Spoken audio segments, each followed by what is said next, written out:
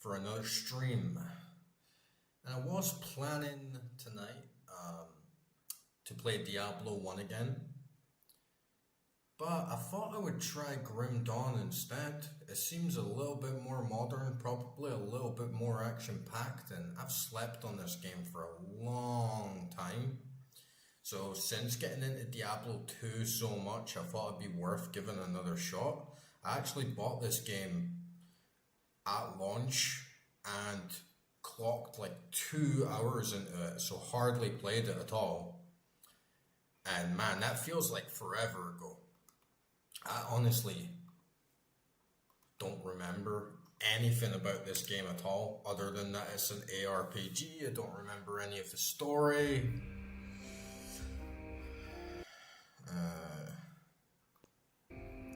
But yeah, I think it's going to be a good one. I've heard a lot of good things about it.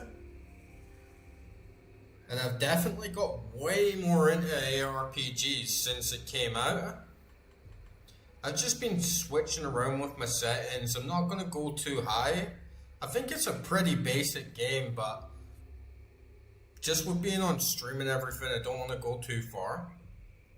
I want to see how it runs, make sure everything's alright before I crank things up on stream. And I think I'm pretty much good for all the settings. There's lots of good stuff here, nothing too fancy. Still on the fence overall of getting the new expansion. It looks really good. I love a good icy mountainous expansion pack. Those ones are normally the best, just like Diablo 2, Icewind Dale. Every time a game has, or an RPG releases a big expansion and an icy mountainous climate, it's normally pretty peak. But right now, I kind of just want to see if I like it enough in the first place. I still have all the new updates, but I just want to play it again. As you can see, in my 2 hours of playtime, sometime many years ago, I apparently made a pyromancer called John Wick. But man, let's make a new character. What should we do? Just create a babe. Just create a hot babe. Fuck it, let's create a hot babe. Hot babe. And I heard this one's really good for solo play. Let's see. 50% loot quality. Fuck it, let's go veteran, right? Like, go hard or go home. First try. Man, I always play on the harder difficult. Fuck it, let's create a veteran character. And if it's too much, we can always go down. Well, that's it. Man. Alright. Well, maybe you can do that stuff later on. She's not exactly a hot babe. I feel like she's not. Oh, it's pretty nice. I have no idea what the story is going to be like or anything in this game. I can't remember fucking anything. Seem surprised. It's been a while since we've had a win. For now, How do we dispose of it? I'm just a witch. You're the soldier. While it's bound, the spirit may perish within. If it escapes, It's listening to us. What are you? Others of your kind name us the Fury. Why have you invaded our world? Your world. We existed first. We were managed by your corrupt gods. Your part opened the way, and now we return to reclaim what by right should be ours. I've heard enough of this. Featuring Americans.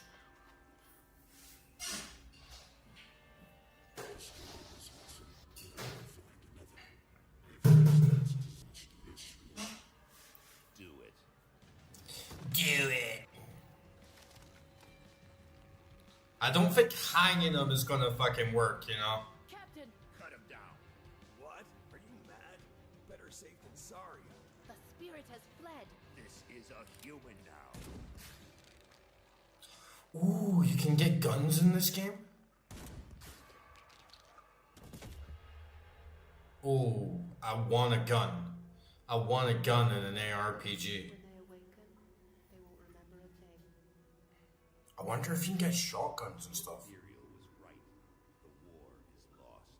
We're a resistance now, and we need every human survivor we can call to our cause. Wait, is that me? This one here can still die with some honor. If they ever wake up, send them to me. If they don't, bury them deep with the others. I thought hanging them was kind of retarded. Like, it's a demonically possessed body. How is hanging gonna kill them? Is that me?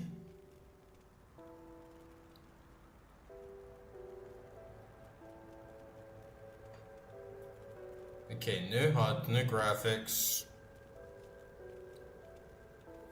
Use evade. Oh. Not ready. It's a little like Path of Exile 2.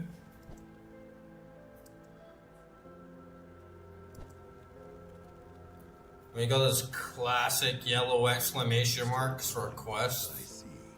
You're one lucky bastard, I'll give you that. Best go speak to Captain Bourbon right away.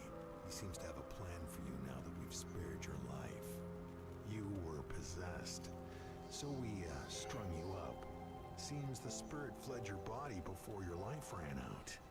I'd have left you to hang, but the captain had other plans. He sees some purpose in you, and I'm not going to argue. He's up the road, in the courtyard. Don't make me regret cutting you down. Okay.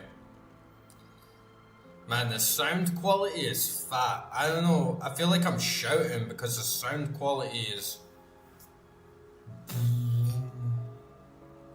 It feels very alive.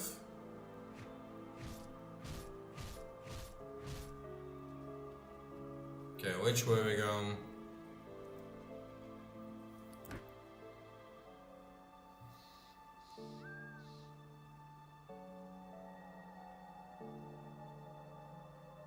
So you don't even pick a class at the start. You just go in like raw.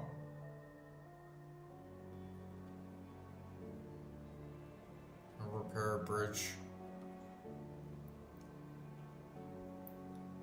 Man, there's a lot of ambient sound, like just walking from here back over to here, like there's a big difference.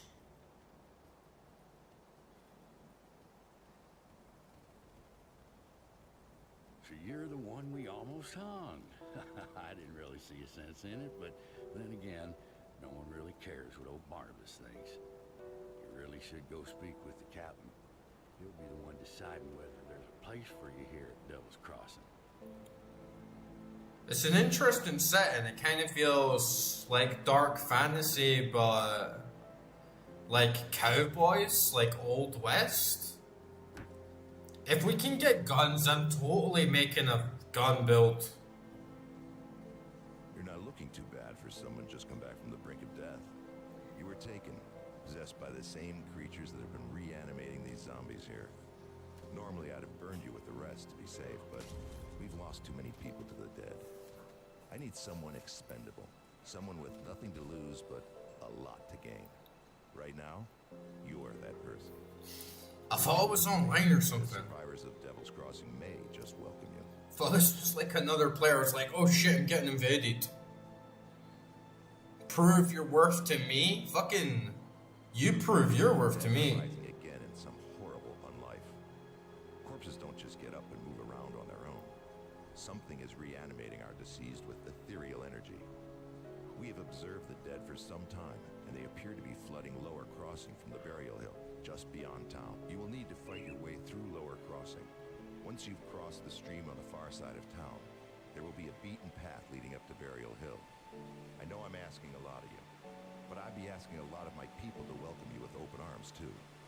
Help us in our hour of need, and I will open Devil's Crossing to you. Okay, why the fuck would I care about Devil's Crossing? Care about any of this shit? You just wake up one day and some guy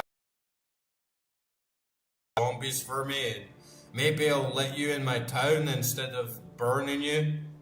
It's like buff.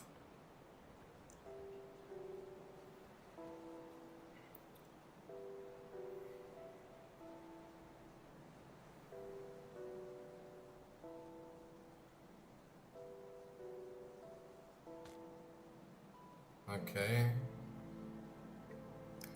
I'm tired of these illusions.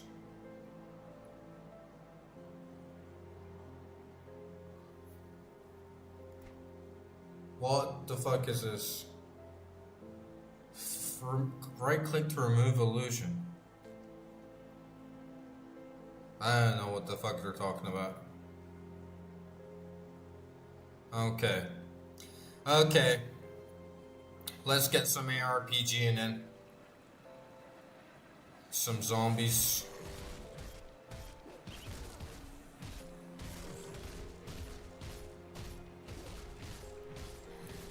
Fuck, man.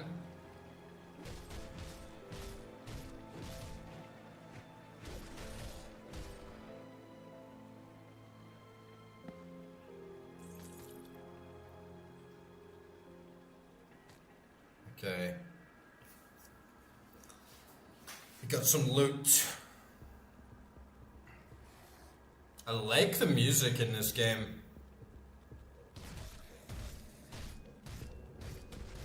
And yeah, we're playing on vet, so we better be a little bit careful, but... Oh, we got like a orange right away there. Hopefully that's something good.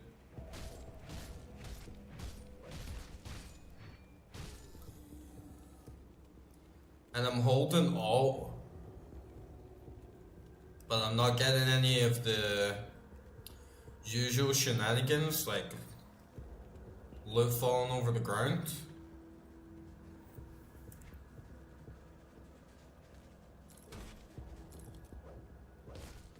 Oops.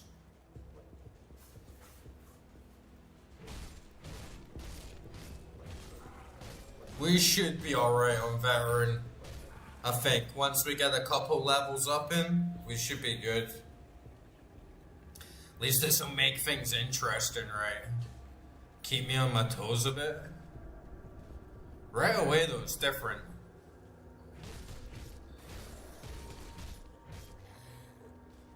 I feel a little bit more survival horror. Like all those zombies around me right away, I'm like, no, fuck that, they'll definitely kill me. Maybe I have to be a little bit more strategic.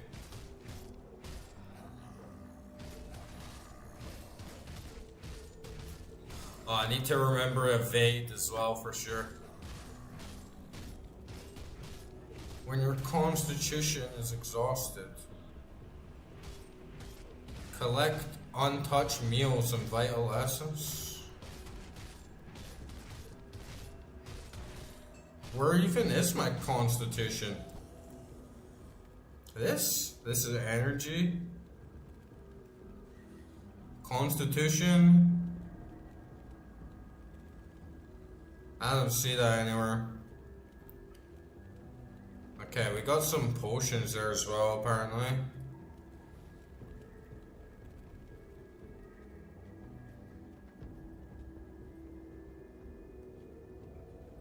And like, what do I get for leveling up?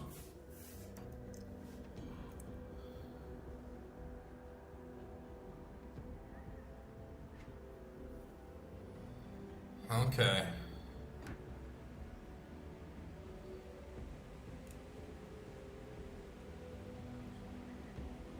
So I have to pick one of these at first, I guess, and then it opens up the rest of the trees.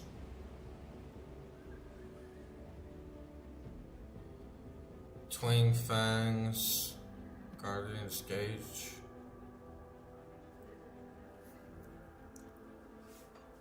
Alright, let's look at the classes. Oh, some spider.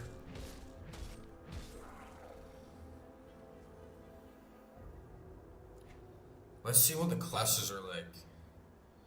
So we got soldier. Soldiers of the Imperial Army were trained to survive in the most hellish conditions and hold the line against the deadliest enemies of the Empire.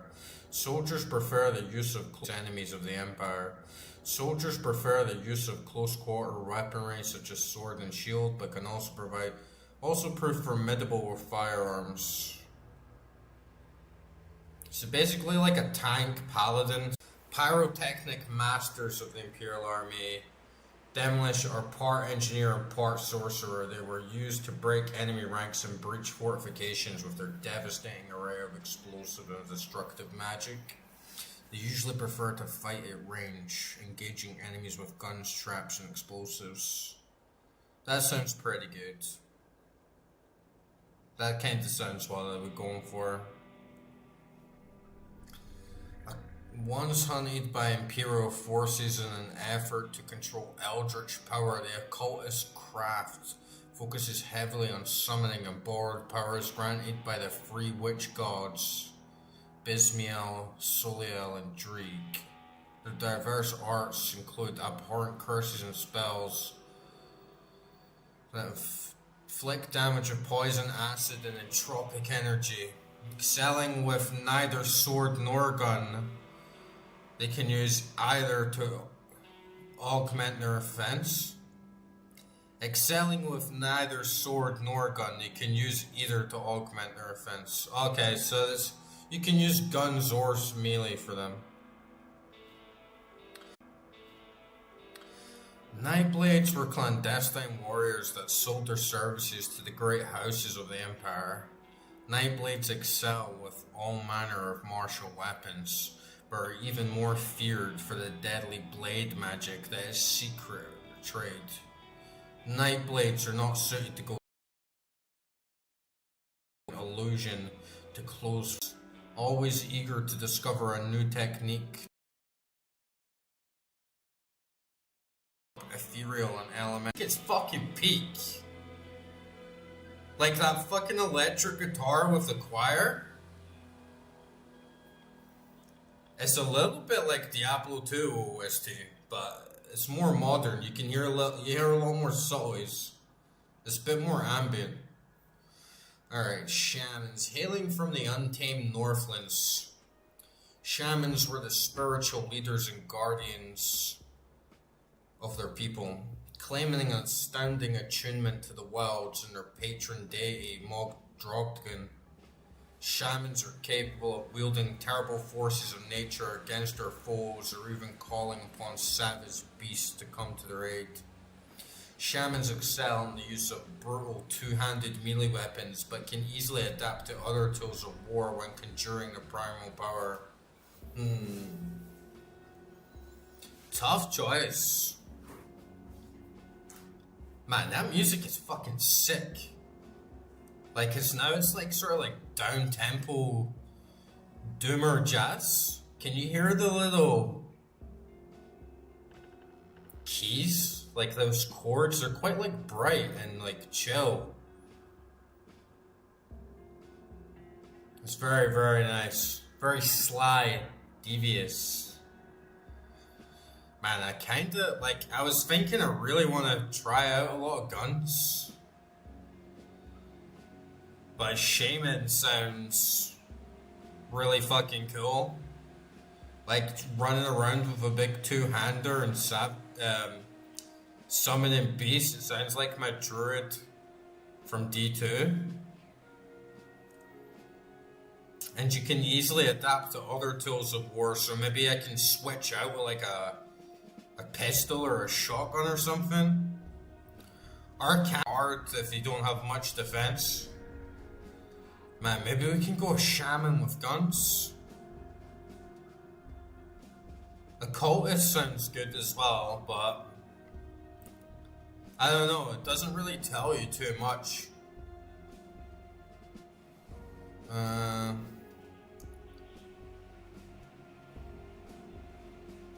And yeah, even though I wanted to go guns, I don't want to. The like demolitionist looks a bit. I don't know, looks like Wasteland 2, like Fallout, running around with grenades and stuff, which is cool, but I still want to play good ARPG, so I'm gonna go Shaman, I think. I think Shaman sounds the coolest.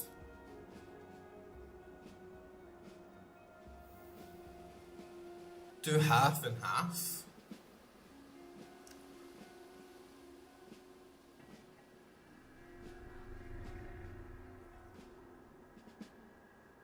The heat of battle rouses savage animal impulses within you that heighten your aggression and empower you with nature's fury.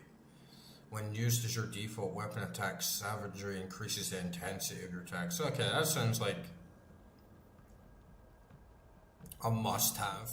Primal Strike. Requires two-handed melee or two-handed range weapon. Oh man, I hope you get shotguns. I hope you get fucking shotguns. You gotta have shotguns in the game with zombies, right? Brute force. Brutal two-handed weapon. Serves as a conduit for storm powers. These practitioners favor a closer connection to the wilds for enter time, reading books over practicing their craft.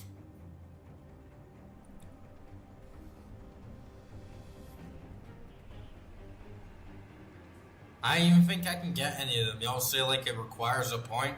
It says I have 3 points. Left click to add unused points. Oh, okay.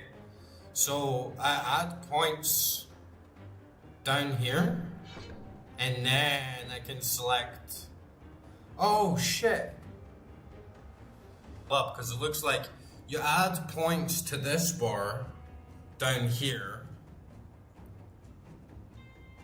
which unlocks the tiers, and then you use the other ones to buy in. So I kind of fucked that up, but we're only level 2. So we'll get another level up and then we'll pick one of these. My bad. Man, I feel like a fucking pleb though. I'm not gonna fucking shaman, guys. I'm not going like a big badass two-hander shaman and being like a fucking woman.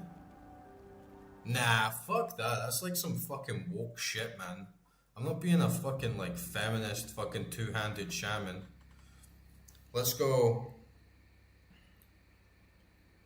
Let's make a shaman called Bruh. Right.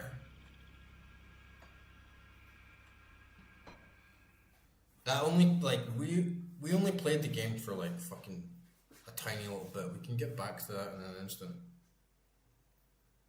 Yeah, I'm not playing some fucking woke ass feminist shaman, like some like spiritual leader that wields two-handed weapons and is all about like brute force and fucking primal rage, and then it's a fucking woman. Like, fuck that. Let's make a dude. Hot babe is out.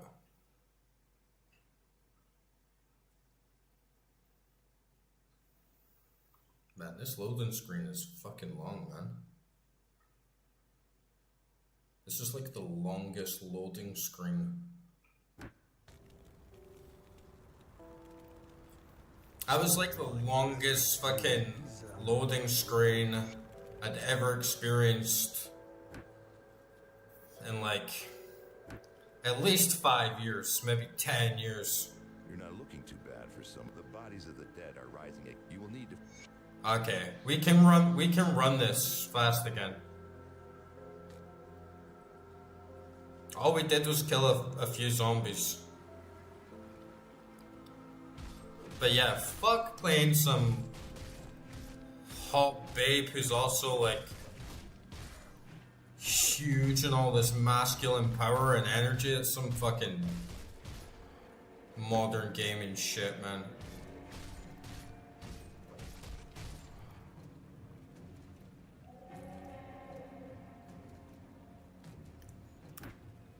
That look. Oh, we can't even put this tunic on. Okay. Let's chill.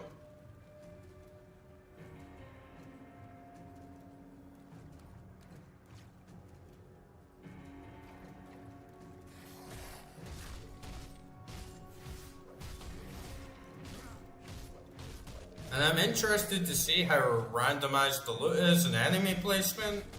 It doesn't look as big on loot right away. I'm holding all, and maybe it's just a different, it's got like a different style, but yeah, holding all, like nothing comes up. I hover my mouse over all the bodies, and not seeing any loot. And maybe it's going to be different in terms of there's not going to be as much junk loot, which would be cool. But it is kind of strange to get in an ARPG and there's no loot fucking everywhere. But I'm open to change. I think ARPGs have so much potential to do something a bit different. There's a dagger as well. So I'm interested to see how Grim Dawn actually plays differently. Right, and there we go. See, I thought I saw a little dagger drop, but I didn't see it.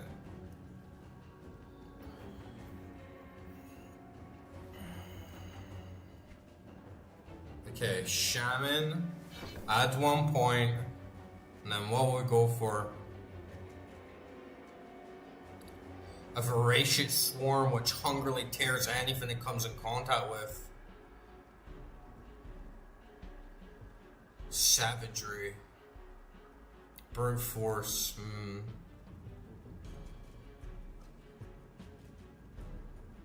I like lifesteal builds. Let's go with Devourer and Swarm and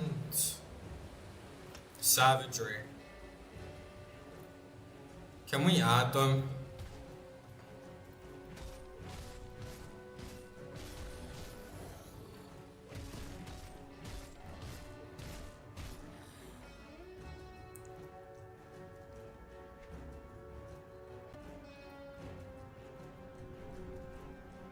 Like, how do I add them?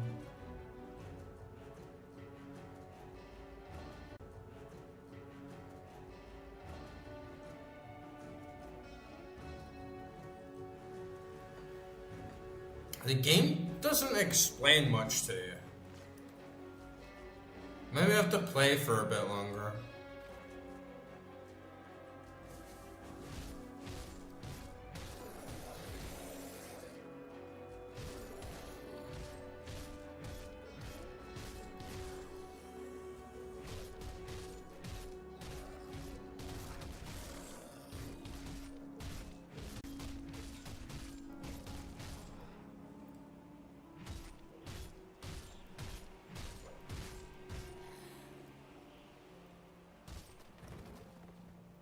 Man, where's the loot? Where's the fucking loot, man?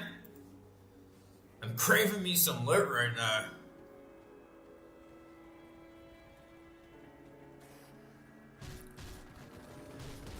No loot?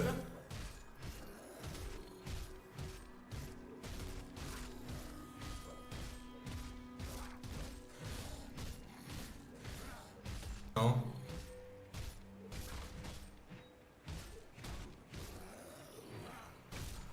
Maybe we gotta ransack the house. But yeah, interesting setting. Oh man, I love that. I love the little touches of having a clock. Like hearing a clicking clock with the river and shit. It's just really nice sound design and music. Well, here we go. Siren Francis's gun. We got a fucking gun, boys. Brand skill fireball. Nice. We got a fucking gun.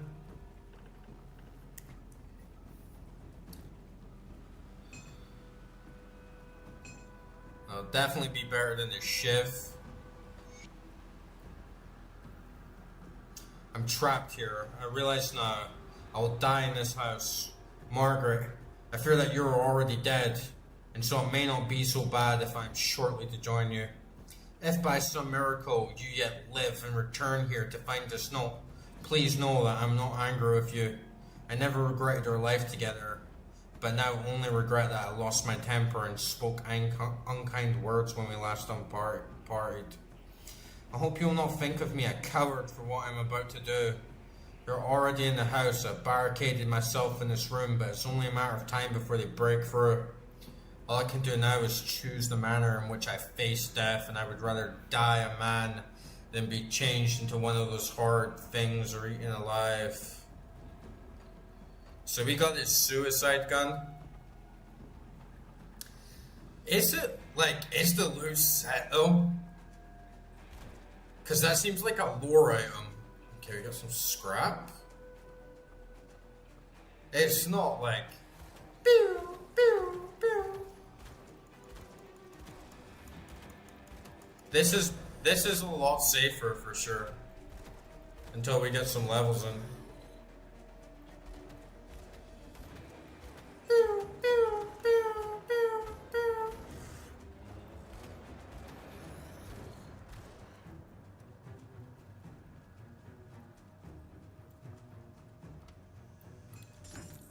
Oh, superior crossbow there. What else do we get?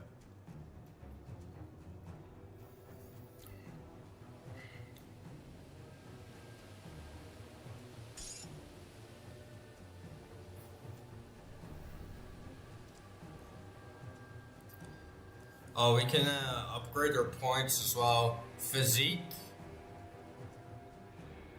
gives you the strength to fight in heavier gear and agility to avoid enemy attacks. Increases your capacity for pain and your ability to regenerate wounds and the ability to avoid being critically hit. A cunning intellect improves your combat technique, increasing physical pierce, bleed, and internal trauma damage. So it's basically strength, dex. A strong spirit increases the flow of energy into your being, allows you to withstand spiritual burden using more powerful enchanted items. Let's dump in physique for now.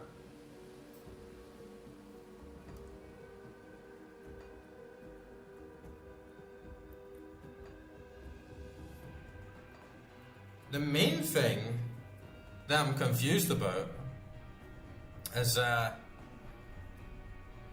the fuck do we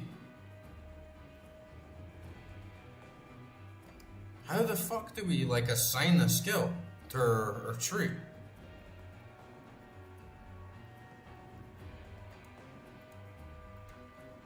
Like, should tell us this right from the start. Like, how to assign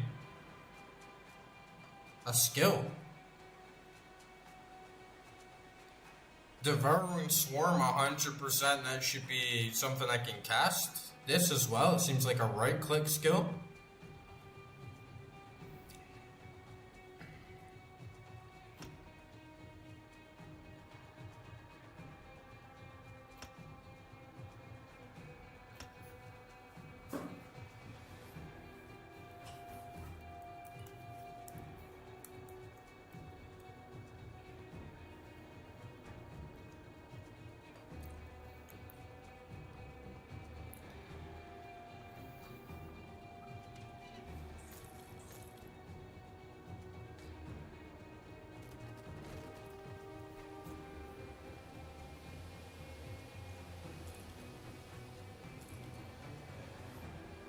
We got a decent shield there.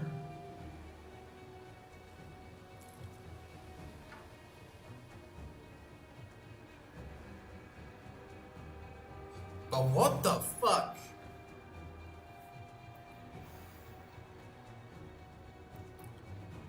That should be like the first thing it tells you.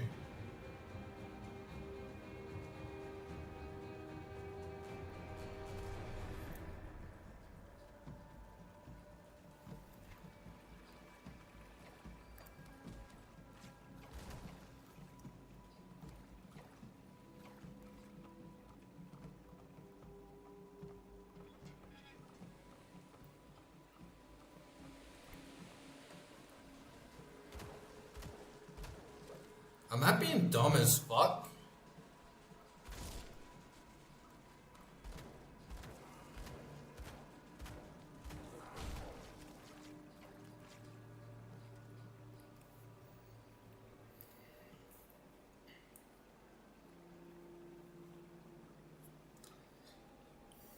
I wonder if I'm being stupid. It's always worth the question. If maybe you're just being retarded. when you can't figure something out. No, but double click on them, right click on them, drag and drop doesn't work. Clicking like 1, 2 over the skill doesn't work. Clicking the toolbar doesn't work. Right click to assign skills. Oh, we did it. Alright, Savagery. Devouring Swarm.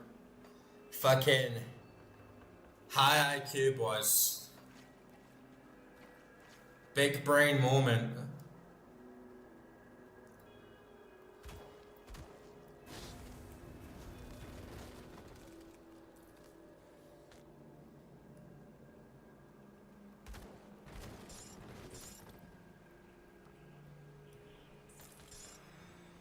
Okay. Okay then.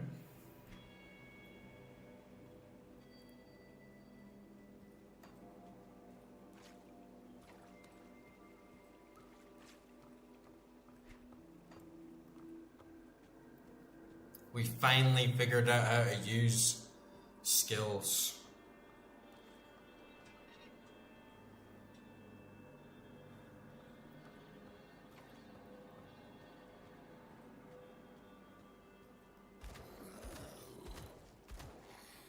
Let's see what the savagery does.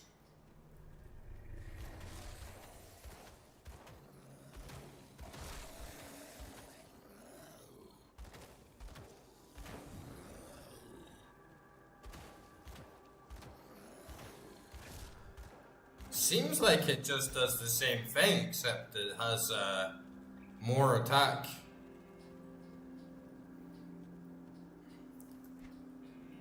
Let me see, let's go through here. Get an alternate route.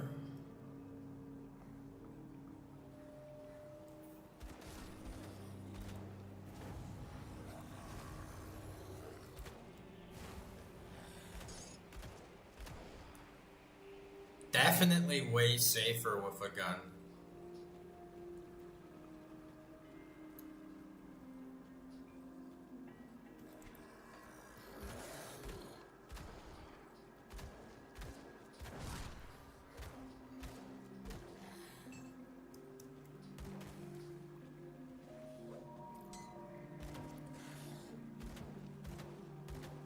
Oh, nice. We're actually getting some loot now.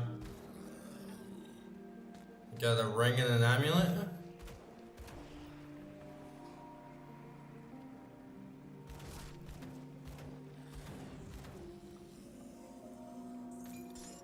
Oh, we got a two-handed greatsword as well. Nice.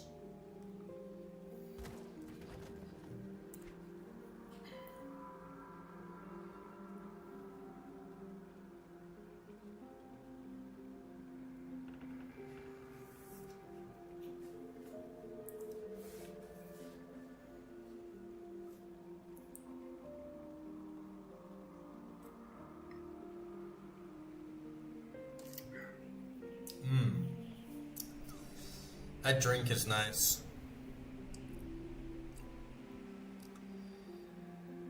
Can't wear the belt. Required physique 71. We'll get that soon.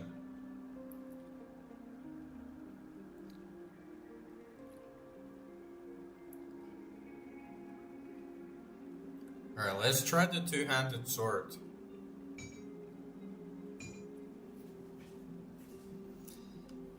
It's interesting that he wields a two-handed sword with one hand, but okay. It looks pretty badass.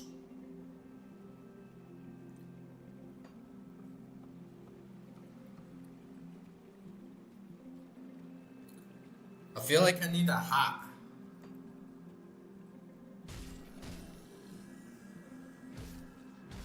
Oh, that's pretty sick.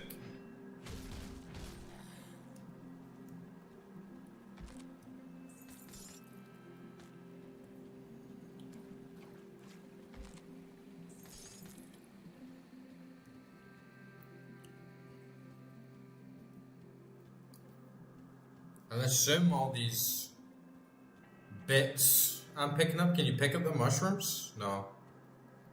I'm assuming all these bits I'm picking up is like money.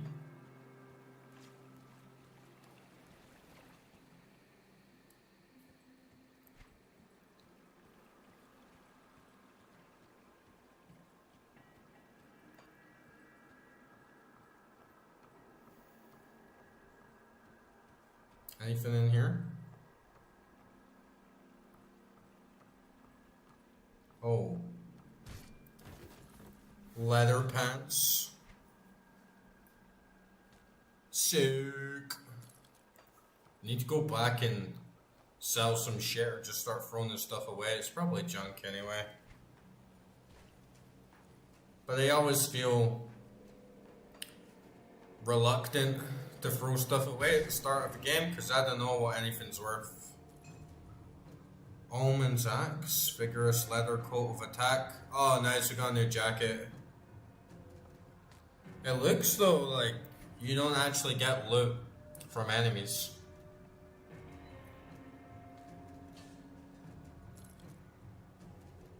It looks like you get loot from the same places.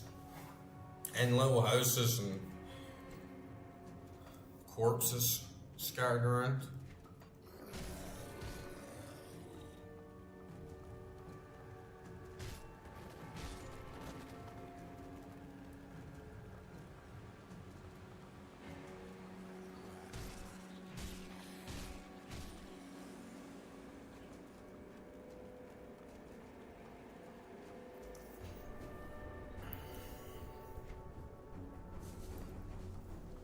Oh, we got a big boy here. We got a big boy. Decked. Yeah, we're getting strong now. You can feel that music. Oh, you can feel the music kick in as well. I love that, man. Like, you can feel the music just get fucking a bit more, like, aggressive and, like things are pumping up. But we got a blunderbuss there. Magic belt. Blunderbuss. Let's get this belt on.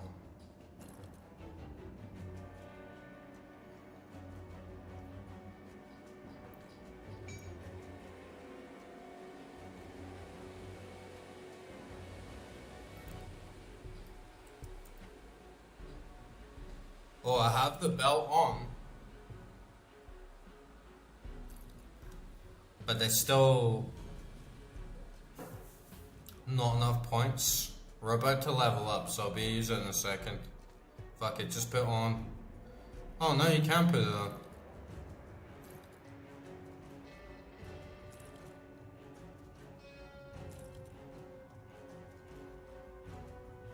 It's cause that gives me like slightly more physique. Let's just put that on and when we level up we'll change.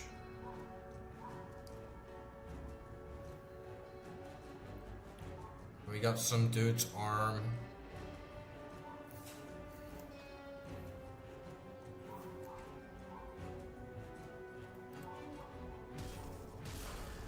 Nice.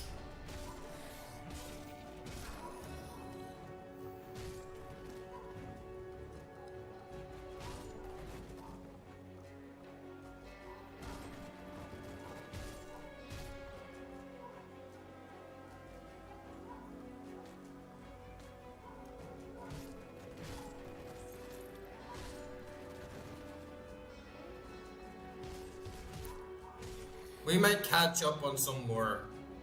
I'm not gonna read all the books as soon as I get them. They just slow things down too much, but maybe we can head back to town and read a bunch of the books to get some more, cause yeah, the world seems pretty interesting.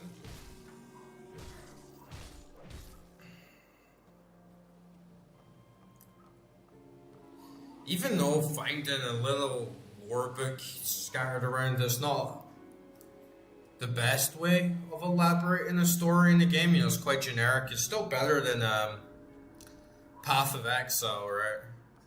where you just find those tomes scattered around the map, and by the time you find one, it's like, I'm not just gonna stop and listen to this whole spiel, because I'm right in the middle of killing hundreds of mobs. What was that?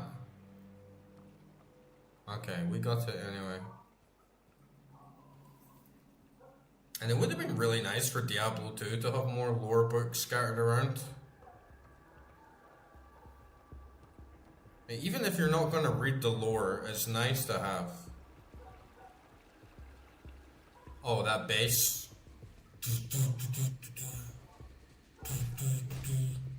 Nice kick.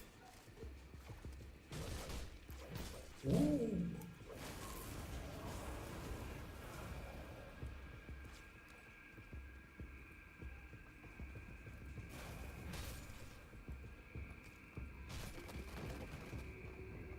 What's this guy doing?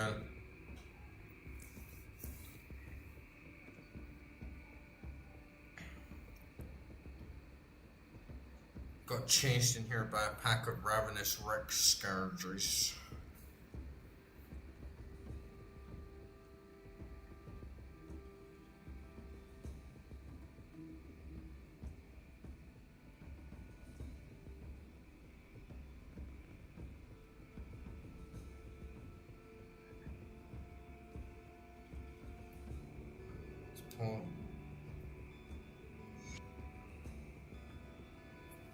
What a pussy. I don't like how the game doesn't give you choices and you're automatically just this fucking ethereally possessed guy that for some reason they decide to spare, and then you're just like, oh, I'll just go out into the world and I'll just help everyone and be really nice to everyone, and yeah, I'll be the hero of the day. Why not?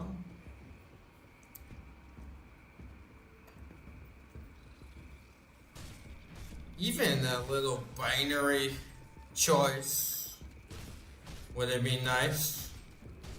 Not asking for big choices matter narrative, but you know, give me the choice to be bad or good and maybe have different rewards.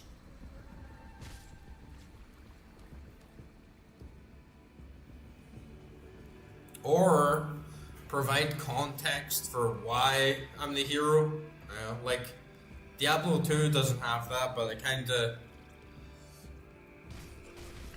implies from the get-go you're like the hero, you're the good guy. This is a very dark, foreboding world, but we'll move on.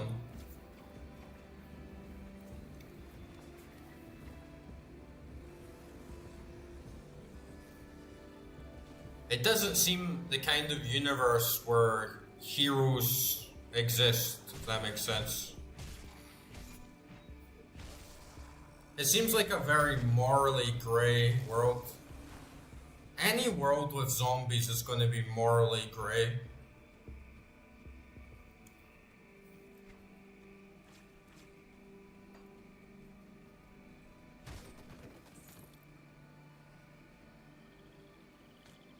Oh yeah, we leveled. Okay, let me put this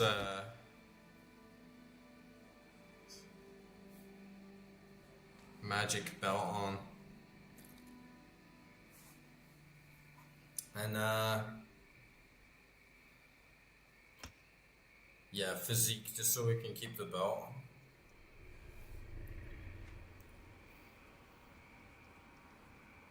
Need 4 more to unlock that.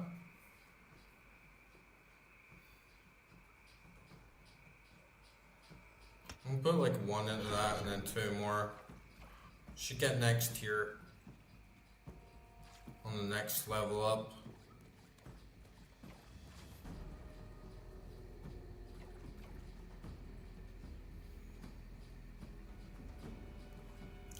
I kinda, like, even though the music is great,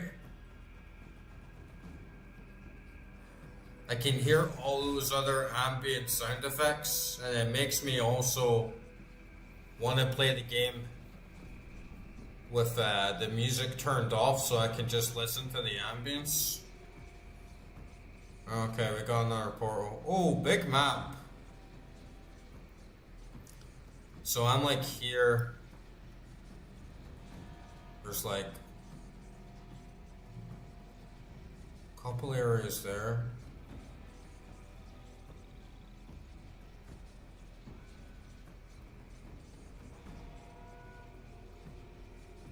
Nice. Looks like there's a lot to do.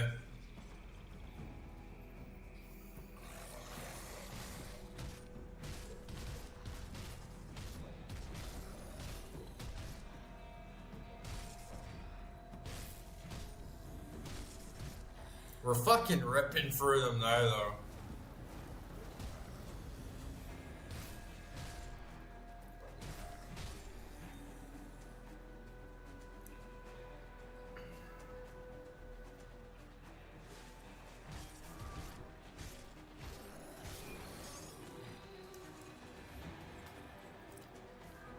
Going on veteran feels like a good choice now.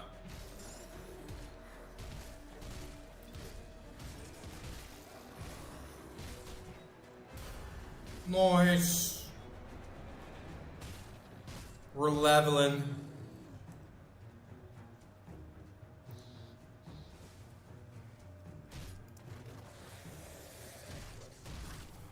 Fucking zombies.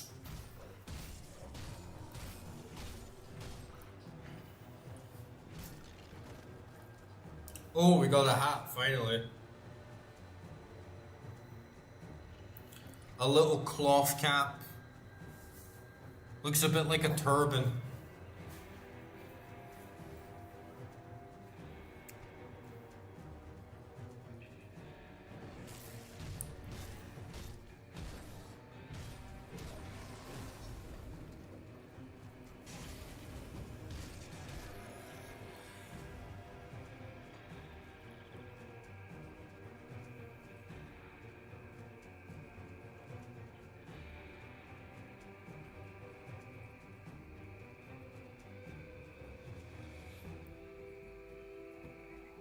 These dinos.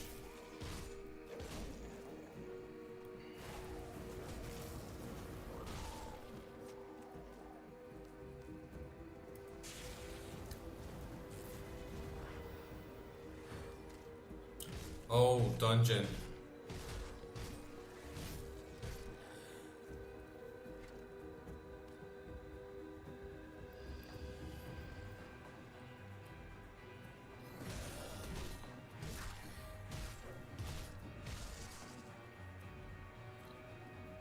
Okay, let's dungeon.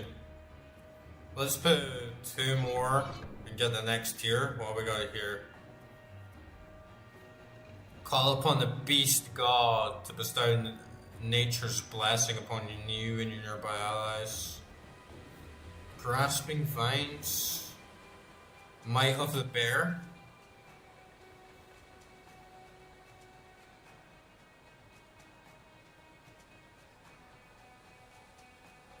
Let's get this. Tenacity of the boar. What does this even do?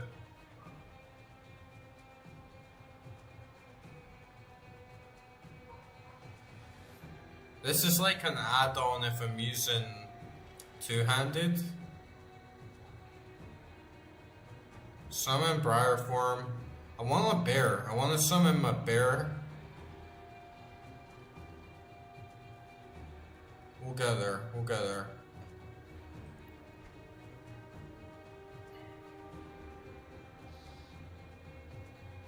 I'm just dumping physique for now. I haven't really seen much use for anything. We're not missing hits. Okay, let's do the first dungeon.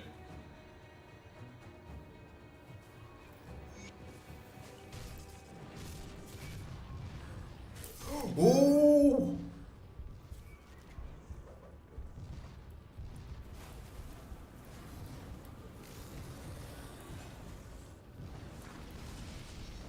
Let my guard down there a bit. Gotta remember my Devouring Swarm heals me a bit as well. I need to buy a potion all the time. That's actually fair play. I feel like in D2 going back to town buying potions for a while. Path of Exile had a good system where they just recharge as well.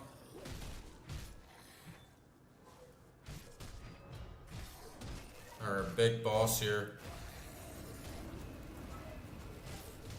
Ooh.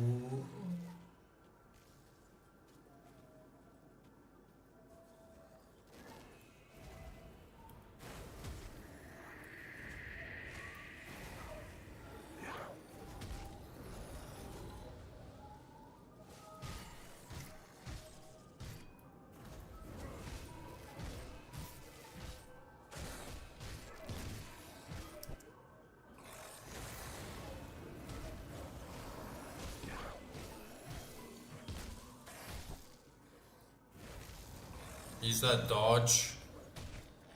It's pretty useful.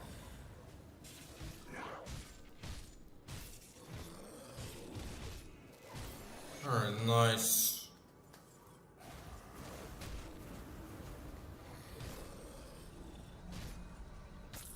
Ooh. Okay, we got some nice boots, some more pantaloons. Rare offhand. That looks pretty good. 24% fire, 32 ether, 7% spirit, 23 offensive ability. It might not fit my class, but it looks good. Okay, sick pants. Let's sell all this shit soon. What's the other thing we got? Boots. Oh, we got them on. Nice.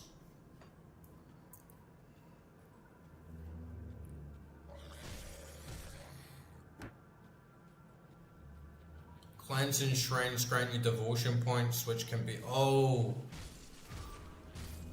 That's the other skills, like the constellation thing.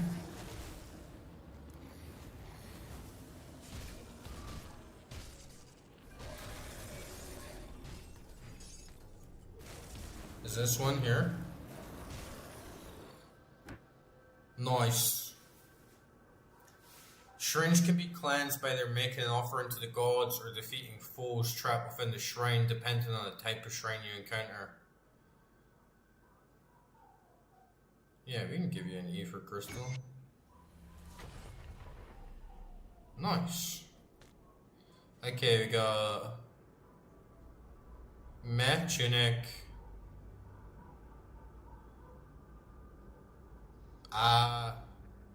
That's pretty good though. 12 physique, 11 cunning. That's pretty good. I'd rather have that than the extra defense. That's not too good. Alright, let's chuck some of this shit away. Warm pants, you can go. Novice tunic, you can go. Let's go back and sell this shit and complete the quest.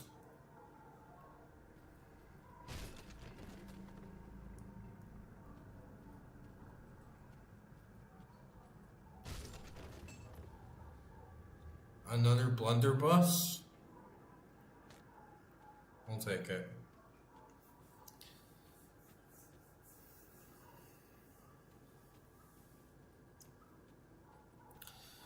So I actually did get a decent amount of gear in the end.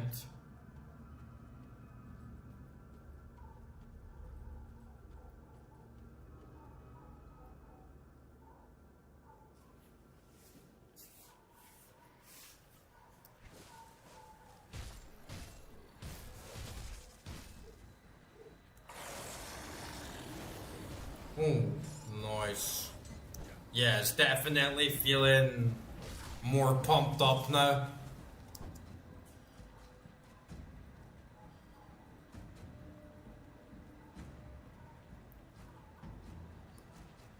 I'm starting to feel it.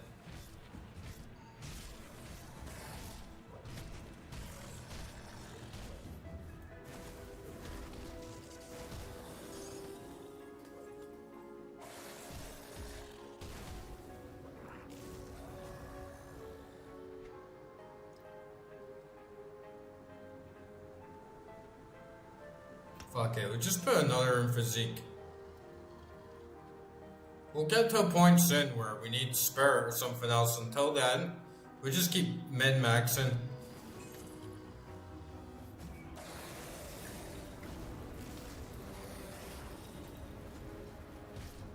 Because I can spam that one spell and I'm still good for energy. I can spam that shit all night.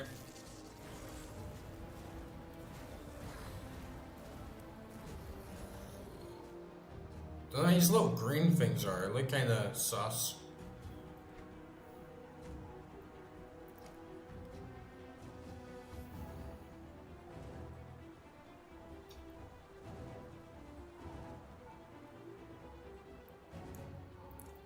Alright, fuck it, let's go back now.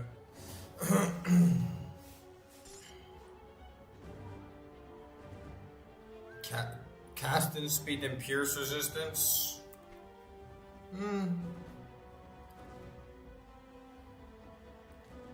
Sure, why not? We'll sell all this shit back at the camp.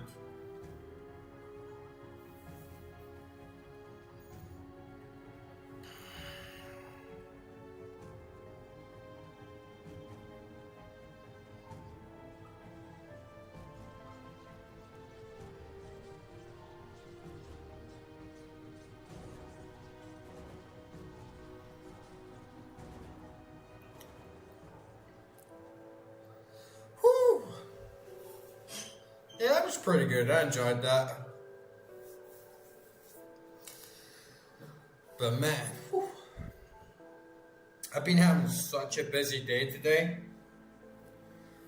I went to the gym for like 6 hours. I joined this great new gym. It has like a 50-meter swimming pool, no chlorine in the water. It's just like all natural water. Plus, there's like sauna, steam room, cold plunge, huge gym. Like the equipment there is so good. Everything's clean as fuck. There's like terrace, there's like cardio room with like rowing machines, treadmills, like the fit cross, like bikes, like everything. And man, I spent like so long there today. I did the butterfly stroke on the 50 meters for nearly 2 hours. I had a little break in between. I wasn't going like full on, but yeah, doing butterfly up and down for around 2 hours, and then I went sauna, 3 rounds with a cold plunge in between. Had like a little rest, had like a little sit down for like 50 minutes, then went to the gym. I did, it's like, you know the machine where you're lying down on your back and you have to push the weights up with your legs? I did 4 sets of that. Then I did 4 sets of deadlift, and then I did 4 sets of hay squats. You know, it's like the opposite. It's like when you're lying, you're not lying fully back, like you're not, but you're kind of slanted, and then you have the weights, like the squat weight, like right on top of your shoulders, and just push down off the machine.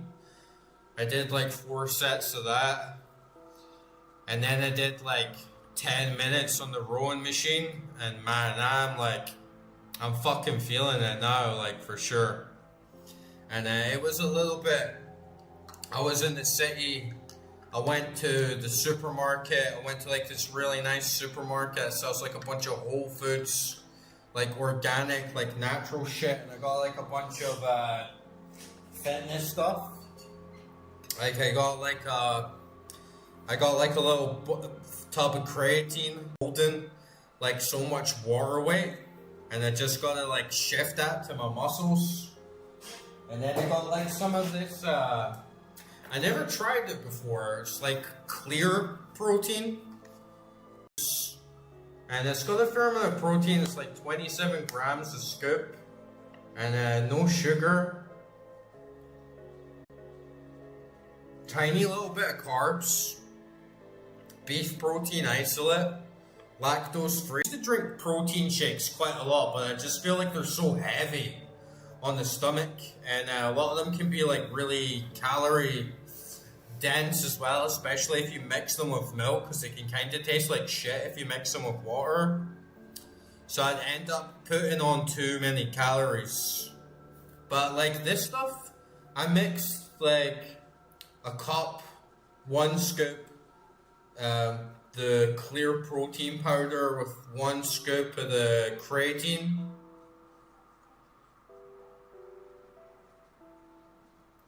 And it's really nice, man. It's really juicy. It just tastes like juice. It doesn't taste like weird or heavy, like at all. And just like stirred it in with a spoon. I think maybe I have to drink it a bit faster, because I can see some of it's like caking up on the side. So I think I just gotta like drink it faster, but I can't taste any protein powder. There's no like lumps in it. Nothing like congeals. Just spin it with a spoon and all the creatine like dissolves in it as well.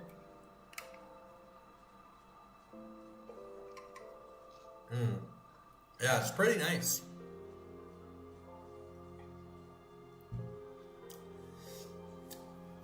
And then I went to this really big supermarket that sells a bunch of organic food. A lot of it's pre-made on site, so a lot, like there's bakeries, there's like a butcher's, they sell like deli stuff, they sell a lot like the imported foods, like all the big brands, and you can pretty much get whatever you want there. And like tonight, like dinner, I have like chicken schnitzel with like salad. It's like a kind of Caesar salad without the chicken, and then this flavored rice that has a bunch of carrots in it and like peas and tomatoes and stuff like that. So I'm fucking hungry, and I'm just gonna eat my dinner, and I'm gonna listen to all the NPC shit will progress in the story, and I'll just have like my mic on mute for a little bit, and then if I'm still eating, we can like read the books. But yeah, I gotta get some meals in because I've been out all day. Traffic was really bad on the way home. Took me like an hour drive to get back, so yeah, I gotta replenish. But I made sure to like still get on stream tonight because I want to keep the schedule, you know. But yeah, let's listen to the story, and I'm gonna eat.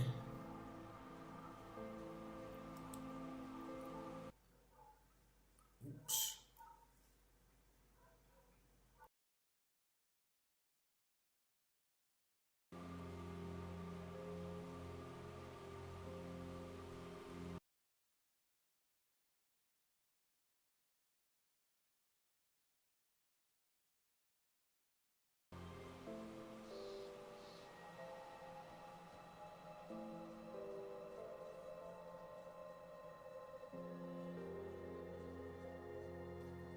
The dead attacks have slowed and their numbers are thinning.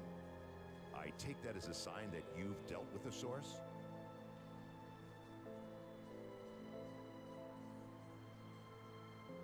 A creature was doing this? Disturbing. Thanks to your efforts, we may yet hold out here a little longer. I've sent word to the gate guard. Speak to him and he should let you in. Take some well-deserved time to rest and recover. Welcome to Devil's Crossing. I need some time to plan our strategy. In the meantime, there are others around Devil's Crossing who could use your help. Take a moment to mingle with your fellow survivors. Kasparov, our resident scientist, is really eager to speak with you. He babbled some nonsense, but I believe he wants to talk about your connection with the Ethereals. Barnabas, our handyman, said he needed help with our water pump. When you're done assisting them, speak with me in my office inside the prison.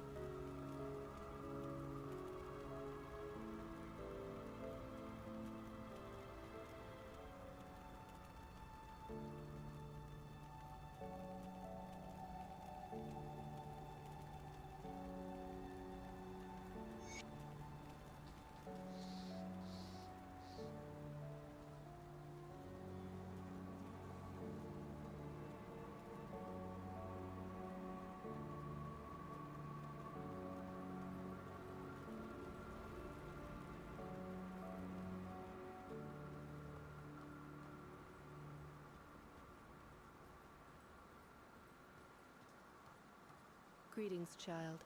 I am pleased to see that the taint of possession has left you.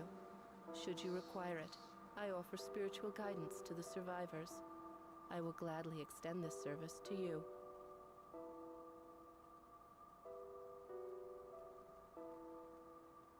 My knowledge of spirits has allowed me to devise a trap with which we were able to contain you and the ethereal that controlled you.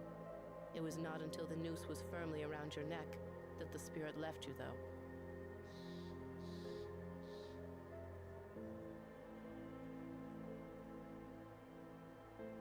I'm afraid that I am not at all fit for combat, which from my understanding was more than necessary for you to reach the Reanimator's lair. I was only able to subdue the ethereal within you with the use of a trap, which would have required the Reanimator to come to us, just as you have.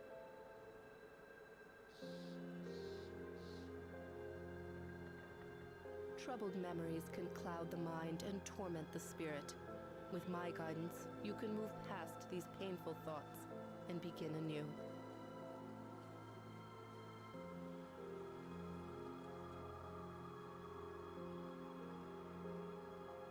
My knowledge of spirits has allowed me to devise a trap with which...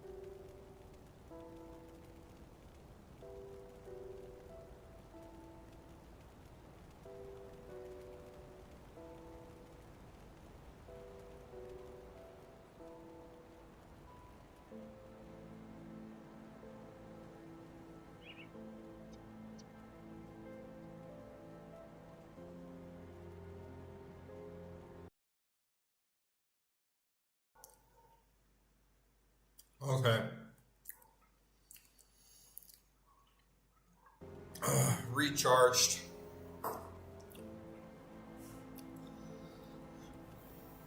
And yeah, game's opening up a lot now for sure. Alright, this is storage. I don't really think there's much I want to store. Honestly.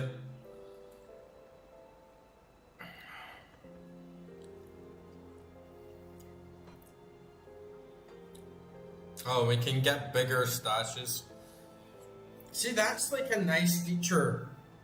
They could have compromised in Diablo 2. It's like, oh, you have a limited stash, but you can do something, or you can pay money off to get a bigger one. That makes a lot of sense.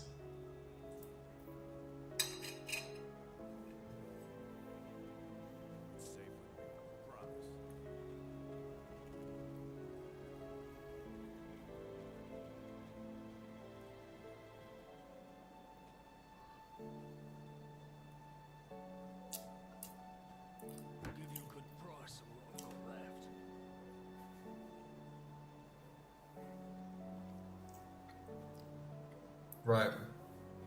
Let's sell a bunch of shit. You can have this. You can have this shitty shiv, obviously. Bonus to all pets. I might want to keep that if I get some minions on the go. Hopefully I can get a little pet. I don't know if my summons will be classified as a pet though, but yeah, I will keep this on the side. This battle shit to one-handed rare mace. I don't know if my stash is shared between characters. Self These two. 11 to 20, 12 to 29.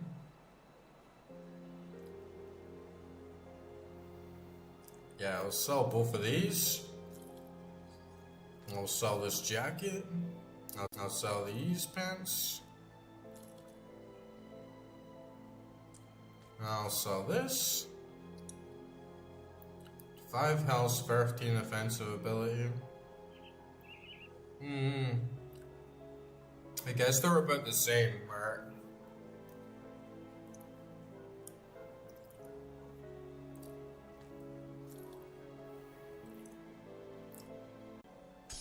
I'm not sure about this crafting either. If I can keep stuff shared, then maybe I can hold on to some of this shit for another character, but then I just get in the same position that I do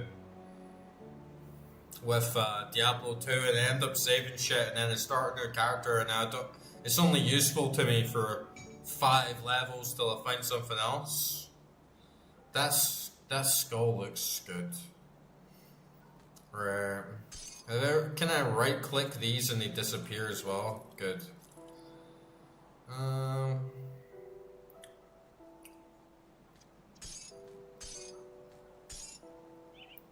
So I have my gun, I have a shield. Yeah, we can stash the rest, and if it doesn't work out, then What do you want? we can just sell all of it.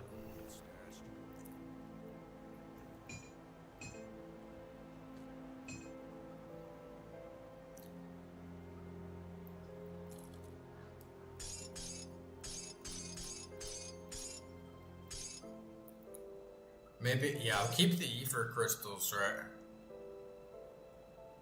I don't know how you even, like, can I do that? No. I think they're like sockets.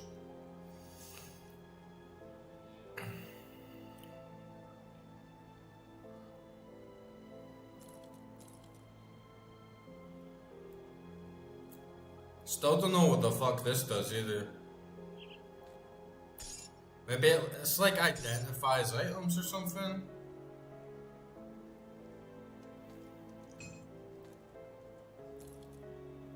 I'll keep an eye on this.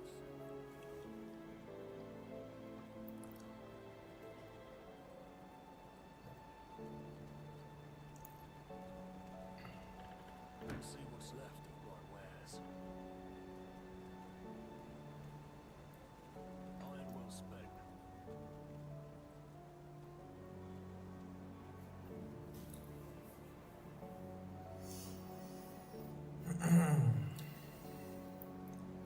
Oh, it's like, if you ever need this, just let me know, and then you can't actually do anything or interact with them. No worries.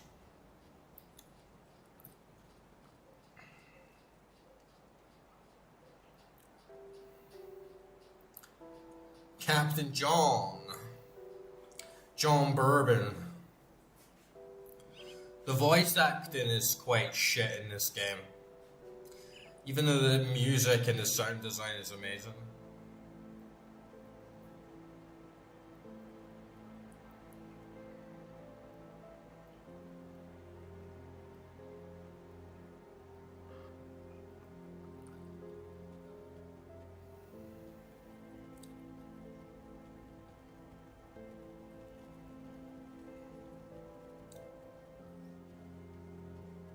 I'm still waiting for one of my scouts to report in. Take some time to mingle with the other survivors and speak to Kasparov and Barnabas. It sounds like they could use your help.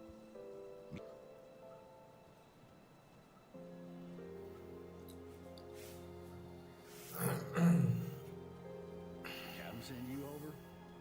You must have done quite a service with the dead if he's got hands to spare for old Barnabas. Let's get to business, yeah? Our wind pump's broken down again and we're running low on water. We're all out of parts, so I can't fix her up. Can always melt down what weapons we have, but I'm not too fond of being fired in my sleep. I'll need scrap from Lower Crossing.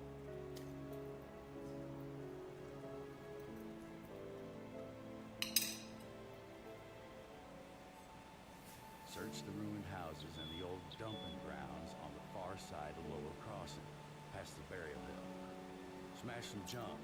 Search the bodies of those things roaming around out there.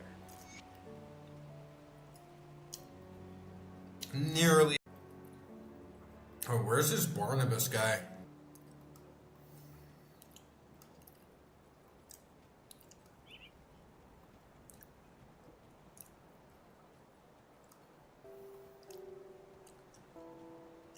Okay, we got a bunch of quests.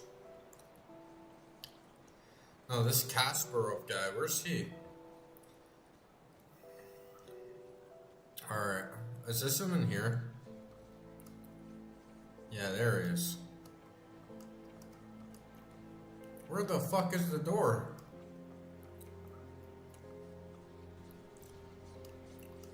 Oh, here it is.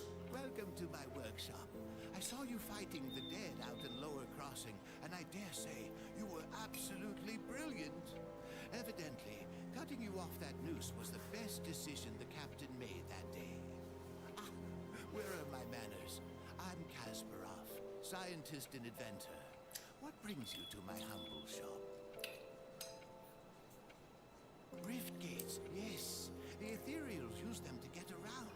I was working on a way to close them, but then you stumbled through ours.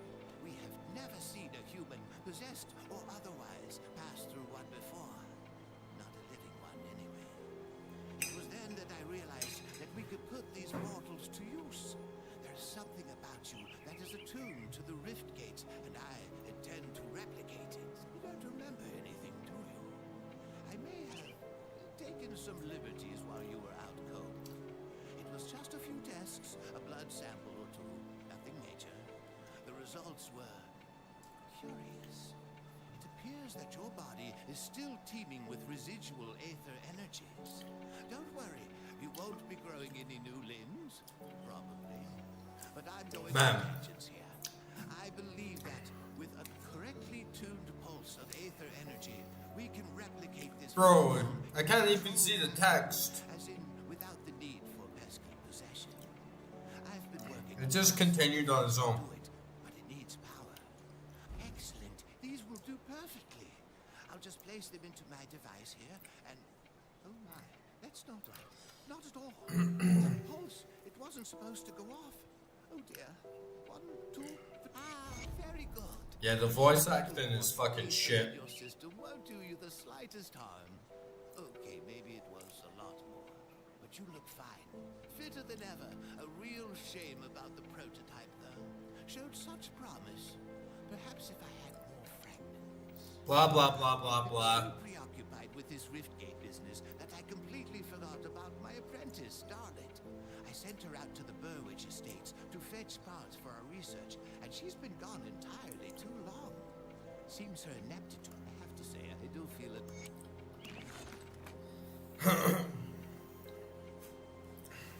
Yeah, the writing is mid at best. I like the world, I like the sound design, I like the music, I quite like the gameplay so far. But the writing is fucking shit. Maybe it gets better. Maybe it's a slow burn of a game. But could you imagine, you know how that guy said, oh, don't worry, you won't grow any new limbs. Could you imagine if you played some like mutant? Could you imagine an ARPG with different races? And you could get like a race that has like 4 fucking arms and shit? That would be awesome.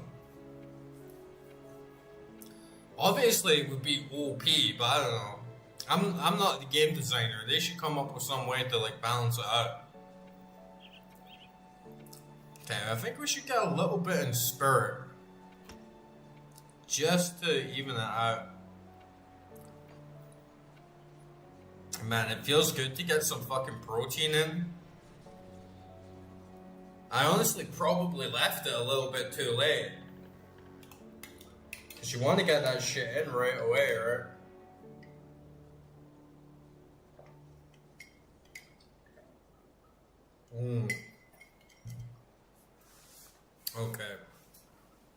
Let's boogie.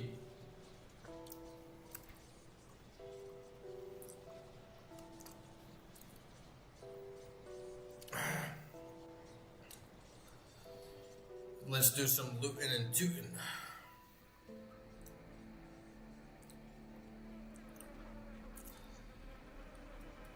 So we need to get some scrap. We need to slay a bunch of bitches. Find Milton Heart.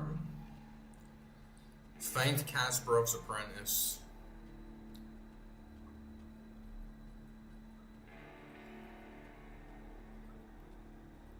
Should be easy enough. I feel like we're pretty strong now. We actually have this devotion to juice. Defensive ability, health, offensive ability, and offensive ability. Okay. Man, this is just one of those moments in these modern ARPGs where you're just sort of looking at stats for ages and trying to pick a build. Hopefully we can respec and don't have to worry too much about commitment. Defense, health, 60% poison damage, 20 cunning.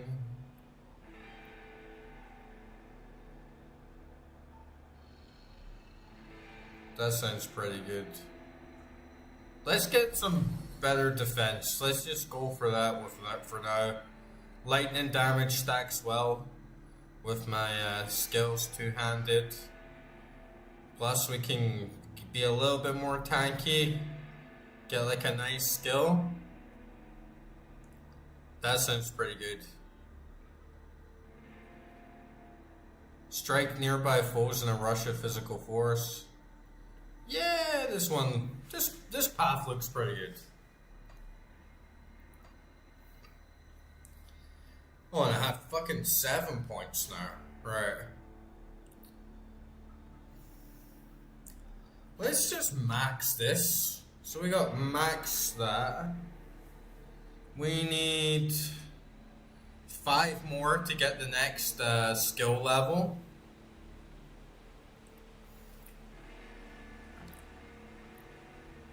Feral hunger.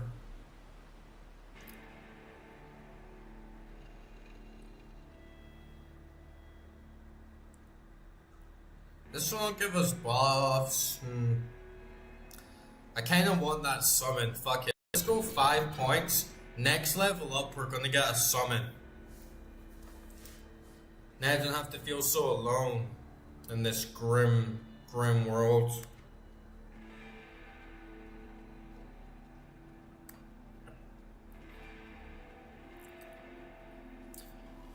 And we can finally get some more skills. Being up at the 10th level, we have a lot of stuff available to us now.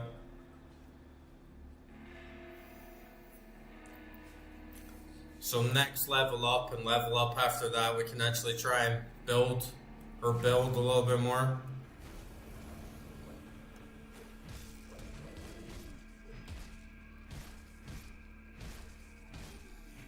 Feeling pretty strong though. I should actually have even more, right? No, thought maybe have some attributes to invest, but and can I switch? Yeah, I'm gonna have alternate weapon slot for ranged. How's the guns doing? Let's have a little look. Okay, so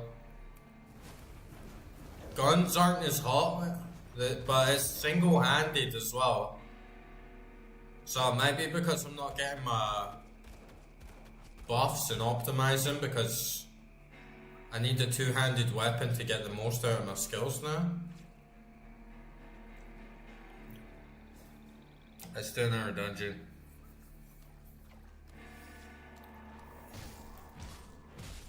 See, that is much better. Much more ferocious.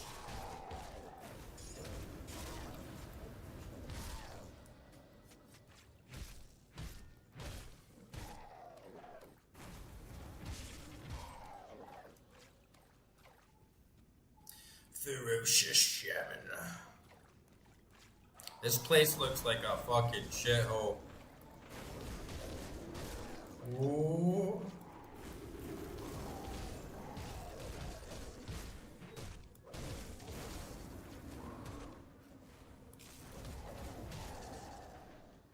I can't do that yet.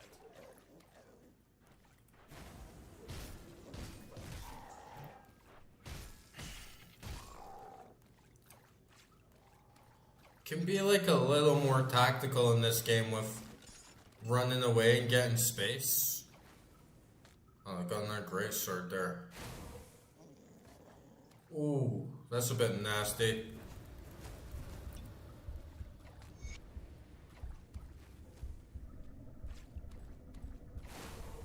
Kinda hard to predict as well.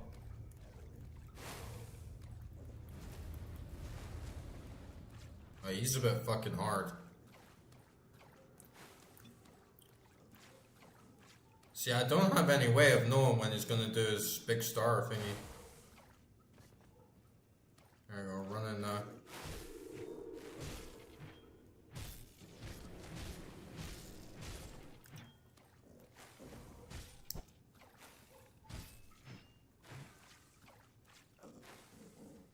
But yeah, it seems like you kind of have to utilize movement a little bit more. Kind of space out, get some distance, heal up a little bit. Also do a bit of tick damage with status effects.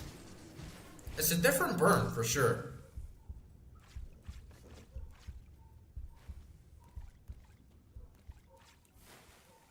Range would be better here. I need to find a two-handed gun.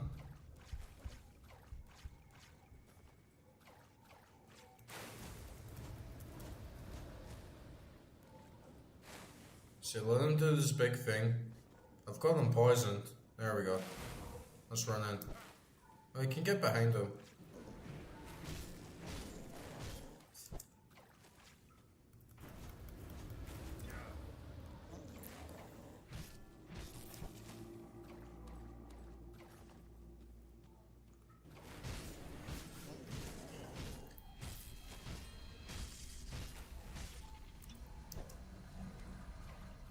Yeah, he's meaty. He's the toughest guy we've faced so far.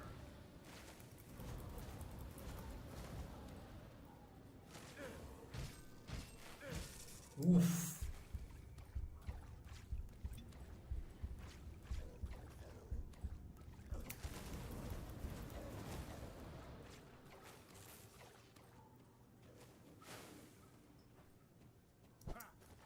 I knew he was gonna do that.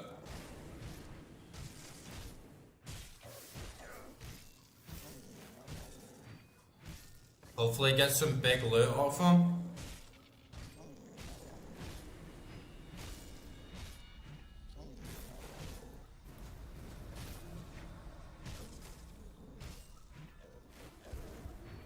Ooh. Come on, we nearly got him.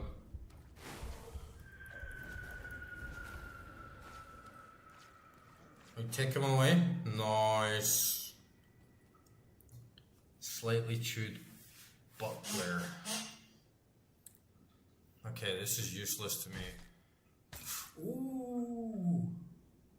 Oh, nice. We got a two-handed gun.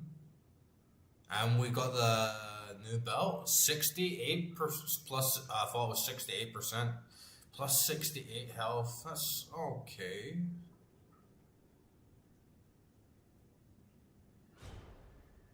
Saw blade. Right, let's have a shot of the two-handed gun. Hopefully we're gonna get a big boost from this.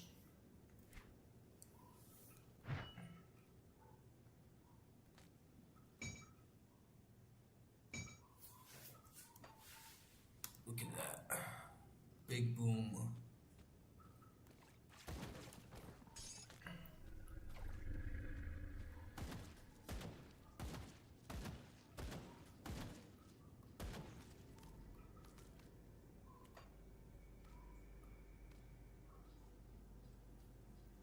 It's alright, it's nothing crazy, but I guess that's one bitch off our list.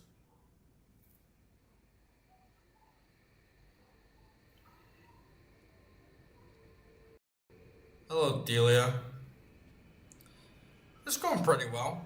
How are you tonight? It's been pretty quiet, but I'm enjoying getting stuck. I'm enjoying getting stuck into a new game after a long day. It's good to reward yourself and have like a little bit of downtime after you've been really busy. So I am pretty fucking tired though, so I don't think it's gonna be a long one. Plus we started a little bit later than usual, but we'll see how we do. Like, that gun is actually pretty good when you combine it with Devour and Swarm. And gives me a little bit of safety.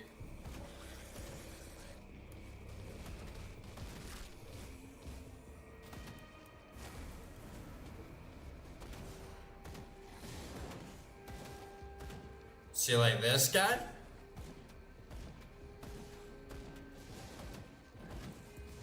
You don't have to get nearly as close. He's got a shit ton of fucking health though.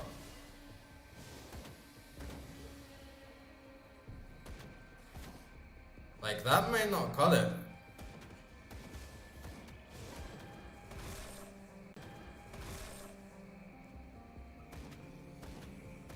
That's not gonna cut. That's too slow.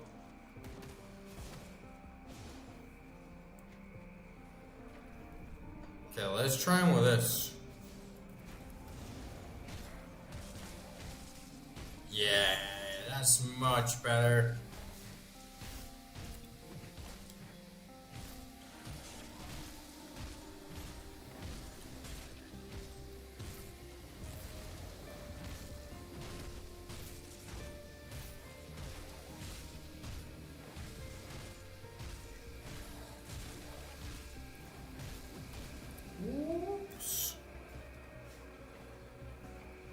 Stream on Twitch, Kick, YouTube, and Rumble. So all of the big ones. Oh fuck, that was close. That was close death. He exploded in a bunch of poison. Yeah, stream on all of them at the same time.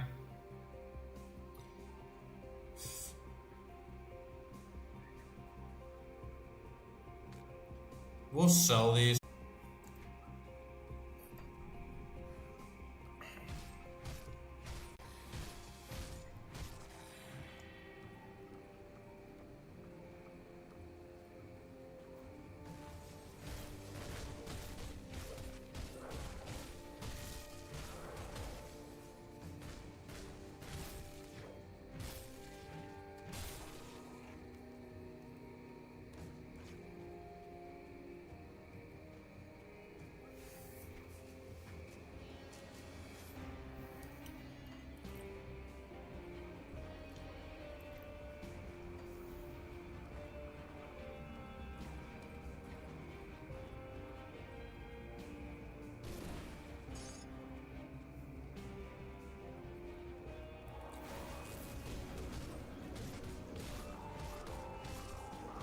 Yeah, that great sword is so much better.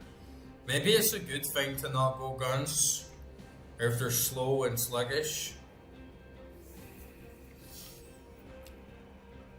Maybe Demolitionist has more perks that make him faster, ramp up a little bit. Maybe my gun's just shit.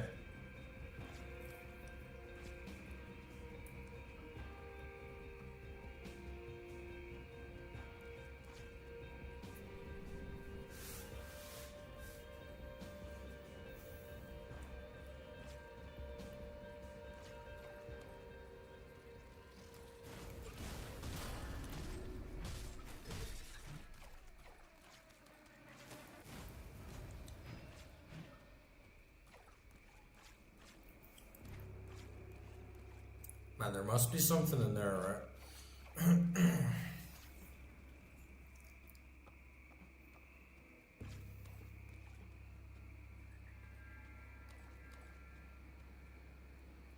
Oh, I already went in there. My bad. There's stuff up here though.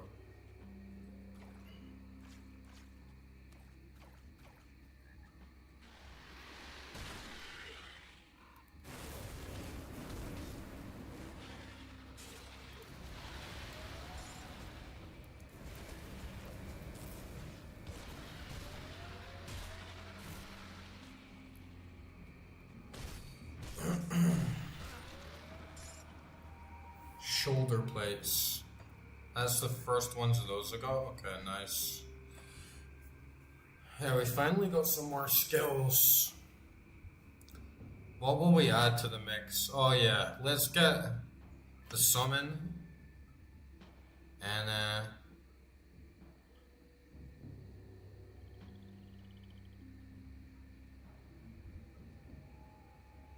what's this, like summon a tornado? Summon a wind devil? Let's get two. Let's get two.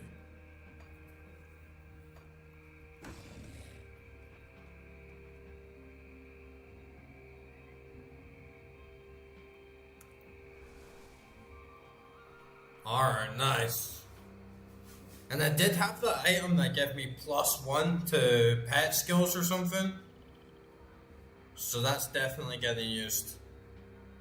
Might be back in the stash.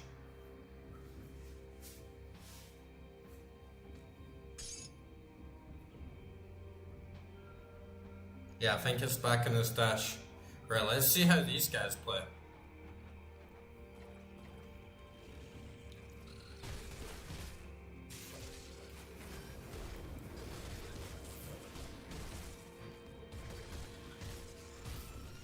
Alright, that is a big boost.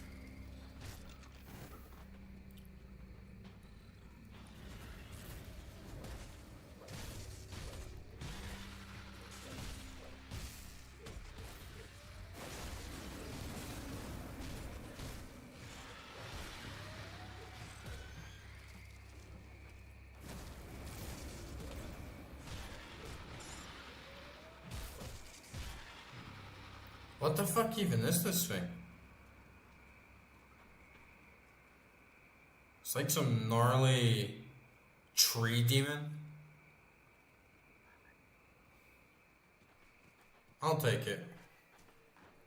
He's no Billy the Bear.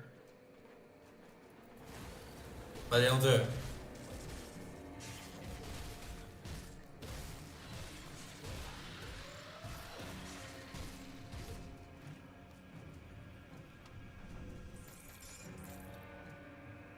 Man, we keep getting these maces. Let's see how they do against the boss.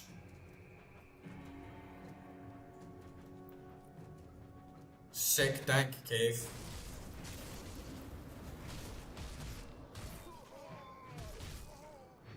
Oh yeah, these guys are strong.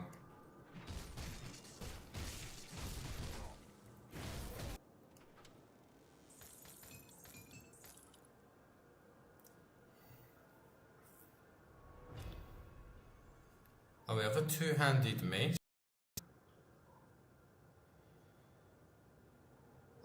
Extra damage. It's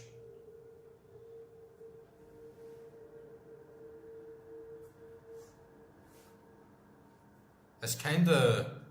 It does a lot more damage, but it doesn't do anything else.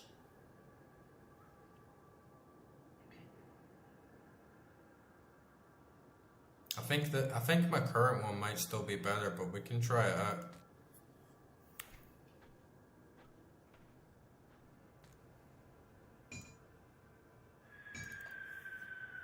If the damage is consistently higher, then it might be better.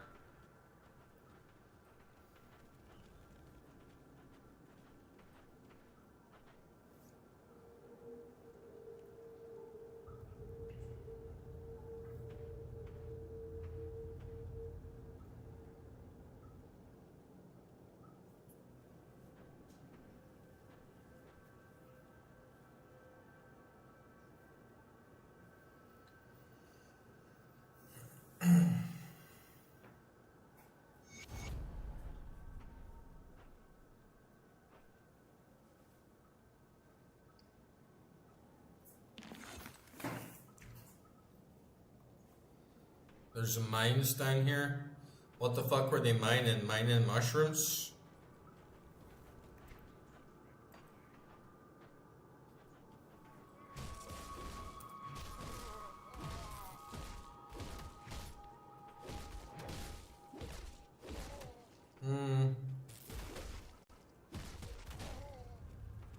It is kinda better, this mace.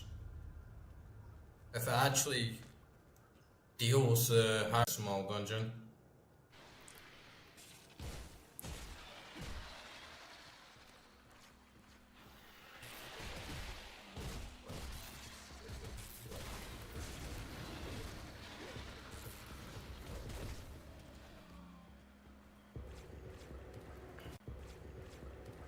Yeah, it might be better.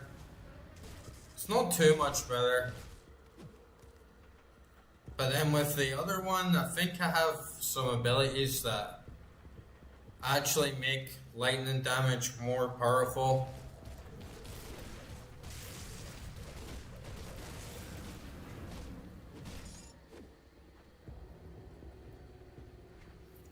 I got more of these as well. Spirit, no. Everything seems useless except physique right now.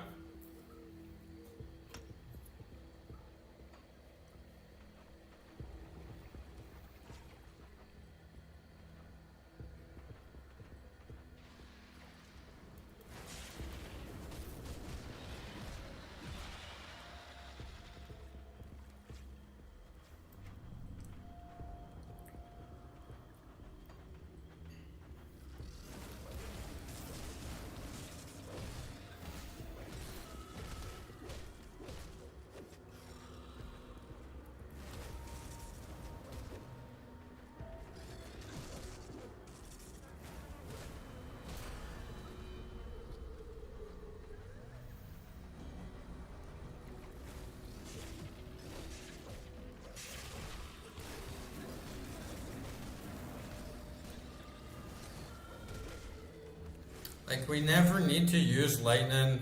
We never need to really use energy. But maybe I should just get another spell. I've been using this Devour and Swarm pretty consistently for the whole game. There must be some other good ones you can get.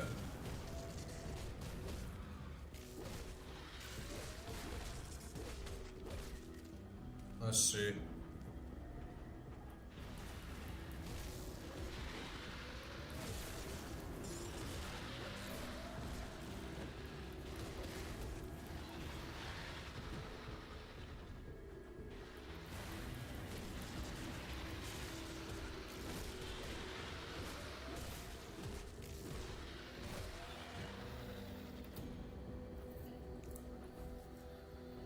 The game, like, it's quite a good game. Like, it's quite a good ARPG, but I don't feel like really sucked in, if you know what I mean.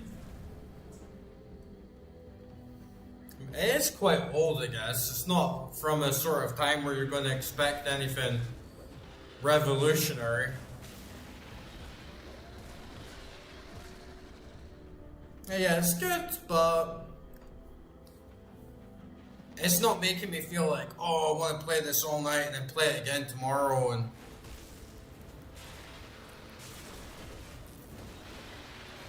I'm liking the scaling though. We're getting a lot more powerful. I'm very, very glad that I played the game on Veteran instead of normal, because that would have been too easy. We are fucking crushing it now. So even on hard, we were fucking steamrolling. Oh nice, a new helm.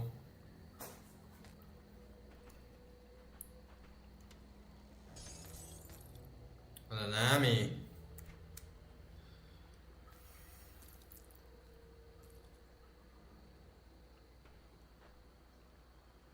I got a little ring there as well. Salt bag. This is way better.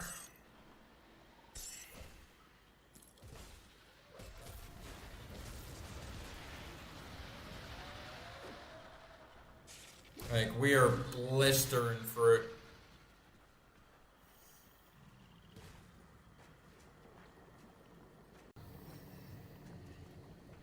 thunderous strike.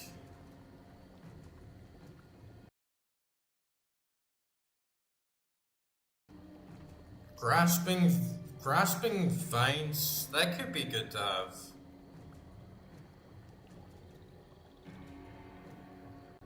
I don't really see the point in getting the buff when my minions aren't really taking that much damage anyway. I've never had to resummon them.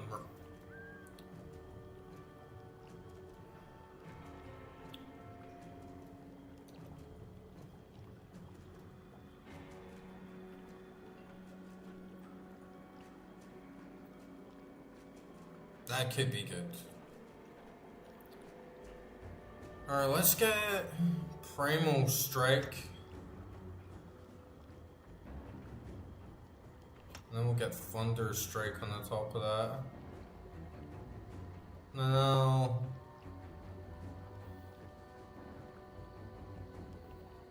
Yeah, fuck it. We'll get 2 points on that just so we make the most out of it.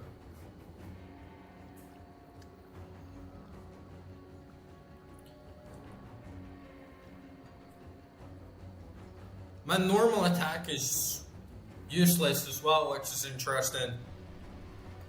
There's literally no point in using the normal attack at all, because my right click skill that automatically does way more damage doesn't take up any energy, so there's no point in that right away. Chilling a bit. Fuck it, let's turn the music all the way off. Let's just listen to that swamp.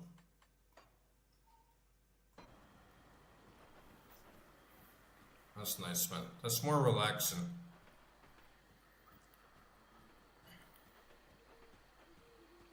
The music is really good, I'm not gonna lie. Like, the music is really well done. But it's maybe just a little... But it's maybe just a little bit too epic for what's going on. Ooh, that Thunder Strike. That is fucking nice.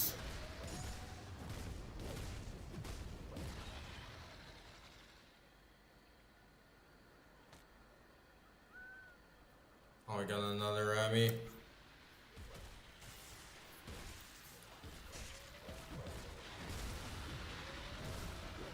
And it uses nearly... Oh, well, my minion died. It uses like no energy as well.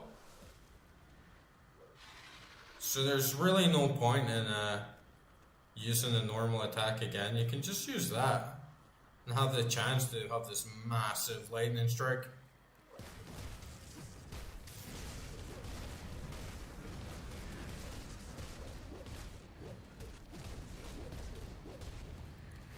Even the sound effects are like too booming. Like, it's trying too hard. You know what I mean? That's just like trying too hard to sound fucking crazy.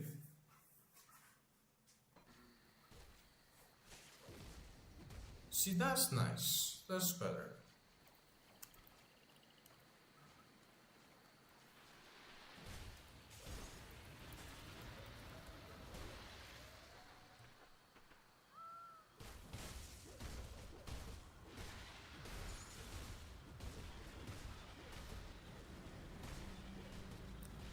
And you can tell they went to a lot of effort on those subtle little details in the environment. Because it sounds like a full soundscape, you know, you could just put that on a speaker and have like really nice swampy soundscape, like 10 hours of this just blending into the background.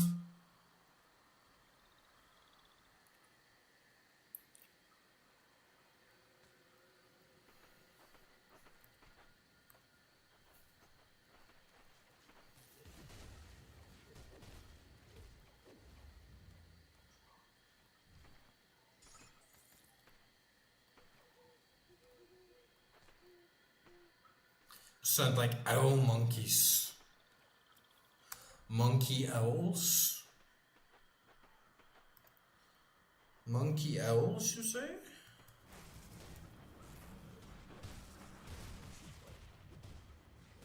We backtrack a bit, but I'm one of those guys that likes to kill every single living thing on the map. I played Fallout 3. Of course I played Fallout 3, like who didn't? But I had this little special challenge for myself on a run where my objective was to kill every single living thing on the map. And I mean everything. Like every enemy, every NPC, till you were walking around and there was nothing left. And I did it. But there was one little thing. If you're playing on console, you go a little lamplight, you know the place with all the kids? You can't kill the kids, right? So I literally killed every NPC, and you have to be quite tactical with it, right? Because if you kill NPCs that give quests, then you won't be able to get the rewards for the quests, and you won't be able to get that bigger XP, which prevents you from then having the strength to actually kill everything on the map. So you had to be a little bit strategic. You definitely had to know the game before you attempted the challenge. And you had to choose your battles a bit and decide who you were going to kill first and where you were going to go, because some quests are linked up. If you kill this person too early, you won't be able to go back here and complete this quest, and so on and so forth. So you had to be a little bit cautious. But in the end, even though I spent probably over 100 hours in the game trying to do this challenge, there's no way to kill the kids in the game, like at all.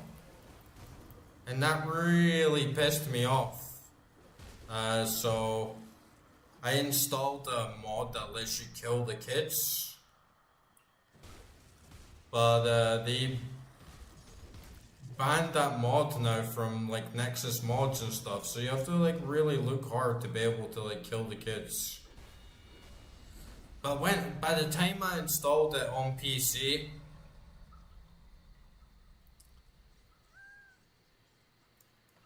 I was kind of bored of Fallout 3. I'd already played it too much, so I ended up trying to do it on Fallout New Vegas. Now, I don't know if anyone's done it. Obviously it's possible, but I don't know if anyone's done it.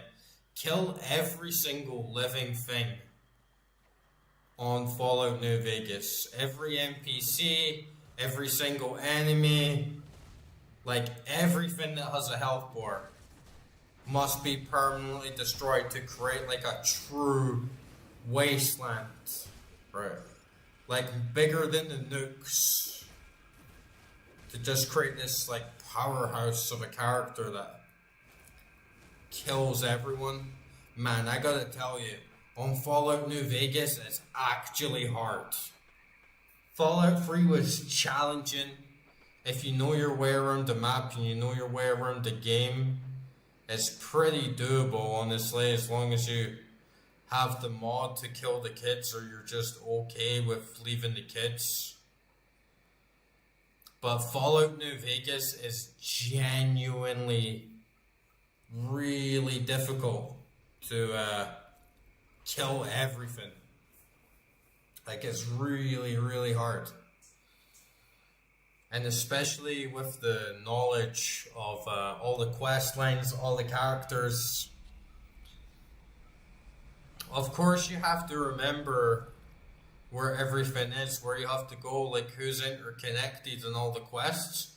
But on Fallout New Vegas, it's way more complicated.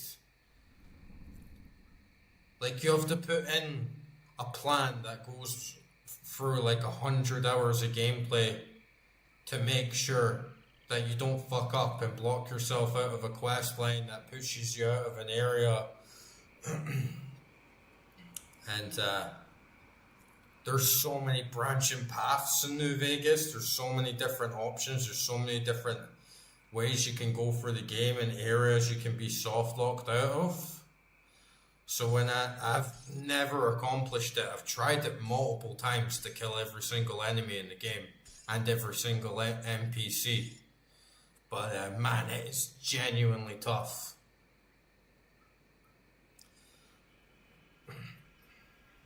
I still got to do it though one day. One day I still got to try and do that. It's like it'd be a big achievement for me if I could do it. I get rid of all this useless junk.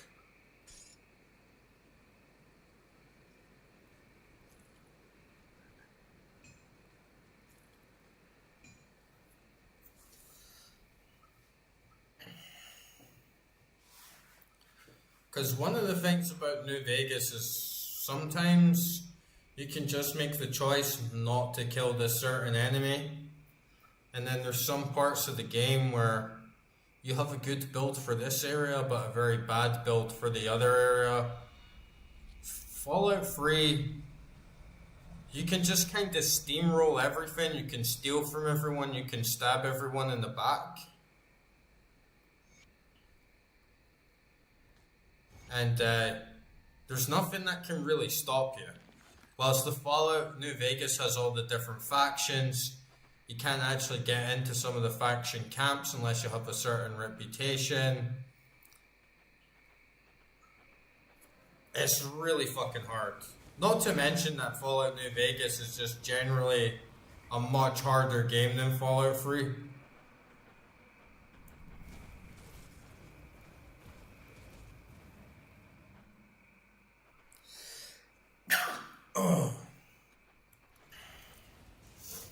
But even just like going to Good Springs, picking the right moment, like when am I going to go to Good Springs and kill everyone?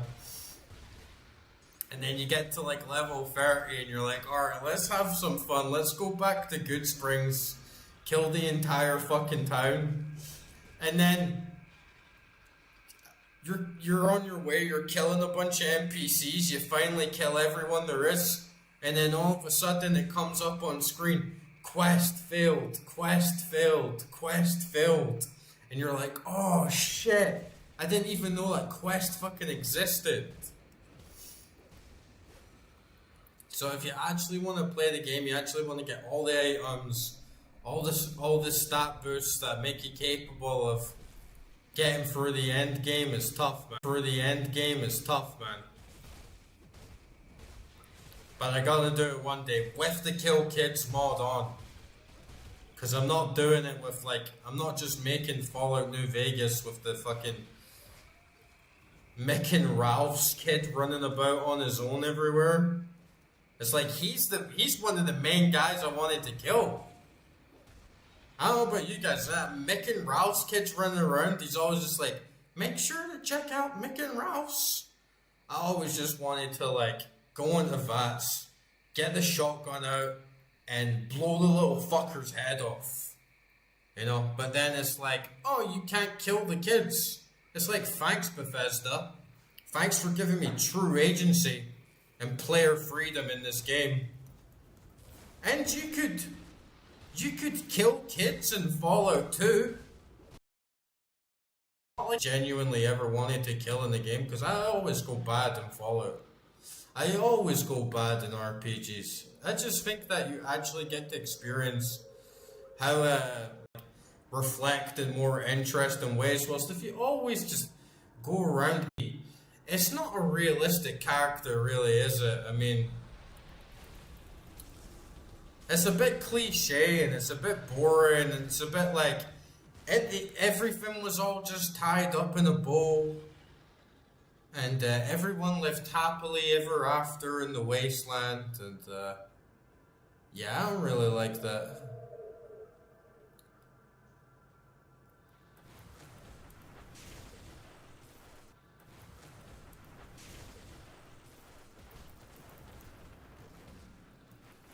And Fallout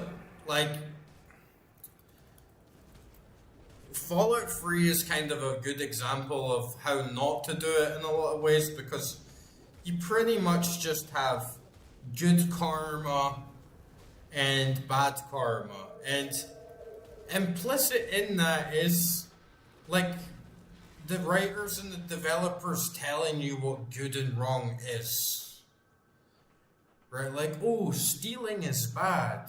Well, is stealing bad from this faction that does a lot of really bad like you can get a lot of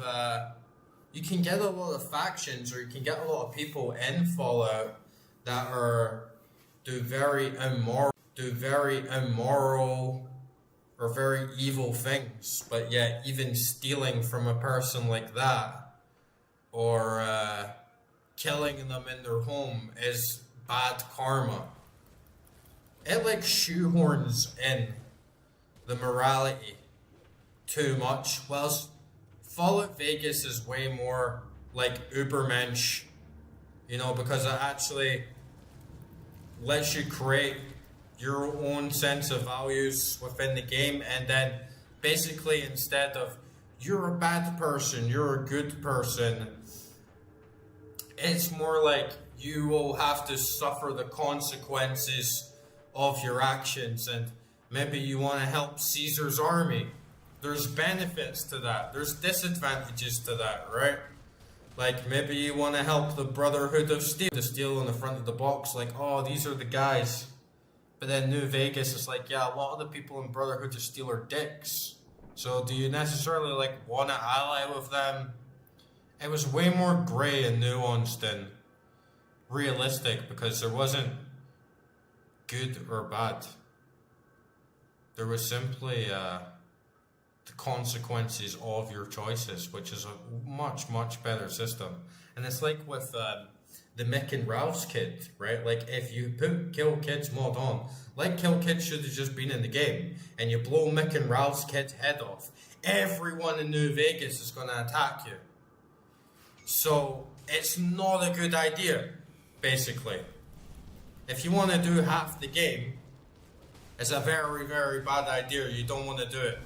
And that's kind of more grounded in true morality, because it's one thing telling everyone, oh, murder is bad, stealing is bad, blah, blah, blah, but then people still do it. The only reason people don't do it is because there's consequences to those actions. And having that in the game just makes it way more... It makes it way less preachy, and it makes it way more engaging, and like you actually are doing something instead of just playing around in this like little pussy like morality system. Like you can't be a fucking Napoleon, right? Like you can't, you're always playing within the paradigm of what the writer thinks is good or bad. Which is fucking bullshit, man. I hate that. And we just got this sick jacket in a sick mall. I really need some boots and some more fucking trousers. What do we got there? Combat pants. Oh, nice. That's exactly what I wanted. Nice. This build is getting pretty hot now.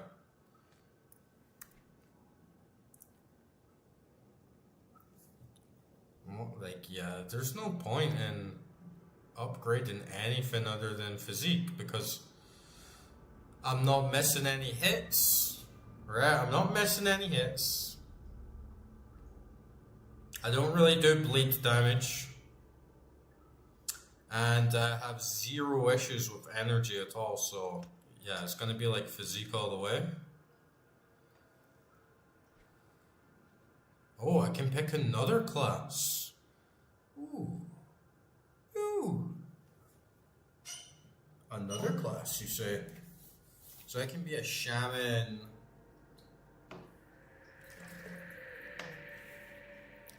A cultist? This might actually make you want to invest in some other stats then, other attributes.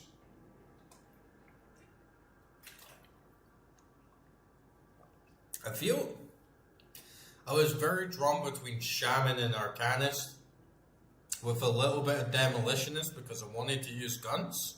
But then since I started using guns, I realized that the range isn't really as pumping or powerful as I was hoping. Occultist sound pretty good as well. I like the idea of doing a lot of spells. But Occultist is like, oh, he's just like a witch. Craft focuses heavily on summoning and borrowed powers. I already have some summonings. Borrowed powers granted by the free witch gods. Divert abhorrent curses, blah blah blah. The Arcanist is like,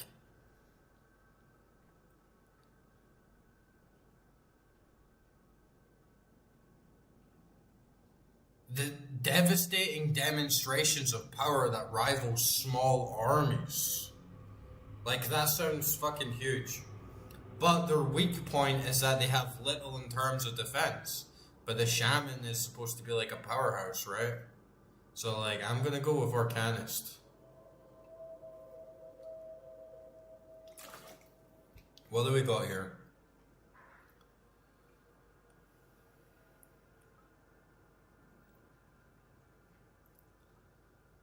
Panetti's replicate missile. Oh, it's magic missile.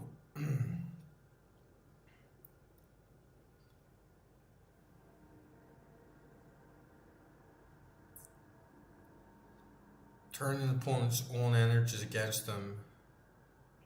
Causes the weapons of allies to hungrily absorb arcane energy from foes and return it in the form of elemental damage. Okay. I don't know, maybe we should just skip tier 1. Flash freeze.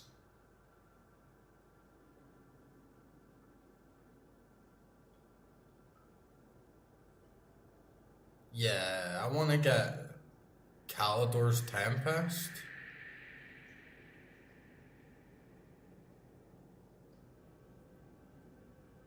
And that would be good as well. Bonus damage to all my pets. And I can just use that with my shaman pets. Okay. What one should I get first? Oh, I need that first, right? I'll get Calidor's Tempest.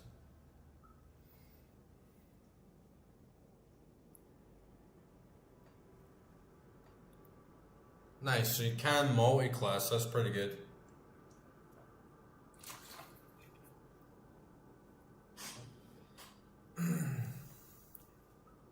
Oh, and I also got that devotion point, right?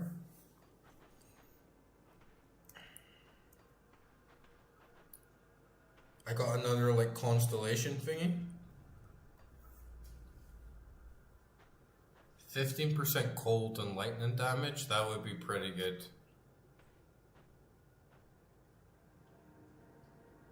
Yeah, let's get that.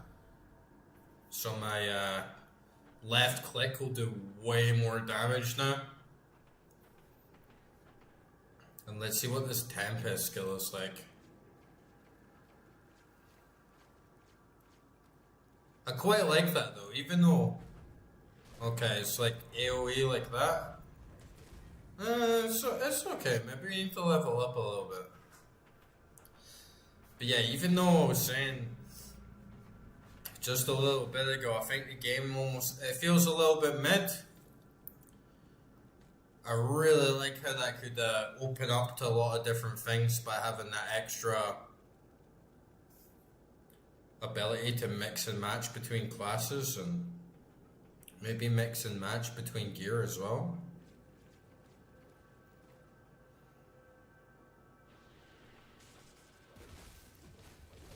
And it's still early days. Like I was saying, it's an old game, right? You can't expect anything too revolutionary. But it's still very early in the game. And I'm sure in the latest expansion, they must have added so much shit.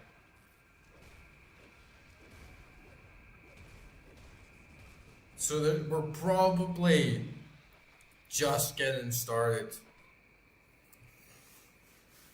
I wonder if you can get free classes. Best does way more armor, but less physique. And this Tempest doesn't even use that much energy either.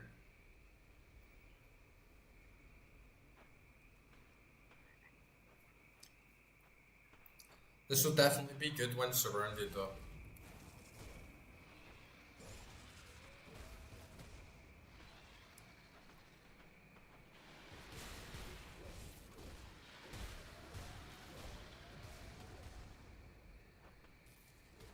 That lightning spell is fucking really nice. Oh, look, I can summon... Oh, he's dead. I thought I could summon two of them at the same time. The Knowlish Tree Demon.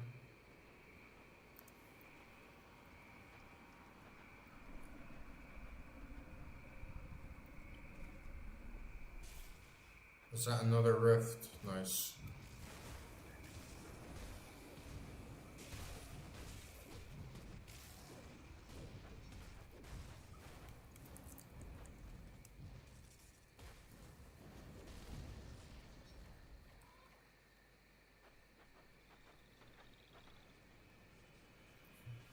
Alright, let's go back and finish a couple of these quests.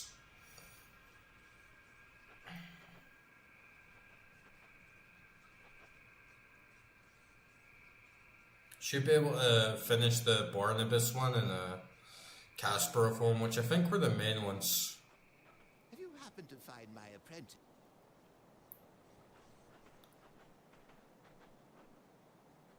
Yeah, where's this Barnabas boy? Did you get the scrap? Did you get I'll scraped? get the wind pump up and running in no time. Devil's Crossing will have safe drinking water again, and it's all thanks to you. You go ahead and safe drinking water again! Well, good news is, I got the water pumping again. The only problem is, it smells like a sewer. Only about a tenfold worse. I haven't smelled something this rotten since... Oh, we're gonna have clean drinking water. Oh, it stinks like a sewer. cleared out a den of slith. It's not fucking clean then, is it? They're loathsome reptiles. Make their homes in swamps and dank caves. They secrete a nasty poison into the water that makes it drinkable for them, but nearly always fatal to us. This key will open the cellar in the shack behind me, right by that accursed rift gate. It connects to the bowels of the prison, which should lead you to the cave. Okay, okay. Yeah, look at that green stinking shit. You don't want to drink that.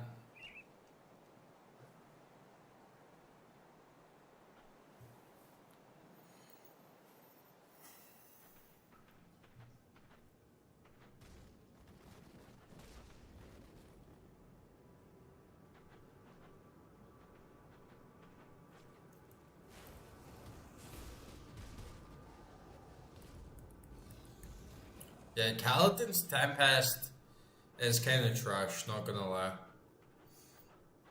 Maybe it just needs leveled up big time.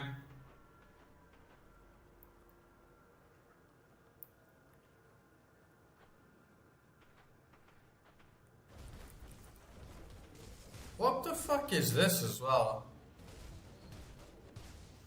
You ever notice how sewers in games are somehow the most intricate sewers of all fucking time?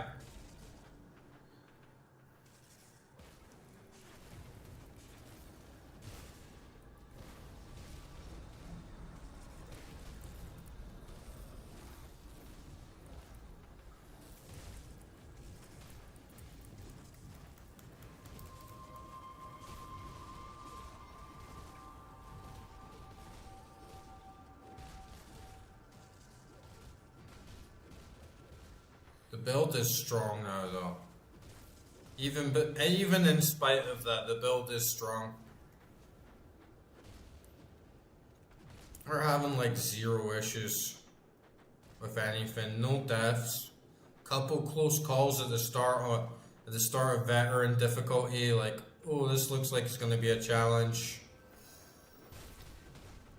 I'm not exactly an ARPG god either. I mean, I know my way around an RPG. I know how to like make a build, you know, but I'm not like a PhD in Path of Exile or anything.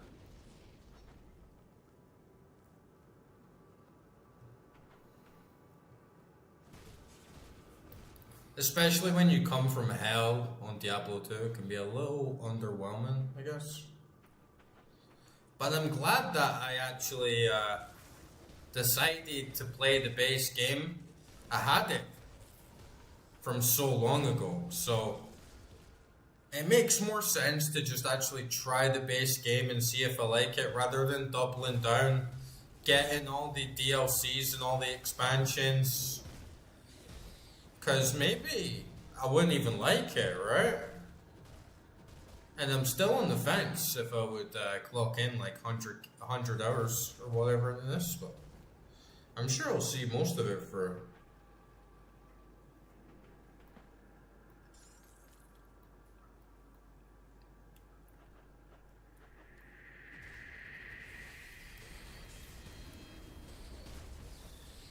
I would say though, like, I think I preferred Path of Exile at this stage of the game.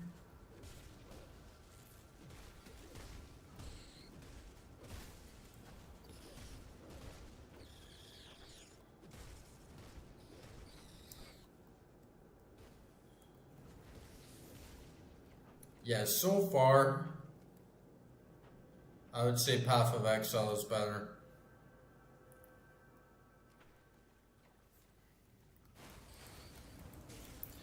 But I do kind of like how there's less enemies and it feels a little bit more strategic, but then it's just irrelevant because you just dump through them anyway. I mean, if there was like a fucking whole room of spiders in here, this whole corridor filled with spiders, filled with all these different demons, I could still take them out.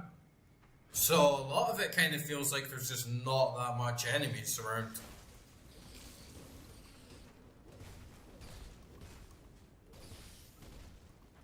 You know what I mean? Like, that was really easy. Let's see what this matriarch boss is like.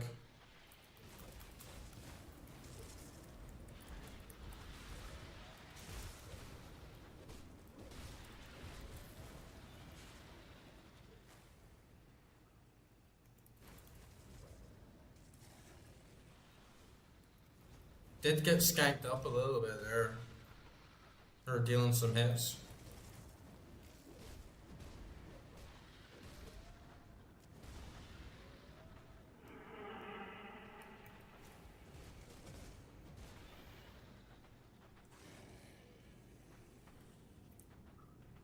Where is she? But yeah, I feel like if the Fates of Ashkertan or whatever the hell it's called, a lot of people probably saw it get released and then they bought all the DLC at once because they had like FOMO and thought, I better just get everything all at once whilst it's on discount. But then it kind of holds you down because you feel way more compelled to complete it. But you still got to go through the first part of the game anyway. So you might as well just buy the base game first and see if you like it before you commit to getting all the DLCs as well.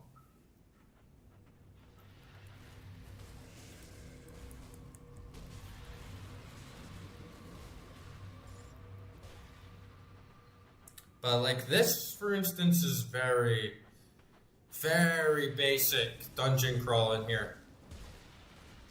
Very basic. More basic than Diablo 2 by far. It's very nice though, very pretty. Nice sounds.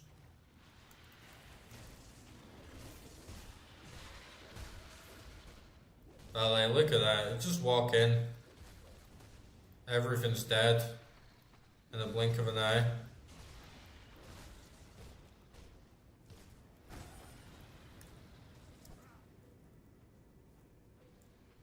skill's not ready. We have a boss here. She's doing a fair bit.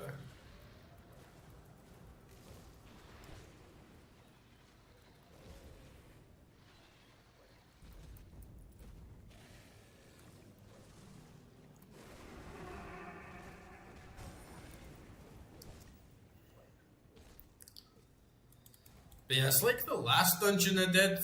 Kind of steamrolled for all of the enemies, and then it feels like the boss or the unique is actually the main challenge rather than the dungeon itself.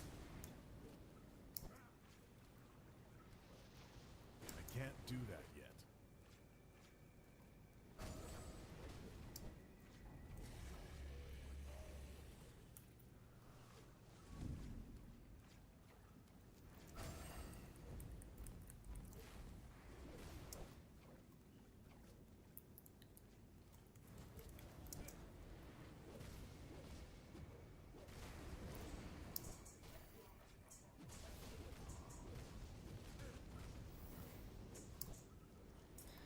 I mean, she's melee.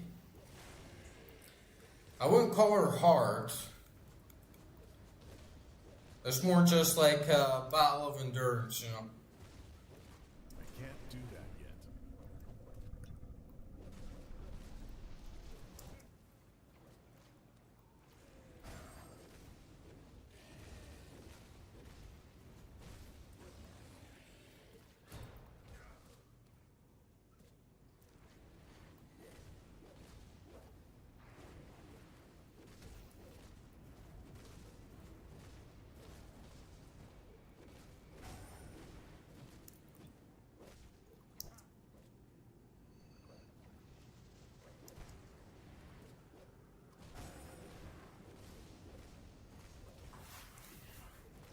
I can't do that yet.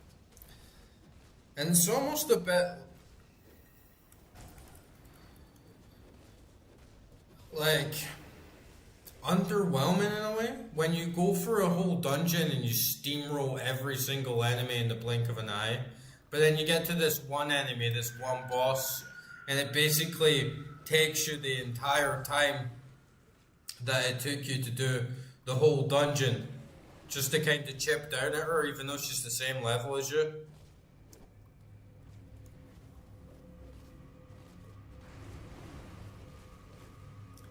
It distorts the pacing a little bit, right? I would have actually liked for her to keep on spawning enemies.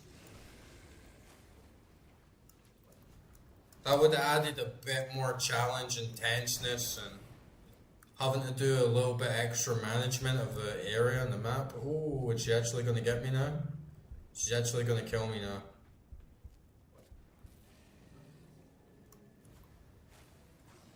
Well, that's good.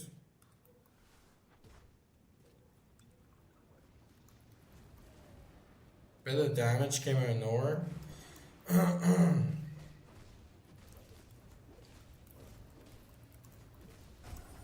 skill's not ready. Yeah, she's doing big hits now. She must be on like phase 2.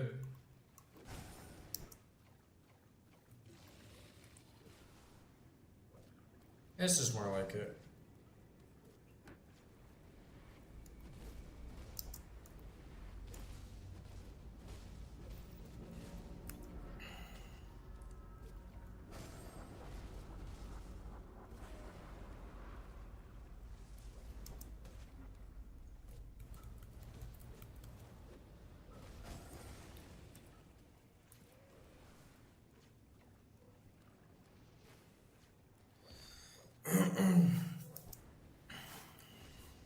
That skill's not ready.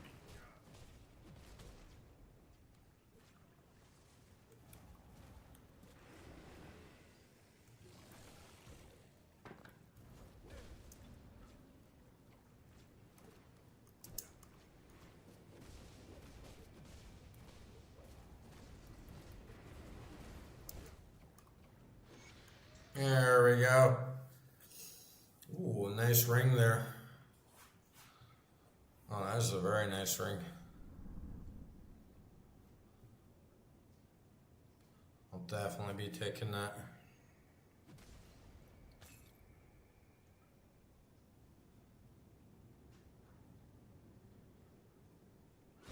What's that, like a bowl? A howdah. Vampiric tarnished howdah. And a lightning rod. Right, well, I'll definitely be using that ring.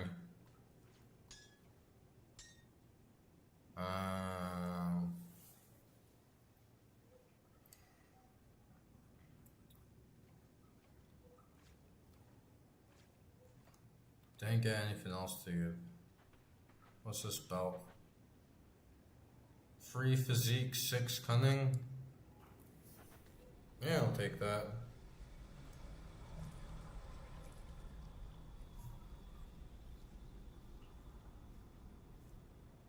And yeah, I'll put another into physique. Seems like the only right thing to do. Hey, get a boost on Arcanist. Let's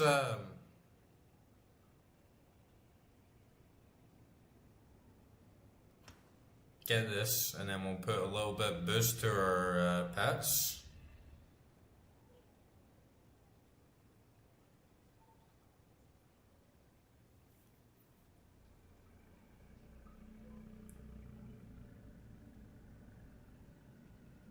Oh, where was the one that did the bonus damage to pets?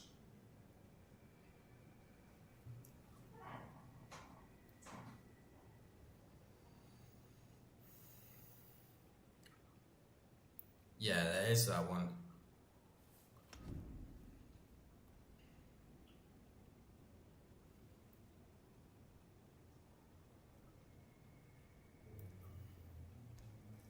And this is applied automatically?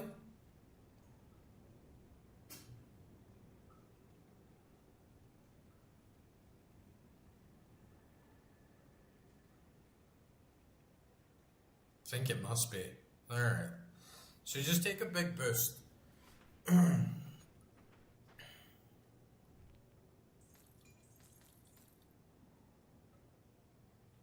nice.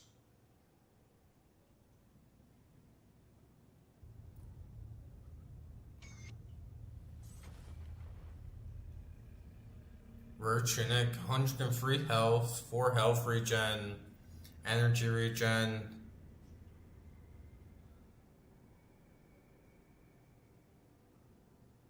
Yeah, I think that's better overall to what I have. Epic amulet is. Oh, nice. +2 to blitz. What the hell's that?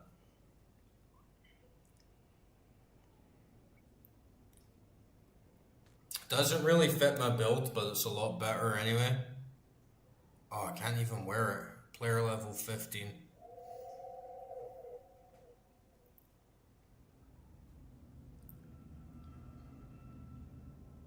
And yeah, I think this is better.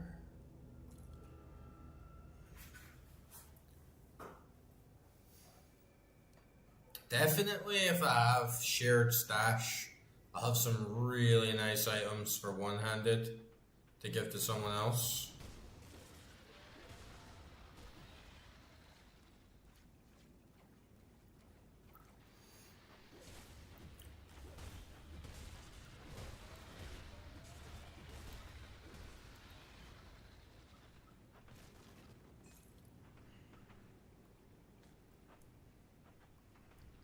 I can't carry anymore. Oh, Inventory is full. nice shoulder plates there.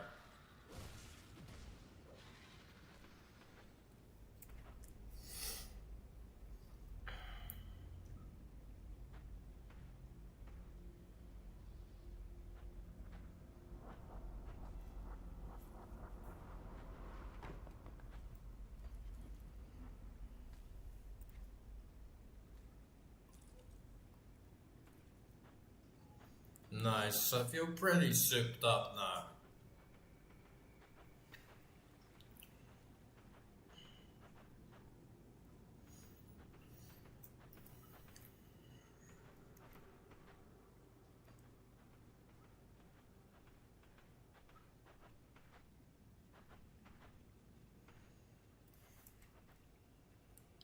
I think that's us as well. Like, is there anything else? No, I think that's it.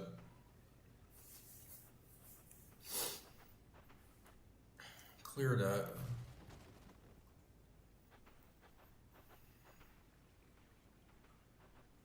Take a nice little stroll for this cozy cavern. Man, if I would live somewhere like here, you know. This is like my kind of vibe. Let's see what the music is like in this area as well.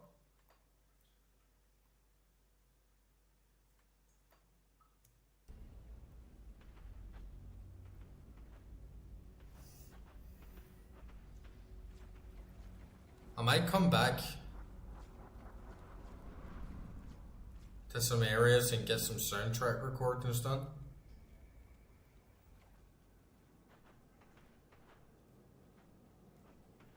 So like a complete end-game soundtrack at Grim Dawn or something. Because yeah, the music is really good.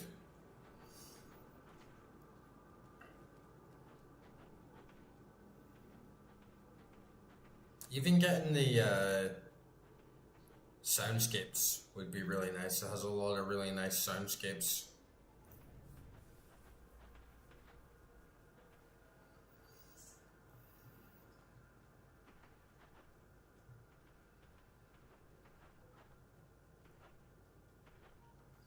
Graphics are nice as well, but like they're nice.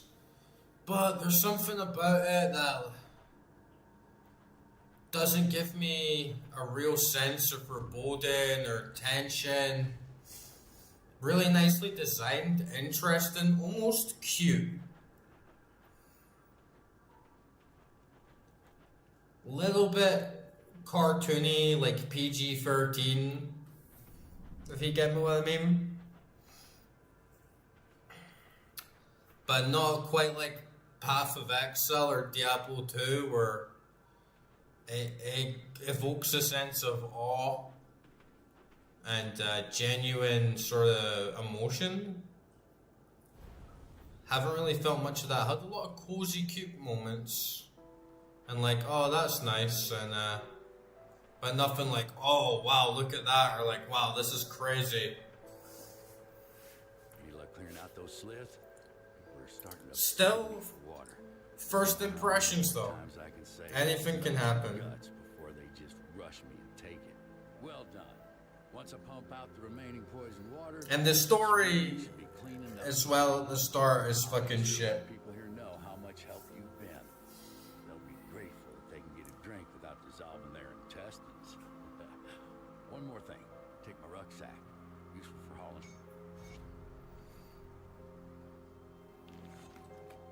Thanks for But your help. Path of Exile story is pretty shit as well, especially at the start. Whiskey.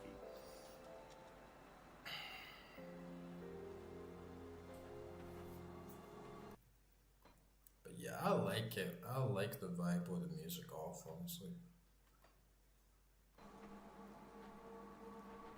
It's a very nice atmosphere.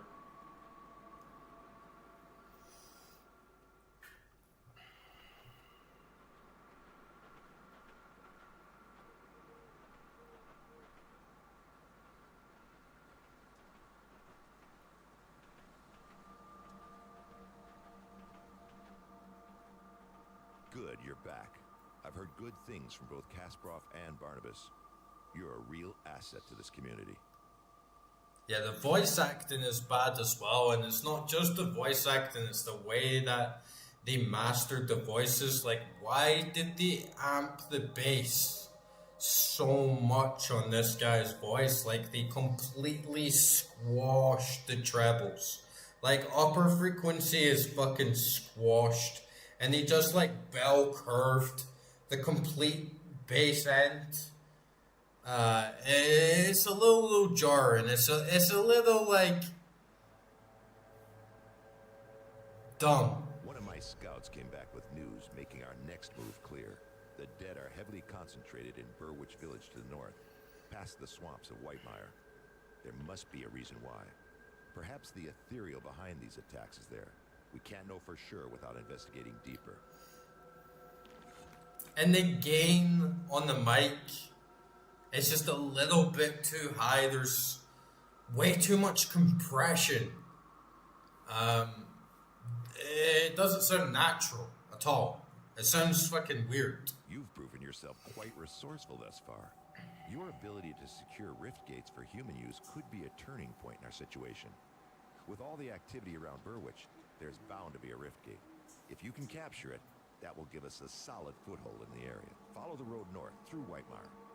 Though in the current state of things, you'll likely have to leave the road behind well before you reach the village. Keep pressing north, and you will eventually reach the outskirts of Burwitch. It's surrounded by a palisade wall, so you will have to find a way inside. Once you've secured the rift gate... And it's hard to care.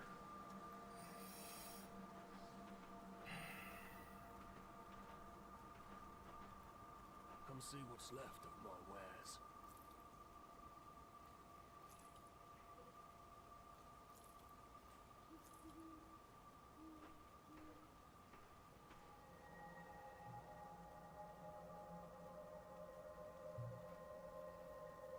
Yeah, I'll put those on.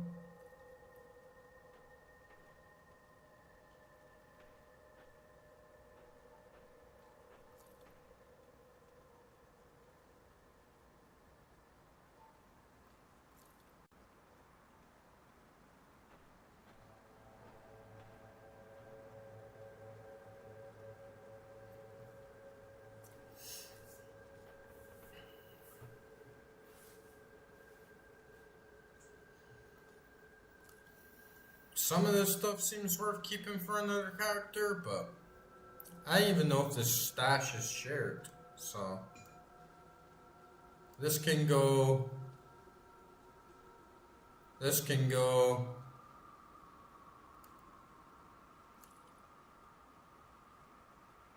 This can go. Fuck it. Put it to good use. Come see what's left of my wares. See you around.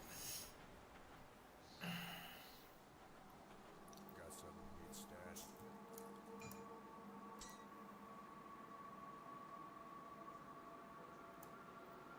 And yeah, got a lot of this shit like, oh, you can use it in shields and use them weapons and shields.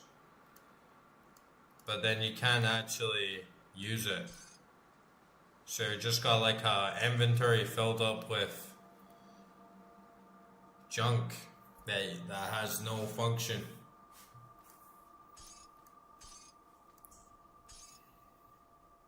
I'll keep an eye on this.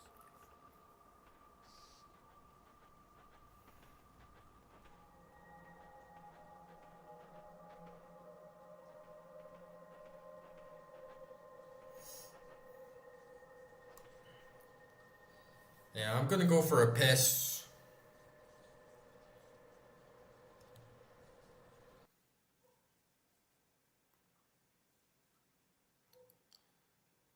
Be back in a mo. It's pissing time.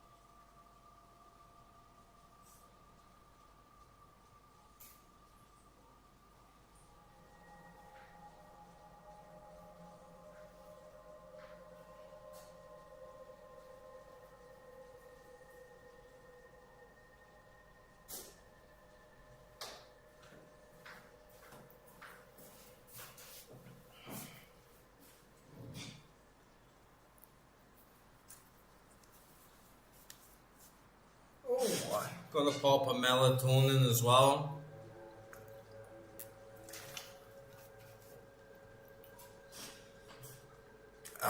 Definitely want to get a good night's sleep tonight.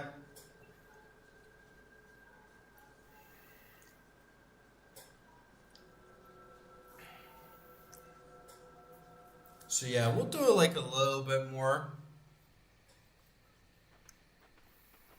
I feel it's been pretty productive, like 3-hour stream. We've done quite a lot. We've progressed quite a lot.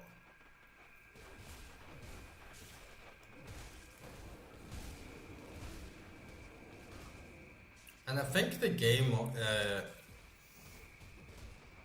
is about 60 hours long, at least the base game is, and the expansion is even longer. So if this is us just getting started, then the game must open up a lot. I feel like I'm kind of reaching the end of the tutorial, or that first stage of the game, you know, where you start to understand everything that's going on.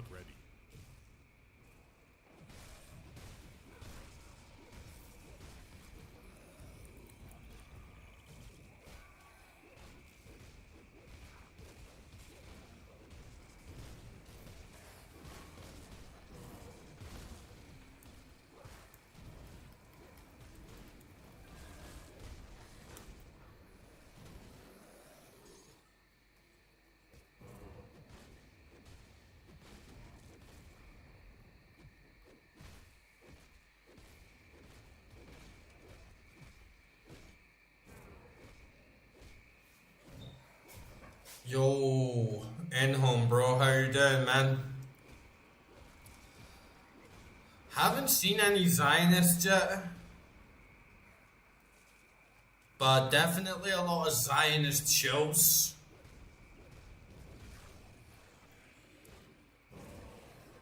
And man, you should have, like, was it? Yeah, it was yesterday. Yesterday I was out in the city, and I was standing outside this restaurant just after I'd finished a meal, just having a smoke, and fucking this guy, I can't do that yet. he's standing out like right in front of me. He's like, just stops right in front of me and starts like looking around, and I'm like, oh, like, what are you looking for? And he's like, I don't know, I was just like trying to decide like where I was gonna go. Like, have you got any recommendations? I'm like, yeah, like, depends what you want to do, you know? And he's just like, just looking for some good bars. And just started talking to this guy for like a little bit, like 2 minutes in. Ask each other where I'm from. I'm like, Scotland. He's like, Australia. And he's like, yeah, I'm just out here because all the fucking Zionists like controlling the world, and I'm sick of all this fucking satanic bullshit that's going on, and just about how the world's like run by Israel, and sick of all this like mass migration bullshit and everything.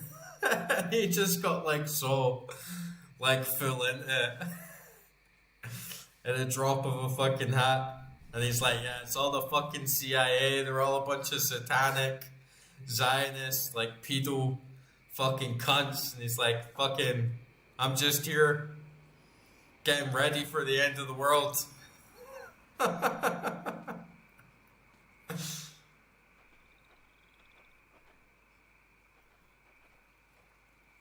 was like, it's nice to meet someone else that's on the wavelength, you know?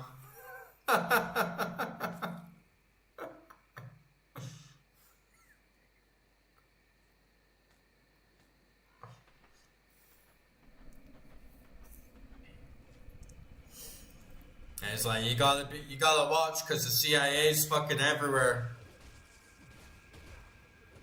It's like a lot of these like immigrant attacks.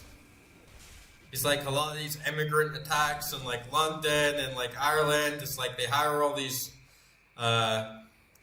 blacks from Africa, get them in the CIA, get them to do like a couple of stabbings, get them to do like a little terrorist attack. It's like, it's all part of the plan.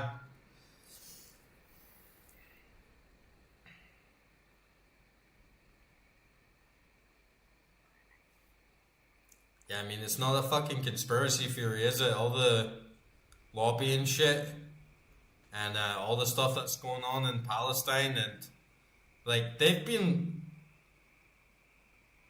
yeah, like it's not even Jews as a race, but it's in particular these Zionist Jews, and they've been doing it for like since the 19th century, like hard.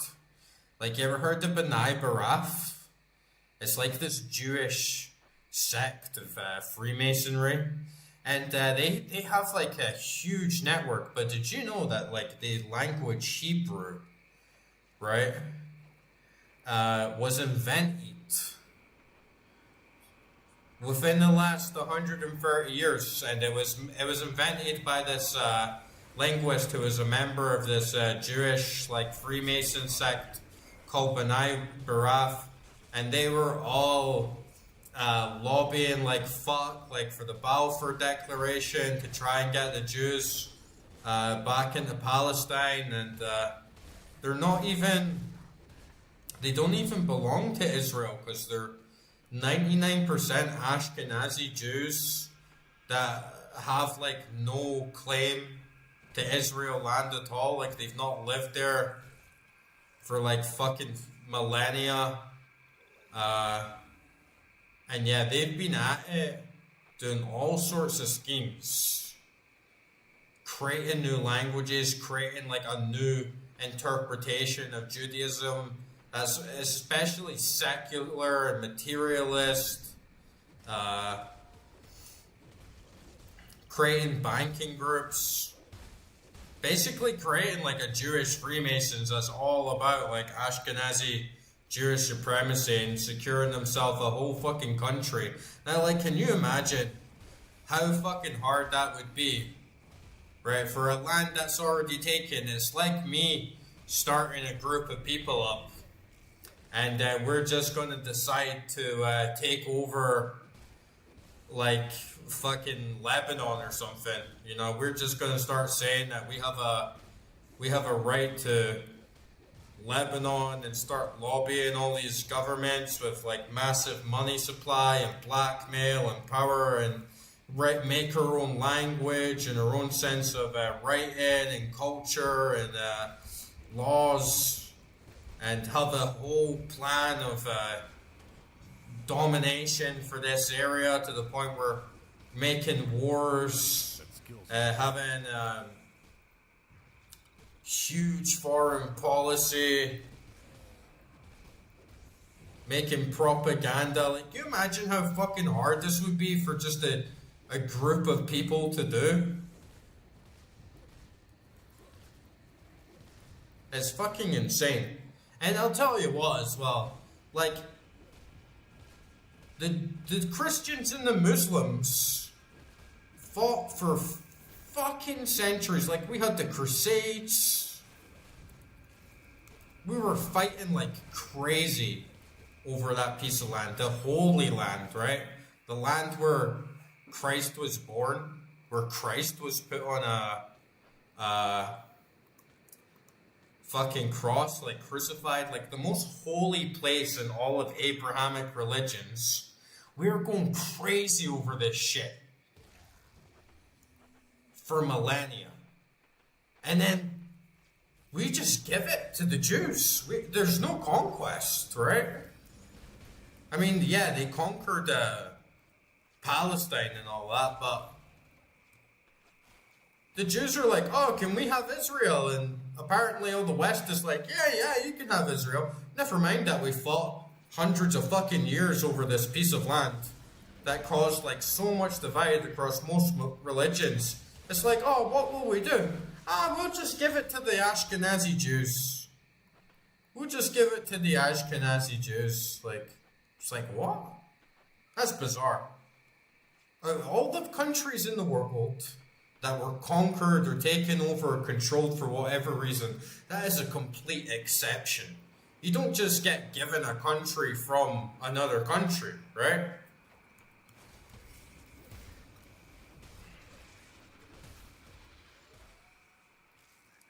Yeah, I think you find out that Freemasons are Satanists like well before the 33rd degree.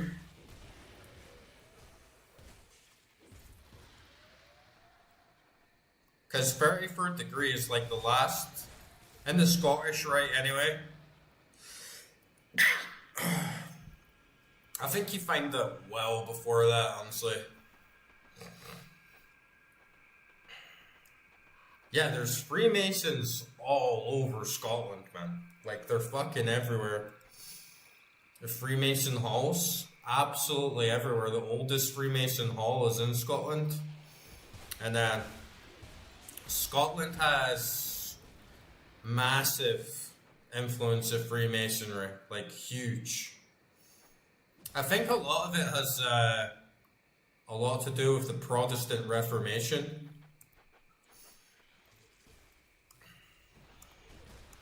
Because it was basically when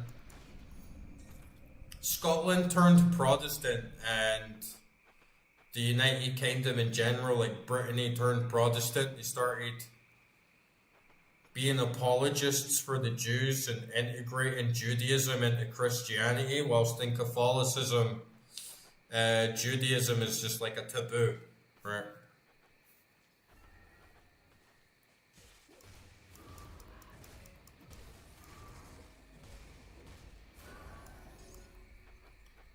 He got offered to become Jewish. What, like a Freemason thing?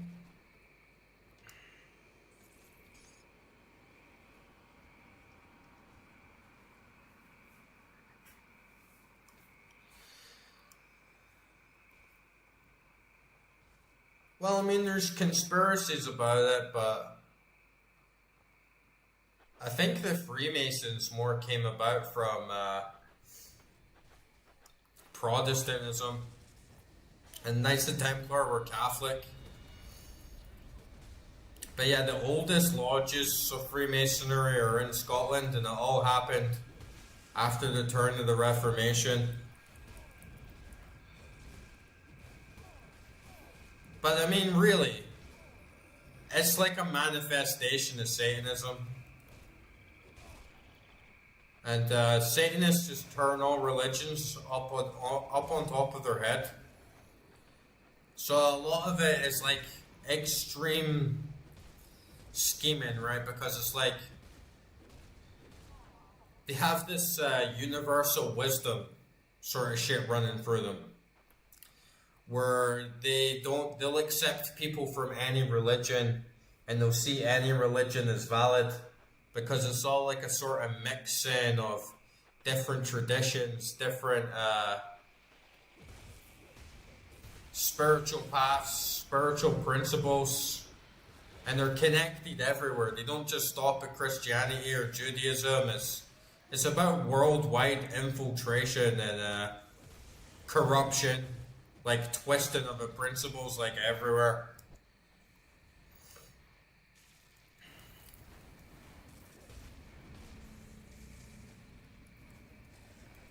I can't do that yet.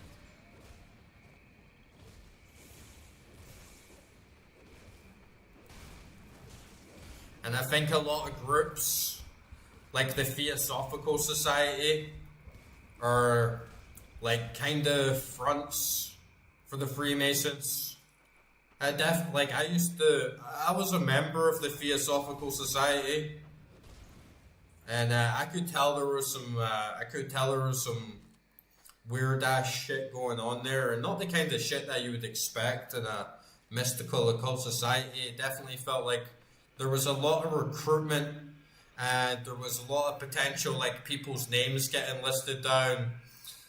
Anyone that seemed a little bit too open or close was going to get noted down, like put on a list, either to be recruited or to like dissuade.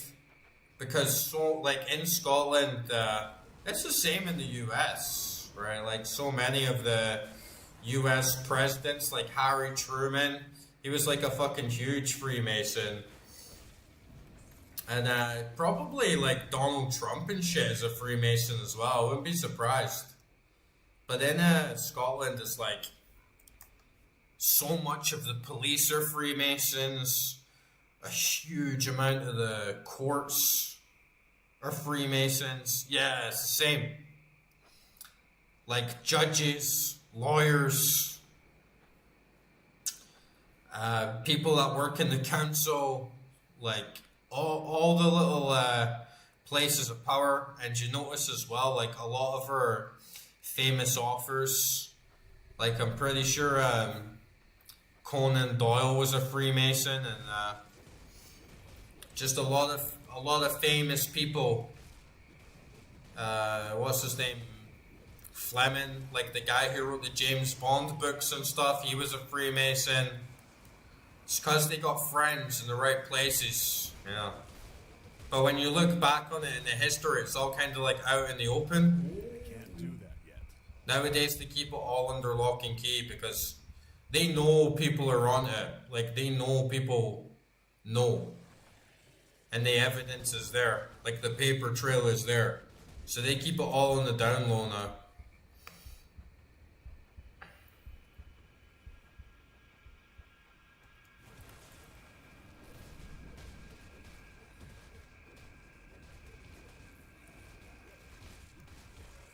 Yeah, George Washington, Ben Franklin, Harry Truman, and like Harry Truman was he was like a fucking clerk. He was like a nobody. And then in like fucking 4 years, he joins the Freemasons. And then in like 4 years, he's launching a fucking nuke on Japan. And he's president of the most powerful country in the world. It's like, come on. I can't do that yet.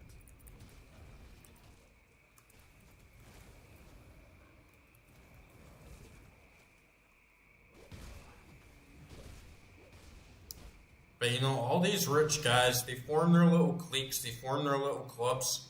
Even if it's not the Freemasons, they have a fucking agenda, right? And if you put a lot of rich people in the same room together and they all have a piece of the pie. Like right now you've got like Donald Trump, Elon Musk, Jensen Huang, like fucking Peter Thiel, and that's just like the tech industry. Never mind like all the oil barons and like everyone else who's all got their like slice of the pie as well. If they all get together, they can very easily create a system of like extreme economical control for like advanced hedging. And this was something this is something that I noticed, right? You know about the Las Vegas attacks? You know the Las Vegas shootings? And you know how there's like a shit ton of witnesses that reported there was multiple shooters. There was more than one shooter on the scene. There was all these different types of shit going on that multiple people were attesting to and saying that the official narrative didn't make any sense, and there was helicopters going over the sky like shooting down on people and all this shit and just creating this like mass sense of chaos. This was one of these conspiracy theories that I was looking into, and I started being skeptical, right? Because I was like, this doesn't make any sense. Like, literally, why would anyone do this, right? Like, to what gain? And then I heard that George Soros and a bunch of like very other like high people in finance, they shorted all these casinos businesses like 2 days before it happened. So they borrowed a shit ton of shares and then just fucking sold them all like 2 days before all the prices just completely collapsed. And it's like, if you trade and, you know, it's all about trying to have that control over uncertainty. But if you actually have the power to cause a massive crash, like a huge industry-wide crash across a whole fucking city, you can walk away with so much fucking money that the power that you get from that is unbelievable. And then it all made sense to me. It was like, right, I understand what the fuck happened. Like it was a fucking setup. So all these fucking guys could get big off a serious piece of corruption because they don't give a fuck. And that's what 9/11 was all about as well.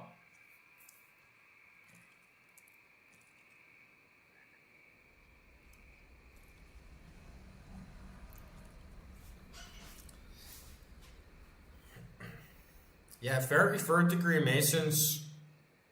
I think Harry Truman was a 33rd degree Mason. And I think like Rothschilds, at least in official records, it's not like out there. But I know guys like Manly P. Hall and Albert Pike. And it's like their form of Satanism is extremely sophisticated. It's actually well beyond the like front Satanism of like LaVey. This is like real like Sith Lord shit, right? They're not like running around with inverted crucifix tattoos and like listening to death metal. It's all extremely devious and well maintained. It's very like Machiavellian.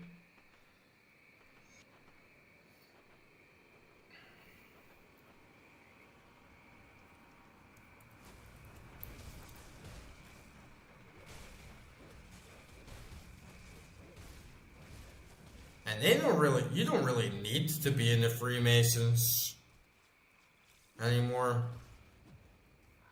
There's so many other things that's involved with them or controlled for the Zionists. That's kind of like one piece of the puzzle. But it's a very central one for sure.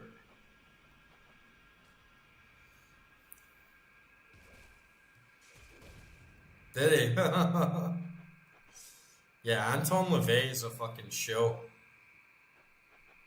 You get all these low-level Satanists that try and act on Satanism on a rational basis, and all this like Luciferian bullshit, and it's kind of like proto-atheism. Something that I was thinking about recently, and it's actually a lot of the reason a lot of old head Satanists departed from Satanism.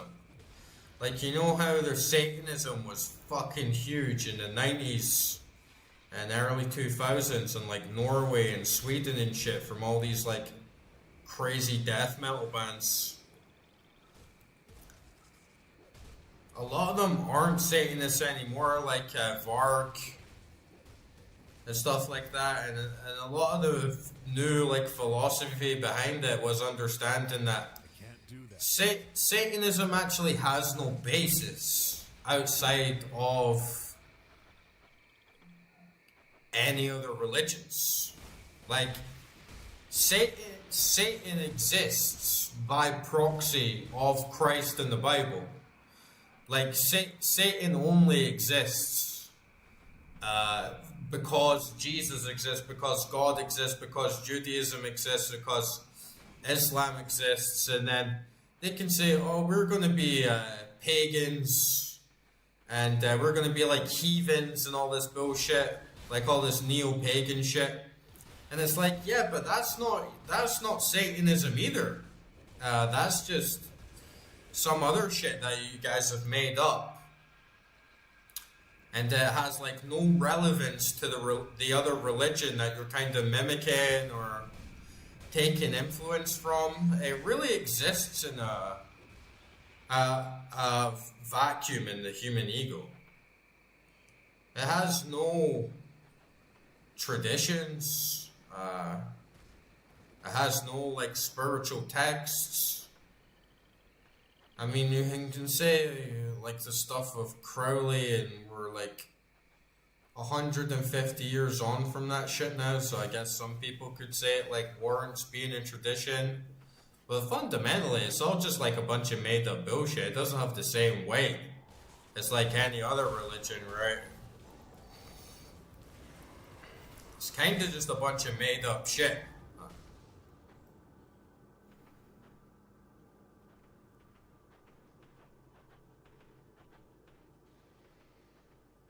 Yeah.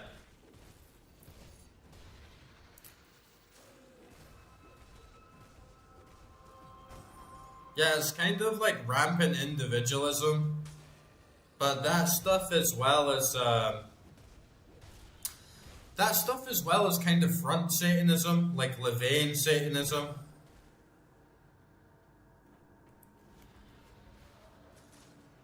Even though the do as you will stuff is very prominent at the highest level, the highest level are literally worshiping Satan higher than themselves, and they're like working devoutly, worshiping demons, worshiping fallen angels, worshiping death, and literally invoking and worshiping Satan for the expressive intent and purpose of causing as much evil as possible. And the way they kind of like tap in on this is at a lower level is by unlocking people's base inhibitions and removing like the fear of God. So they do this on a lower scale, or they do this on a front scale, where they try and recruit people, they try and find people that are going to be more likely to turn to the darker path by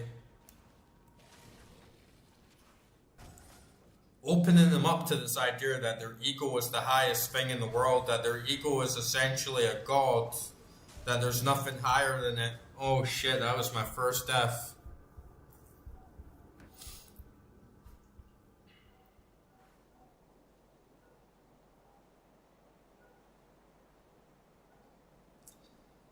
But yeah, when they make you think that you're the highest thing and your ego's the highest thing, it then lowers your inhibitions and your moral sensibilities, where you think that anything is acceptable, and that can kind of put you in a position where you end up doing a ritual sacrifice, or participating in like satanic orgies, or you're doing blood labels and witchcraft and magic, and then that in turn opens up the gateways in your mind and your soul for demons to start taking better control and better power over you, to the point where you're eventually gone like way overboard and you're down for like anything. You get off on the killing, you become like a subhuman, you become like a puppet. The lower tiers, like the Levian Satanists, are puppets. The ones that raise up to like OTO and like O9A, and the other more like hardcore extreme cults are more like instigators. They're the ones holding the puppet strings. Because actually, that premise, right, of do as thou wilt, it is very, very strong. It's very, very powerful in Satanism. But like when you pull back the curtain, you realize that an even stronger principle is that your will conquer others. So like if you can get somebody to do something, or you can manipulate someone and you can lie to someone, ultimately that's right, because whoever has the strongest willpower dominates the world, dominates other people, and you have free reign to do this at any cost, like any measure. So in the long term, or in like the bigger picture, it's more of a smaller few up at the top that are extremely aware of what they're doing, and they're not like walking around in black fucking robes, like they're walking around in suits and ties.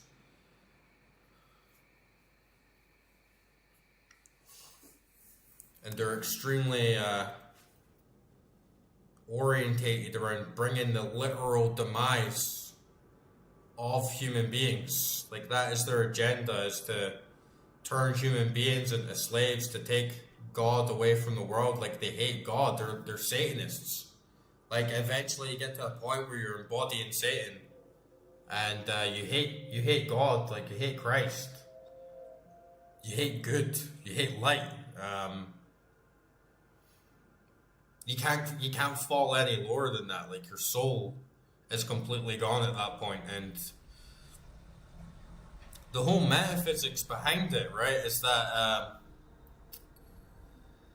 actually in the widest picture possible, is Satan himself is taking control of these people's souls and mind and turned them into a puppet and slave for his metaphysical agenda, which is like in the Bible and everywhere else, like Mara.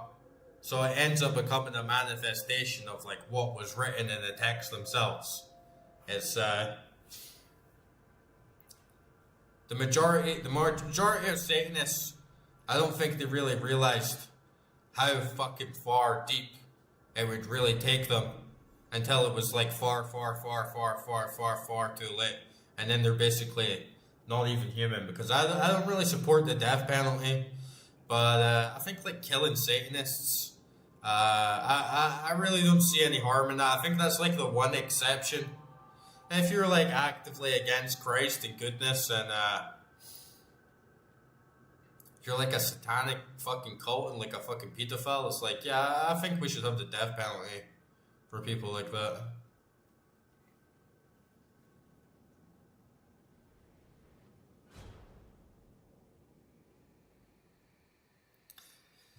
I haven't heard anything about the Star of David being related to devil worshipping, but I believe that the real name for it is called the Seal of Solomon. And in the Book of Solomon, he was actually like very deeply engaged with demonic presences and demons and the jinn. And I think that the Seal of Solomon was actually used to kind of keep demons at bay, but it's almost like knowing the name of a demon, it gives you like power and control over them. So there's definitely a cult element to it, like the 6-pointed star, for sure. I don't know about like direct link to Baal and Moloch. I haven't seen anything like that before. Could be something to that, but yeah, I think it mostly relates to King Solomon.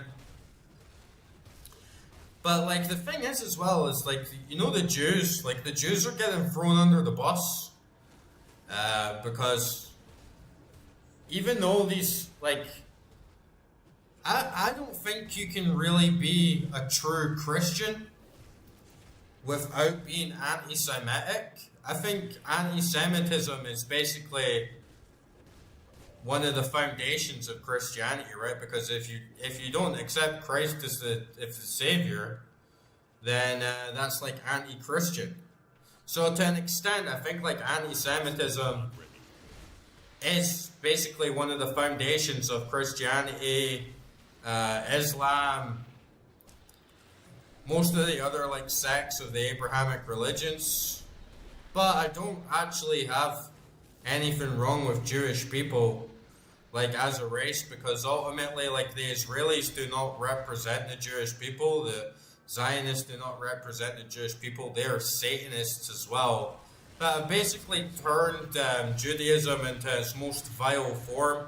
And because like Satanists have been attacking religion, I mean, you can keep saying Satanists, but at the end of the day, Satan has been attacking religions since the birth of religion, right?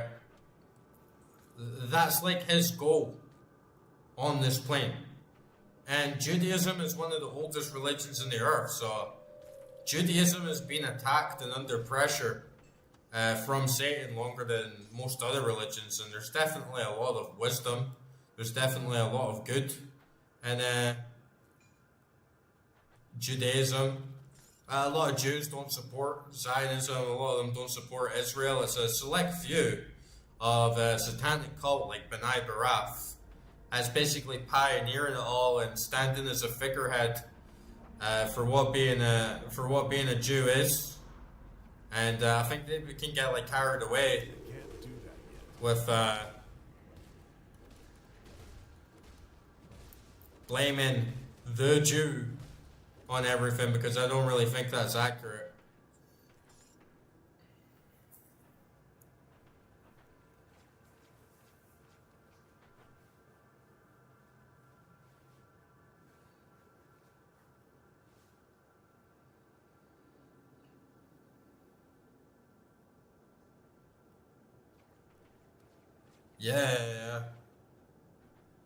Yeah, Karl Marx was, his father was a rabbi, and he wrote a lot of plays that were pretty satanic, and talked about how not directly, like he doesn't have quotes saying like, I love the devil, but he had some pretty sus plays that had some like huge satanic overtones and shit.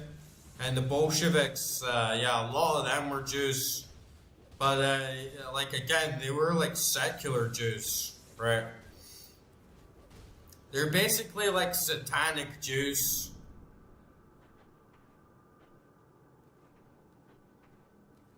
And the Jews have been, like, prone to corruption for, like, so long, man. Like, yeah, I even believe that, like, that God, in most of the Old Testament is not actually God. You know, I believe that most of the Old Testament is like Yaldabaoth, or like a form of Satan, like taking the form of God, because the God of the Old Testament and the God of the New Testament don't really align. Like the God of the New Testament and Jesus, it's all about love and peace and forgiving. Well, it's like the God in the Old Testament is, it says like, I'm a jealous and angry God. And puts all these weird laws about slavery and stoning people to death and just like storming the walls of Jericho and starting wars and start taking over the Holy Land. Taking over Israel. I'm going to give you this piece of land and you're my chosen people and I love you more than anyone else. And it just doesn't align with Christianity at all. So, but I think that a lot of Judaism is quite a curious case, because even though it has a lot of that stuff in it, like I believe all religions are kind of prone to corruption, because all religions exist in the material plane, right? And everything in this world is kind of ruled by Satan. We belong in the material plane, and it doesn't matter what religion it is. If it's your body, any idea, any institution is eventually prone to corruption, or it's eventually prone to death, like to the point where eventually religion might not exist anymore, at least not in the way that it used to thousands of years ago, like stuff like Zoroastrianism, like Manichaeanism, like Gnosticism. Everything's in a constant state of flux. Every single religious institution, even like Buddhists, have a lot of corruption in them. A lot of the teachings get changed because it's all like on the material plane.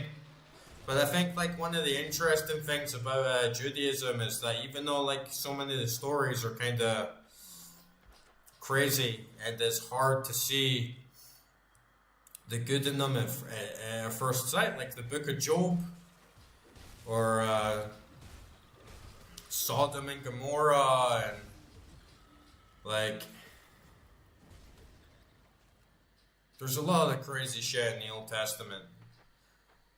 But I see that actually because of the God-given spirit within human beings, that somehow they've almost managed to transmute the bad stories and take like good wisdom from them.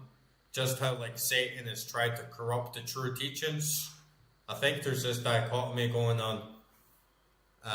metaphysically, where somehow human souls can even have the ability to transmute like dark energy or dark stories and interpret it into meaning something good, but it's not pure. You know, it's very tainted.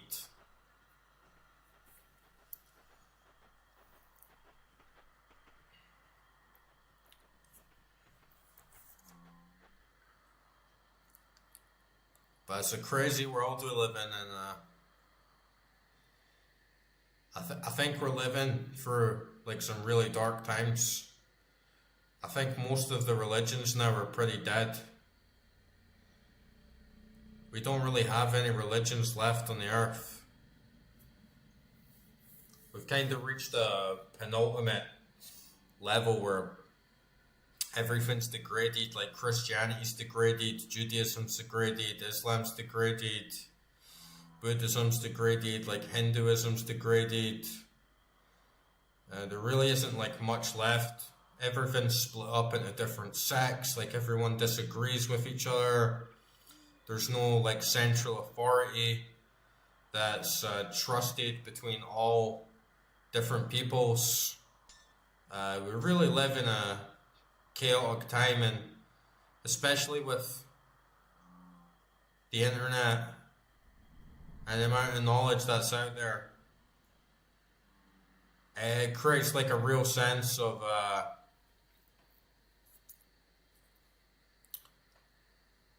disharmony from everyone that's living. Because even though like religions used to control people, some parts of the way they controlled people were good. And now that everyone's sort of just on their own, learning different things, and nobody's really on the same wavelength, it makes it way harder for people to unite and be on a similar path and have similar beliefs and convictions. And that's kind of what they're doing as well with all the mass migration. Because if you can take away a place's religion, then you can take away their culture, then you can take away their ethnicity, and then you can rewrite their history. There's like nothing left to connect people on a deeper level. So you're very easily able to instill systems of like mass control and slavery, because nobody has an inherent right to the land, or nobody has like roots to the land, or nobody can remember what their ancestors believed or what the world was like generations before, and no one has a common thread of morality and religion to like bind them together as a whole that might be able to, you know, create a revolution or make everyone be able to become martyrs for like a deeper cause. There's like none of that, because nobody's really united. I think like Islam still has that by and large. I think that's like one of Islam's biggest strengths, but at the same time it's getting pretty diluted with all the like UAE like multi-billionaires. Like they're basically just getting sold out to the capitalist like Zionist banking system.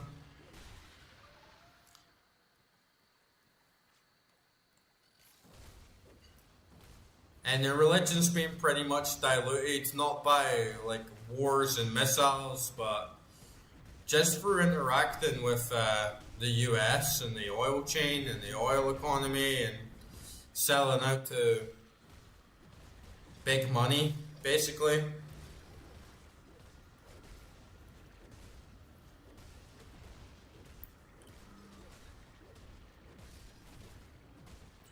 But I've been reading a lot of Buddhist texts again recently. I started reading a lot more, and I got another copy of the Dhammapada. I managed to find an English bookshop, which I was really happy about because it's been so long since I had the opportunity to sit down with like a good book. So I got the Dhammapada, and I was thinking about how you know, Buddhism is not really made to last. Because it's kind of like a religion that just kind of withdraws completely from the world and withdraws completely from wealth and like pacifism. So much to the point that they're kind of powerless. That's why all the Buddhist countries are like slowly dying, or places like Japan are kind of like Shinto predominantly instead of Buddhist, even though Buddhism is there. But yeah, like Sri Lanka, Malaysia, Tibet, obviously. Like all these countries got wiped out. And I think it actually kind of speaks more to Buddhist purity than anything else, because if that religion is just not made for the fucking world, right? Like that religion just does not fit into the world like at all. So it like stands absolutely no chance.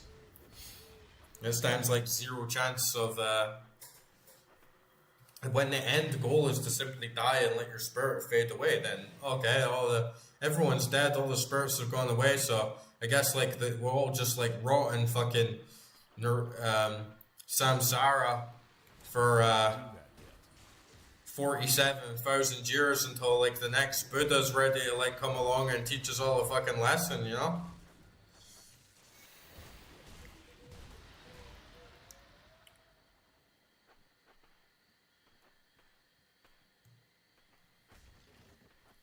Yeah, I was also reading this book. I actually have it on audiobook.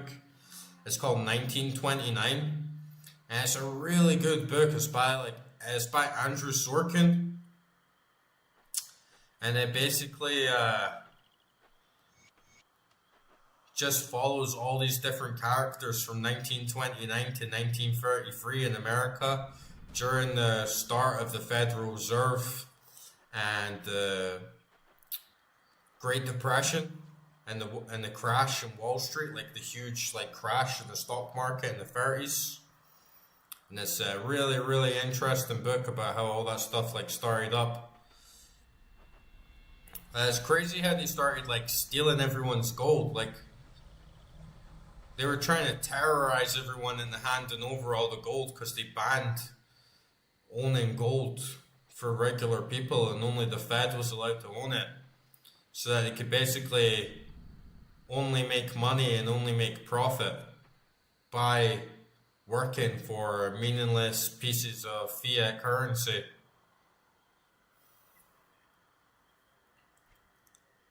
Which is pretty fucked.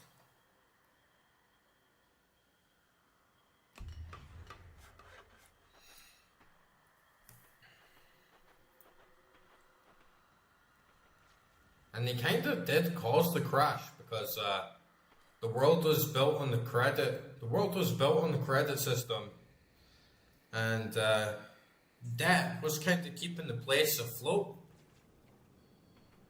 But because the Fed like refused to keep investing into keeping the debt cycle afloat and give like the people a bailout or big companies a bailout, everything just crashed like crazy, because the more things went up and the more things went down in price, the less buying power people had to pay off their previous debts. So all they could really do to try and compensate and try and get back was to borrow more. So everyone was just in a constant state of borrowing as the economy had collapsed all around them. And the Fed was actively trying to stop people at times who were aggressively trying to buy stock and lending money people out to buy stock so that they could try and reignite the economy.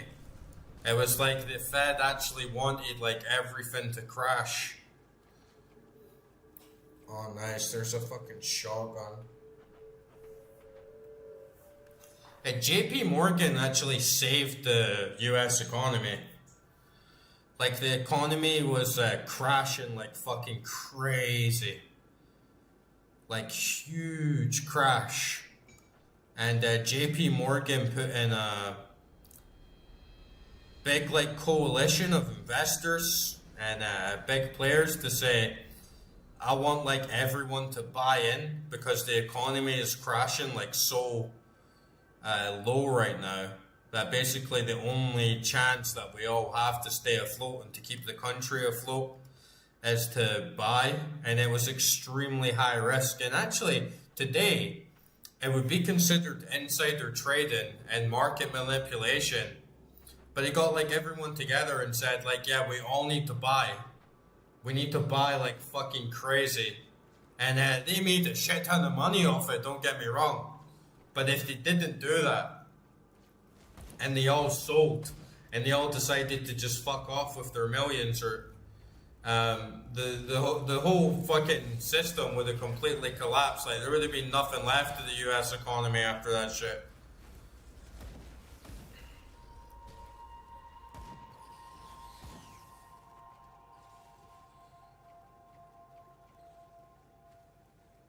Yeah, JP Morgan,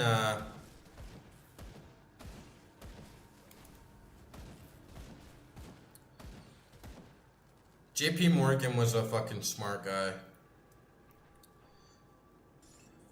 I don't think he's quite the same as the Rothschilds or the Rockefellers. Definitely like a lot of corruption, but a lot of the things that we consider corrupt now weren't illegal back in the time. But yeah, JP Morgan's more like mass investment, like mass trading. Rockefeller is way more of like a monopoly man. Yeah.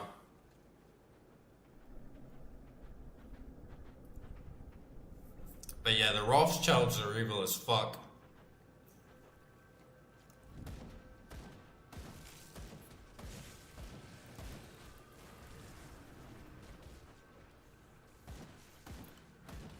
JP Morgan comes from a line as well as families were all aristocrats, like bankers, I think from Wales. But they go way back. They always had a fair bit of power. So did the Rothschilds. I think like JP Morgan's power outdates the Rothschilds, at least to scale, because JP Morgan's family I think was like crazy rich in like 17th century. Whilst the House of Rothschild was really like 18th and especially 19th that they started to get crazy big. And Rockefeller was one of those characters that came from nothing. Like Rockefeller had like zero money. His dad was a con man. His mother supported several children, like by herself, by and large, with very little like outside support. And John D. Rockefeller became the richest man in the world, pretty much. It was a different era back then, for sure.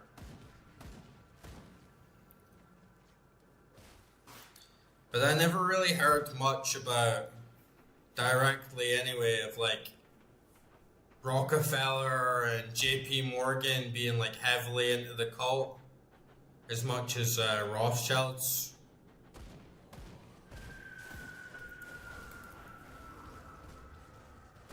I think honestly around 1930, 1920s, 1930s was when the freedom stopped. And I think this is one of the big parts today of like why they're so motivated to have control over everyone, because they don't want someone like John D. Rockefeller popping up, right? They don't want Joseph Stalin's and Adolf Hitler's and people that came from completely irrelevant peasant backgrounds. Like Hitler was homeless, Joseph Stalin was homeless, John D. Rockefeller didn't have a penny to his fucking name at one point. And we used to live in a world where you could come from nothing. Well, I'm not going to talk about the moral implications. I'm just talking about the principle of the fact that you could come from absolutely fucking nothing and become the most powerful man in the world, or one of the most powerful people in the world, or the richest person in the world. Literally through hard work, dedication, fucking grit, and a bit of luck. And you can't do that now. That is what they don't want that at all. They don't want that. And it's the same with celebrity culture. That's why all the celebrities are controlled. That's why it's all nepotism. It's all starting to become the same families. And that's another reason why they do this shit with the algorithm on YouTube, on Twitch, that they're only going to let people blow up and become like a big thing on their platform if they want them to. Because they don't want someone just making a channel and becoming like a huge fucking thing and like influence on society, unless you're like Logan Paul or something. You're Trisha Paytas, like married to a fucking Israeli. Yeah. So it's all rigged because they do not want anyone having any control or any competition. They need to squeeze that shit the fuck out. They want everyone broke, and they want to handpick everyone who has a chance on a competitive scale of the economy. And nowadays, it's like you could have 100 million in the bank, you're still fucking nobody. Right? Compared to fucking Elon Musk. Right? Compared to like the fucking Waltons and shit. So the balance of power is completely tipped into the elite's favor to an extremely disproportionate degree, to the point where there's basically no chance of anyone rising to power or like a significant amount of fame and influence that could alter the course of events that they have planned without them personally like hand selecting them.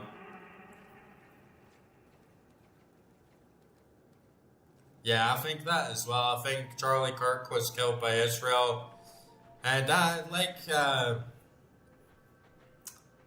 Charlie Kirk was a shill from the get-go. Like, Charlie Kirk was always a shill for Israel, and just all this neocon bullshit, like hijacking the right wing to be like this Ben Shapiro shit. But you know, I always like respected Charlie Kirk, even if I didn't agree with everything he said. I was like, yeah, well, you've got a right, freedom of speech. No, if you want to have those opinions and you want to say those things, there shouldn't really be anything to stop you from saying them. And I always thought Charlie Kirk was tame as fuck.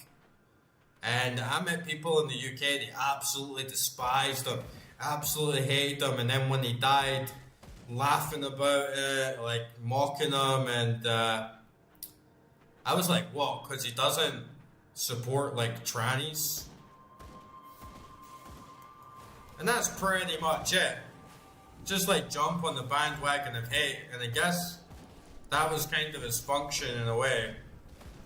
And just promote like more ignorant, surface level right-wing ideology. But yeah, I agreed with him on most things, I suppose. But then he had all this stuff about Israel, and I was just like, yeah, man, you're like way, way wrong about this. And then I saw that he started speaking out against them, and he started saying like, yeah, I might have actually been wrong about Israel, and I'm having like second thoughts. And that's when he started getting all the flack from the mainstream media, and then eventually got like assassinated. So it was extremely sus. And Erica Kirk, Erica Kirk is like the cherry on top. Eyes weren't really on Erica when Charlie was alive, I feel. But when you look at like Erica Kirk's history and you look where she is now, she was a beauty pageant model for Donald Trump's little beauty pageants. You know, probably Epstein's involved with that shit as well. But yeah, she goes back with the elite way before she met Charlie Kirk. And yeah, she is a puppet. Like, she was there in power, in control, like, knew what the fuck was going on, like, knew what the fuck was happening. Probably way more than Charlie. Like, Charlie was, like, a victim, ultimately, I think. He was probably brainwashed by the Zionist lobby shit. And then when he started thinking for himself and going off the path that was paved out for him, he got taken out. And now Erica Kirk's all like at the White House, going on all these fancy fucking dinners with all these fucking millionaires and shit. And then you realize she's been doing that the whole fucking time. Like, she's been doing that the whole fucking time. That's been like her life.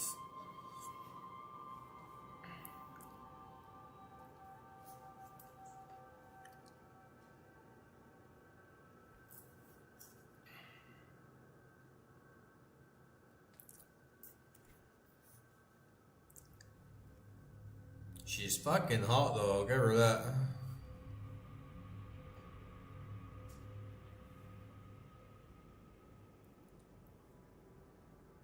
Yeah, she's 100% a plant. Zero fucking doubt in my mind that she is a plant. To control another plant, which is Charlie. Because, yeah, Charlie said some sensible stuff. But it was just like regular shit, you know. It wasn't like Charlie Kirk was coming out with this crazy deep shit. It was just like... He was just like spitting facts for the most part. It wasn't like... It wasn't radical, it wasn't extreme, it wasn't anything. It was just surface level, right wing, like neocon, like shit. It wasn't anything particularly special. It could have been anyone else in the entire world that would say similar things and nobody would give a shit.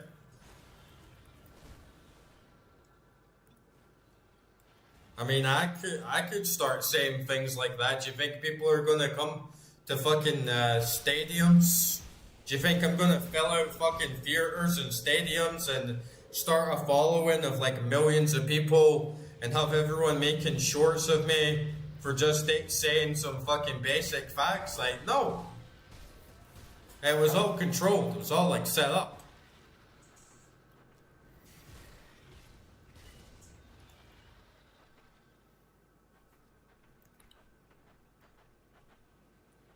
You think I'm gonna get some like model babe to like plant me? You think they're gonna do that for me?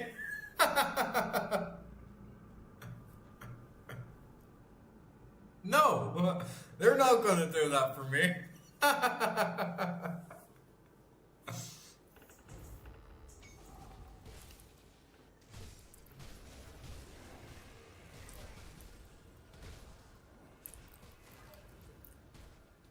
That's fucking why though. Right, because Charlie wasn't clued the fuck in. Charlie wasn't clued the fuck in. If you're clued the fuck in, and a girl like Erica Kirk comes into your life and you start doing some background checks and see where this bitch has been, you would be like, oh shit, I'm being monitored and set up by the fucking Zionist lobby and the CIA.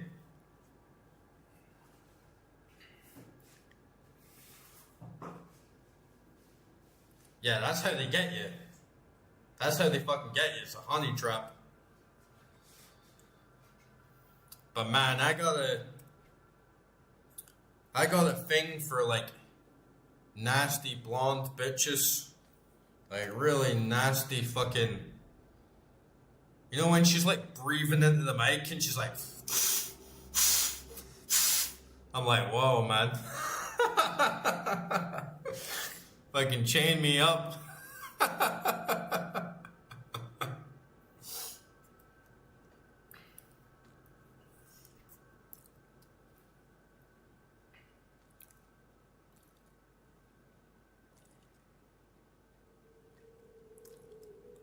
But yeah, I'm too paranoid. I'm too clued up, you know. If a girl like that came into my life, I'd be like, Even my last fucking girlfriend, she was really hot. And, like, she was from Belarus, and even when I was going to visit her, I was having second guesses, like, am I gonna go here and, find out she's been like a KGB fucking spy this whole time, and I'm gonna get put in like this really weird situation where I end up getting like framed or something like that. Like this shit's running through my head like all the time, you know. Even the girl before and the girl before that and the girl before that, and sometimes I meet people and I'm always questioning like, yeah, who is this person? And are they a threat to me? And is this like a little bit too much of a coincidence? And is this person coming into my life like set up to like steal information from me or like get a little bit closer to me and like do some digging and like find some shit out, you know? Charlie Kirk obviously didn't have those safeguards like put up. Because yeah, if a girl like that comes into your life, then it's a bit sus. Because Charlie is not exactly a giga chad. You know what I mean? He doesn't even lift. And yeah, why is the question.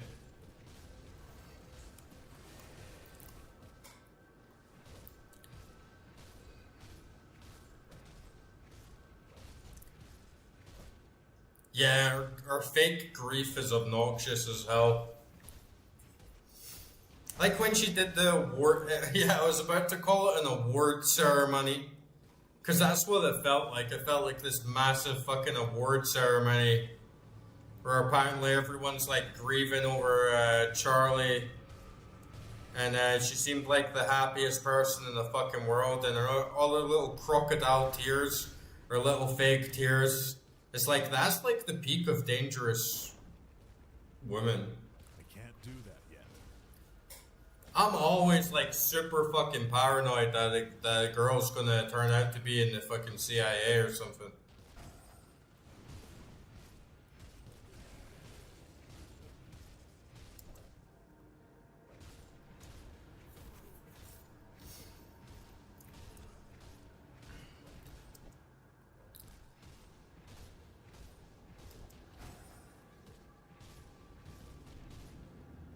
But then you get to know them, and you're like, yeah, you're not in the CIA, you're a fucking dumbass. You couldn't pull that shit off.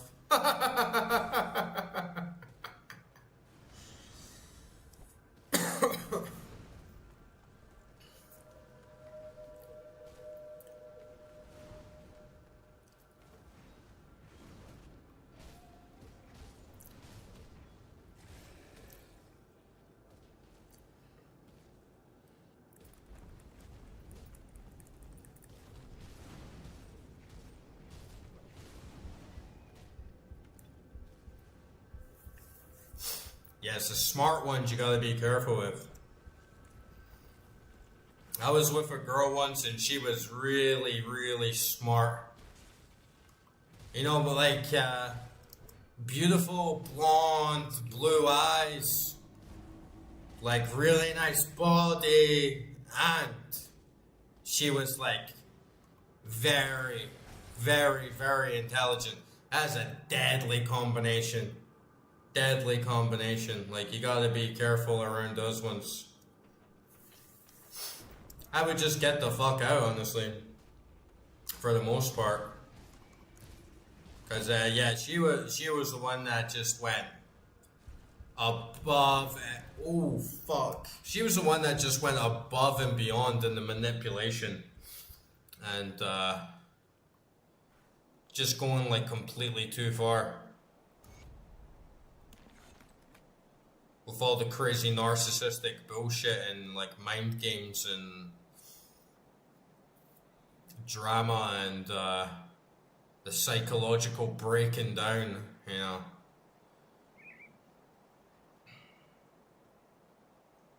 Yeah, women can be very, very dangerous.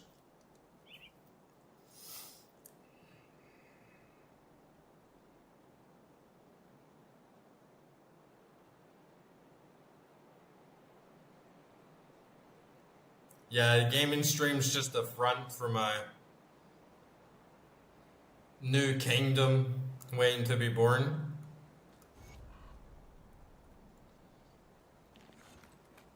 And when I become the King of Scotland,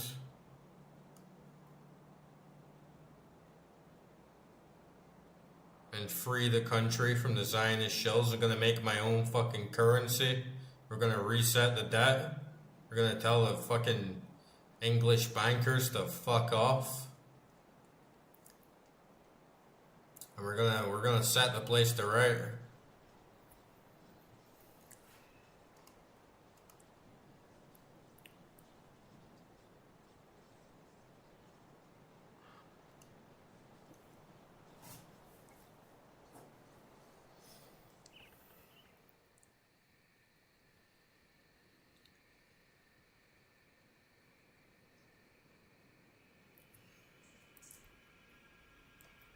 I feel like conquering the woman, not in a physical way or an emotional way, but like in a spiritual way is one of the hardest challenges like a man will have in his alchemy. And 99% of the time a woman will break a man in some way. And actually, it's good to be broken, harsh. Because I feel like in the times of great struggle and the times of great pain, that is when the biggest transformation occurs in your life. And so it's like a very, very powerful like piece of alchemy. Oh shit. Did we just get a power cut?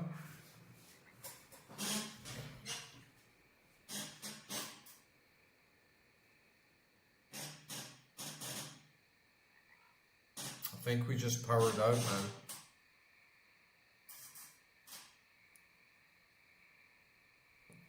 Keep an eye on me, right? I'm gonna get my fucking knife, man.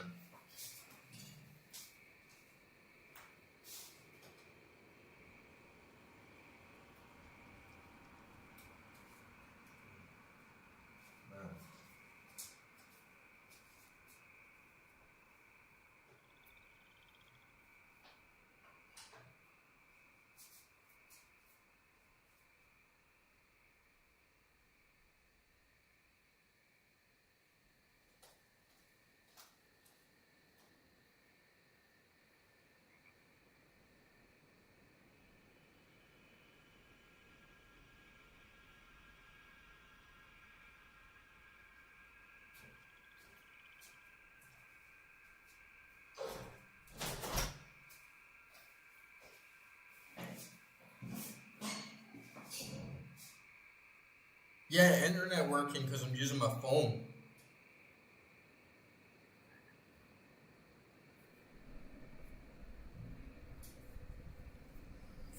You see my blade, Zionists?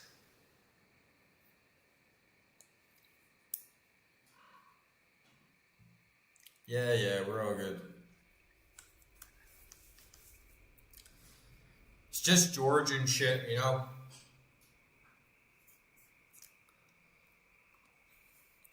It happened yesterday. No, was it Friday? Oh, there we go. We're already back on.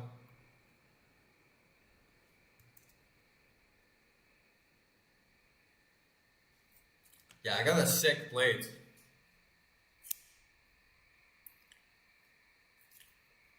It's nice in Georgia. You can get guns, you can get blades, like you can get fucking everything. You can get mace. But yeah, it's a really nice fucking blade. It's got like nice like engravings on it. And like nice wooden handle. And I like that like real lockback action, you know. Like it's a nice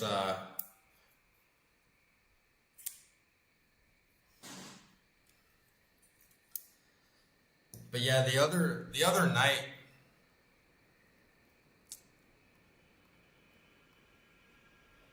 there was a blackout across the entire country.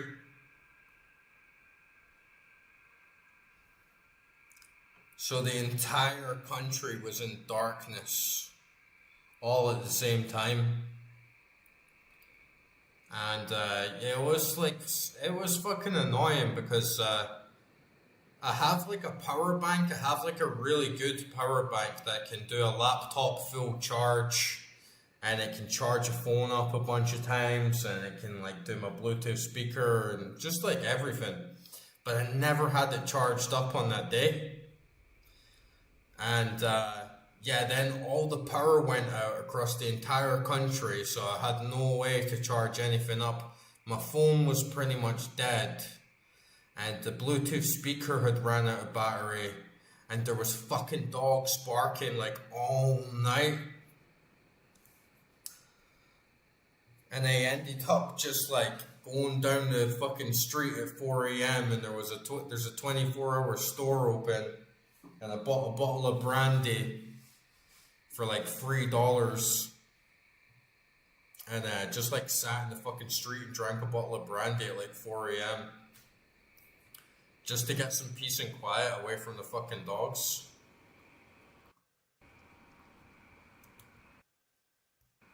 Man, this game is like fucking crashed.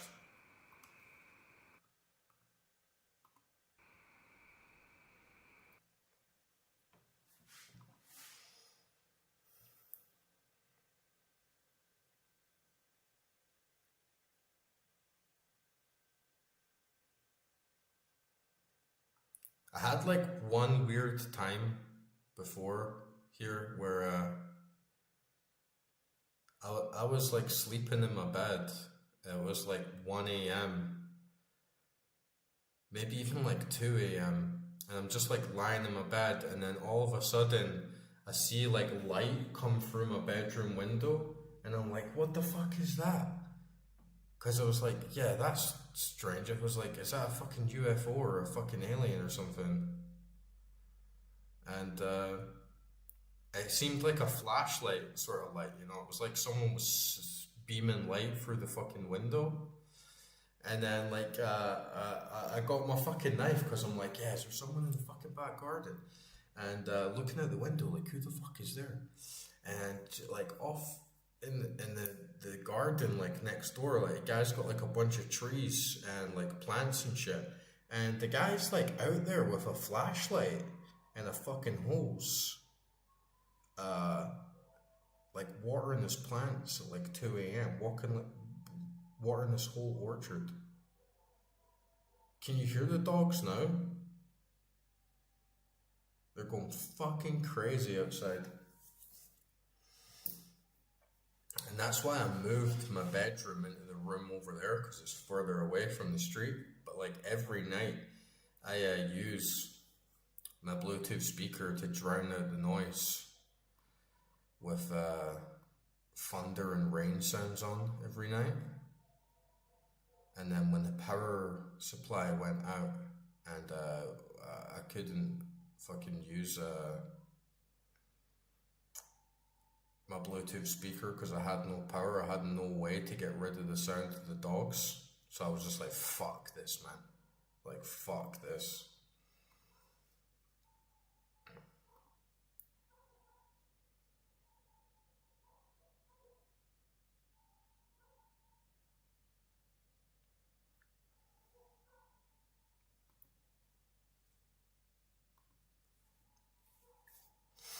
Yeah, it's pretty safe, pretty low crime. But there's fucking dogs everywhere.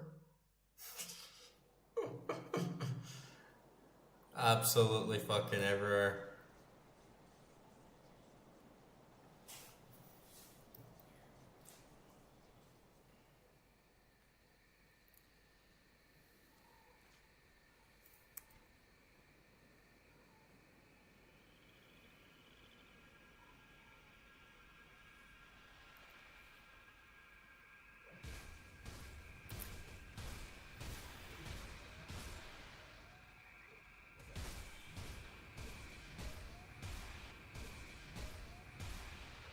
And I would I'd like to stay here, honestly.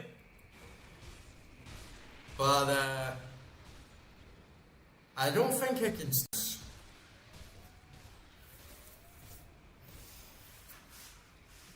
Because here it's like fucking crazy. A dog will be barking like all night in someone's garden. Like right outside. And you're thinking like, oh man, I'm gonna go outside and throw fucking rock at these dogs just so they like fuck off. And then you realize, oh, there's two dogs barking and they're in the neighbor's fucking garden. And it's like, bro, they're barking like fucking crazy. From like 12 till 5 a.m. like non-stop. And it's like, how are you asleep? How the fuck are you asleep? And it just blows my fucking mind, man. Like, how the fuck are you sleeping right now?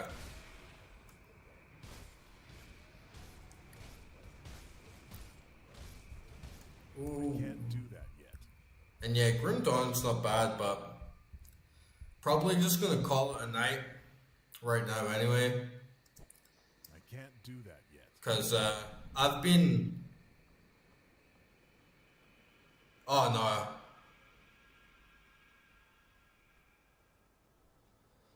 Yeah, there's no dogs barking in Canada. There's no dogs barking in Canada at all.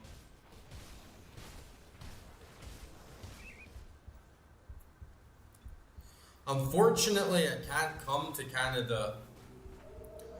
Like I was saying to you, it was like one of my biggest dreams was to come to Canada. But they like banned me from entering Canada for 10 years. So I literally am not allowed to come to Canada until like 2035 or something. Which really fucking pissed me off, honestly. Because I got a lot of friends in Canada. And yeah, the Canadian government just like shat all over my fucking dream. Which is, yeah, a real pain in the ass.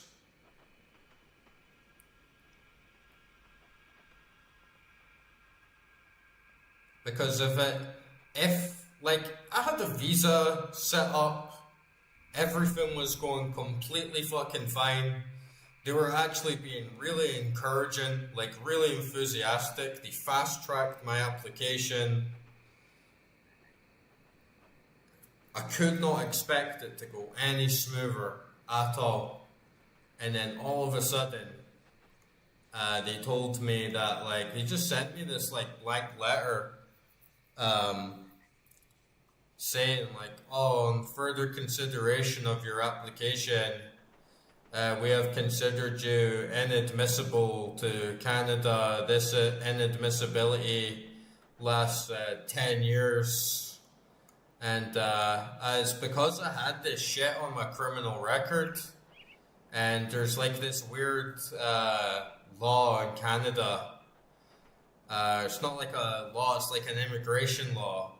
Where it's like I had a very, very minor offense. You know, I never got any jail time. I never got any community service. I never got a fine. I never got like fucking anything. And because like in Canada they have this rule on immigration that there's like summary offenses, and then there's hybrid offenses, and then there's like, I can't remember the name of it, but it's like severe offenses. And if the offense can be considered in certain contexts as a hybrid offense, or it could be a extreme offense or whatever. So like theft, like say like on your criminal record, if you steal a candy bar from a store, and you have like theft on your criminal record. Theft is a hybrid offense in Canada. What the fuck? Like, that's fucking insane. And I bent over, I sent them criminal record check, their fucking life over like months, filling out all these forms and doing all these fucking tests, and I was like this fucking close to getting a 3-year visa, and I had the whole fucking thing planned out. I knew where I was gonna stay. I'd found an apartment. I was gonna form a band with one of my really good friends. I was gonna make a film. I was gonna work in a cannabis dispensary. Like I pretty much had gotten a job. I'd gotten my cannabis license, like my license to like sell weed in Canada. I felt like everything was green. I felt like all signals were go. And then just because of this like minor technicality, they like banned me for like 10 fucking years. And I was like, oh, like not only am I not getting a visa, but I'm not even going to be able to visit for like one day. I spoke to a lawyer about it, and like from Canada, and he said that it is still possible for me to go to.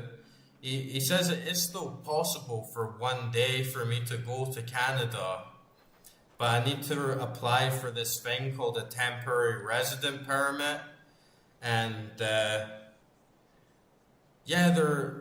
is a way I can like repeal it, and I can apply for this thing to say that I'm like rehabilitated, like early rehabilitation it's called. But apparently it can take around 3 years. It's like quite expensive, and it's like even more paperwork and checks and like a whole bunch of other bullshit. Like a lawyer told me that I could get a temporary resident permit potentially, but again, it's gonna cost money. I'm probably going to need to hire lawyers, like immigration lawyers, to represent me, and they were all asking for like 10K, like once I was even just past the consultation, not even for like the full service. And yeah, I was just like, fuck it, man. Like,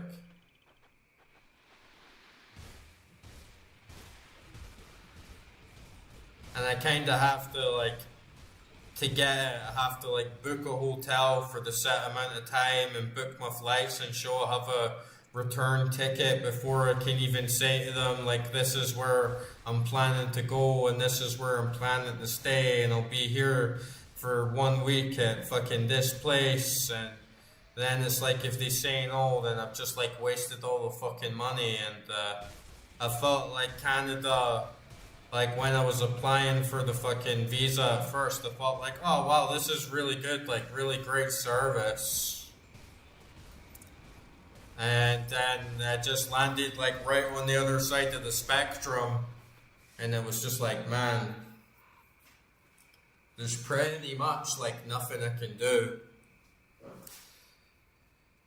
And so I was just like, fuck it, I'm gonna go to Georgia. Because I'm not staying in the fucking UK.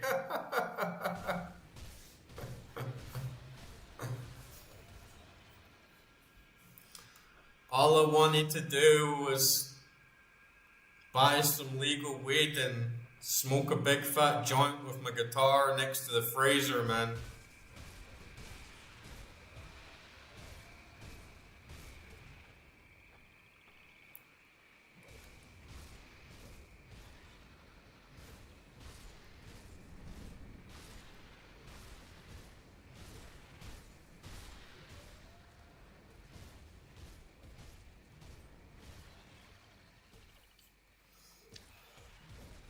But yeah, it probably worked out for the best, honestly. I mean, not the 10 years, like 10 years, it's just a fucking joke. It's just absolutely insane. I mean, I could go to the US. I could go to the US. I could go anywhere else in America, but I can't go to Canada. It's like the only place I want to fucking go there.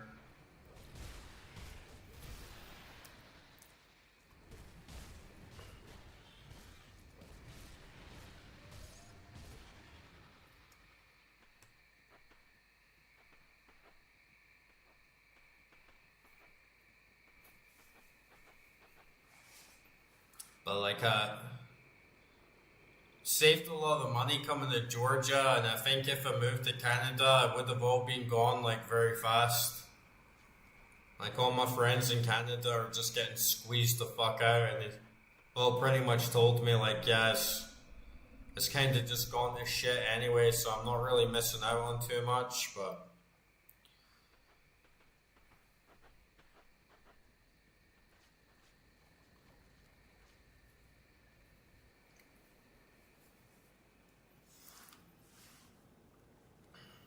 Don't know if you were here like before when I was talking about it, but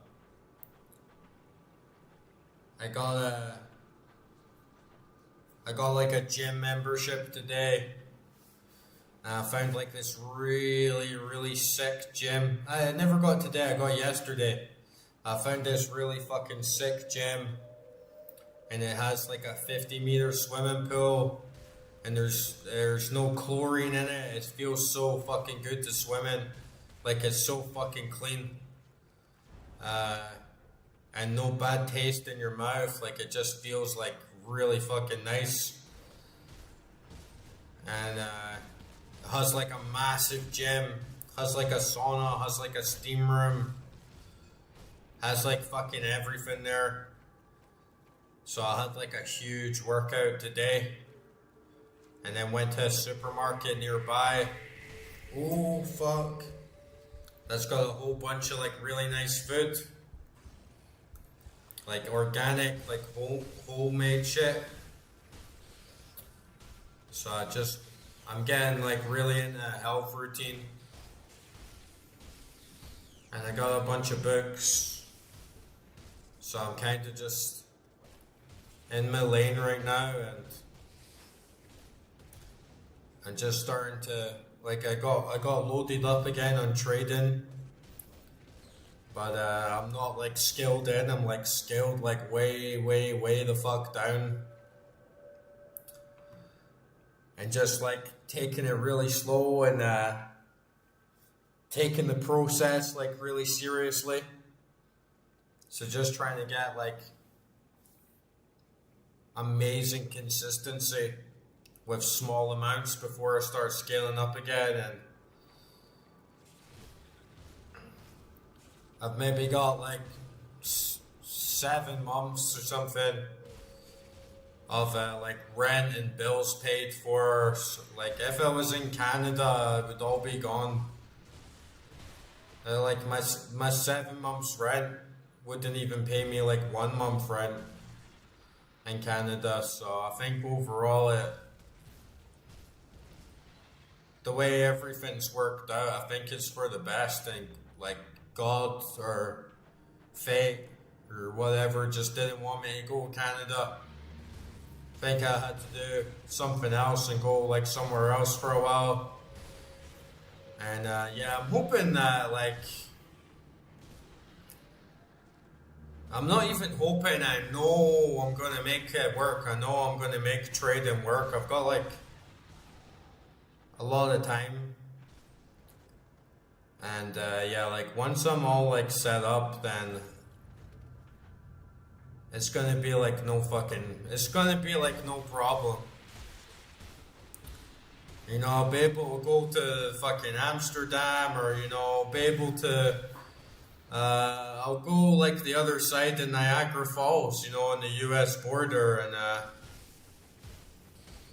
I'll like meet my friends there, you know. Or like I'll meet you there one day, I'll meet you on the other side of Niagara Falls, or when I'm fucking 42, I'll go over to Canada and get high as fuck and get kicked out or something for the fucking fun of it, you know. I'm not worrying about it too much.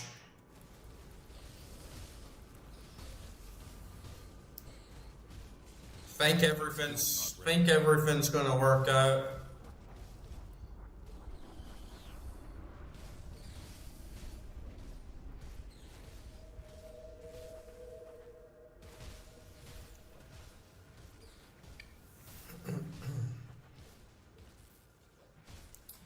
Yeah, I'm not trading stocks. I'm not trading stocks right now though, I'm trading commodities. I feel like a bit of a bitch because I shorted oil.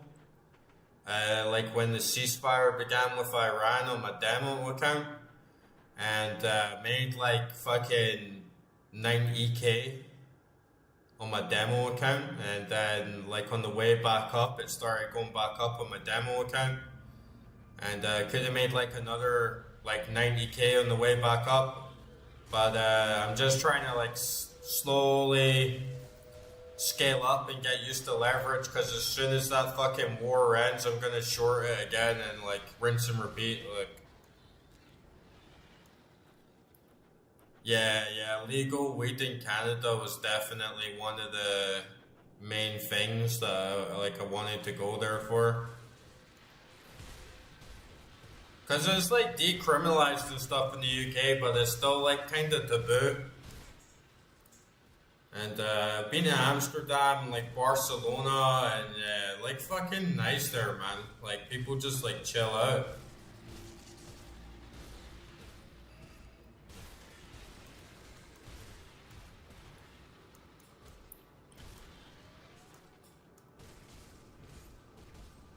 But I gotta earn my reward.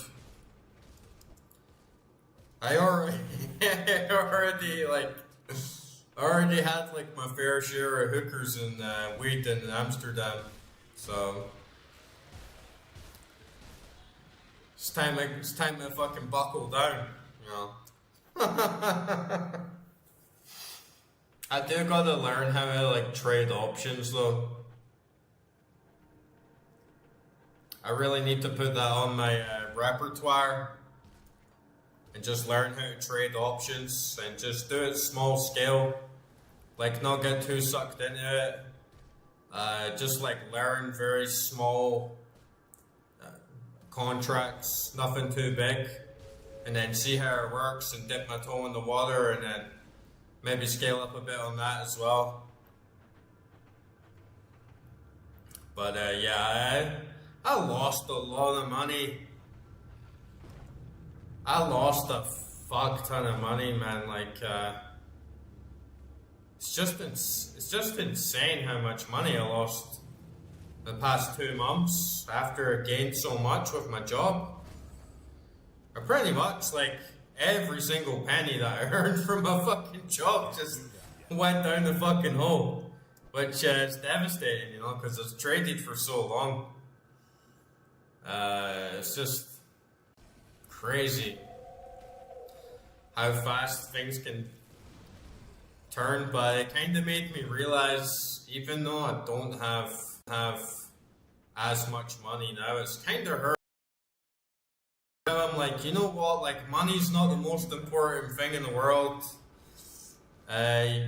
Even though you don't have too much cash right now, like go buy yourself a couple new clothes and get a gym membership and buy yourself some supermarket and buy yourself a few books. Look after your health, because that's what's like really important. Like, as long as you got your health, it doesn't matter if I'm 33 or 53. Like, I'll still be live and free, or 53. Like, I'll still be live and kicking to work another day, and opportunities like still like doing all this wouldn't make me wise. Whilst now I'm kind of like pushing my budget quite a lot. That skill's not ready. But yeah, it's what's most important, and it's what I should have just done from the start, and I should never have neglected that. So yeah, you learn from it. It's like being a trader. It's very like illuminating. It teaches you like a lot about yourself. And it teaches you a lot about life, because your biggest enemy is yourself, right? Like, and even just that sense of being overly attached to pain and gain, like being over attached to profit and loss, it kills you. It kills you like from the inside. Like, just being too much focused on money. So it's like, you know, if you get thrown in a body of water and you start thrashing around and you're screaming and you're pushing your arms and your legs out, then you sink and you'll drown. But if you just like chill out and fucking breathe, and you just like lie back, like you're just going to rise to the top, you know. So that's just what I got to do now, is I just got to like let go of money, and That skill's not I got to move beyond. I got to move beyond excitement, and I got to move beyond depression, and just come somewhere in the middle. So overall, I'm like a stronger person, and I'm able to adapt to like whatever comes to me, and I'm able to be happy, like regardless the number in my bank account or whatever, you know.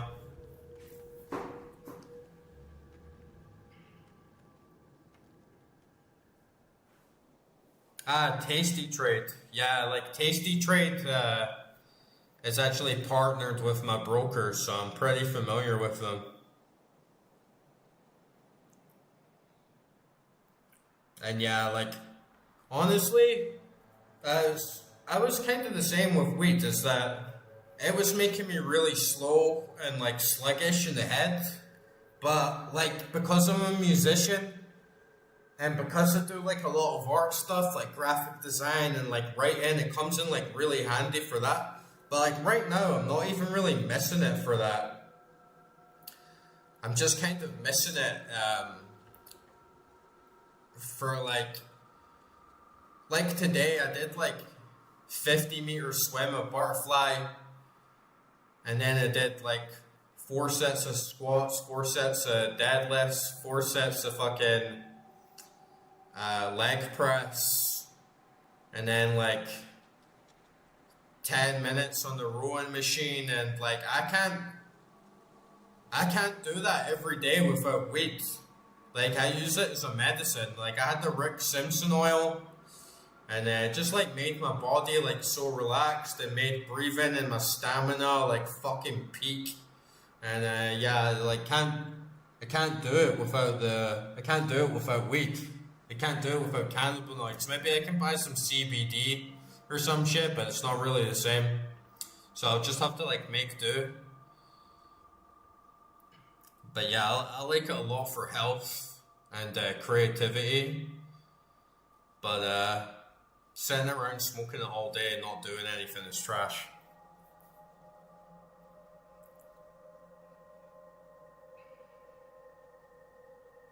Damn, you fucking lost 6 figures? That's crazy, man. You lost 6 figures? Shit. That's brutal, man. I only lost like 5k. I was fucking devastated. I lost 5k and I was like, man, I'm gonna fucking kill myself.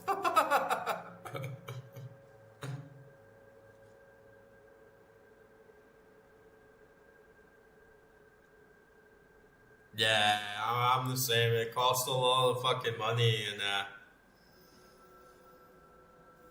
it's pretty expensive Like, if you don't smoke weed, like, you save a shit ton of money. So there's that. But yeah, it keeps me pretty clean. And I've got this, like, the thing is though, is I have to stop smoking. And I have to stop drinking. Because smoking and drinking is just, like, so fucking bad for you, right? But then, like, weed is not really that bad for you. Like, you can smoke weed, it's like it's fine. So I don't have anything else. I just gotta go, like, straight fucking edge, basically. Because, like, yeah, smoking is so bad for you. Drinking's really bad for you. So it's like, that's fucking it. Like, you're not gonna get anything else.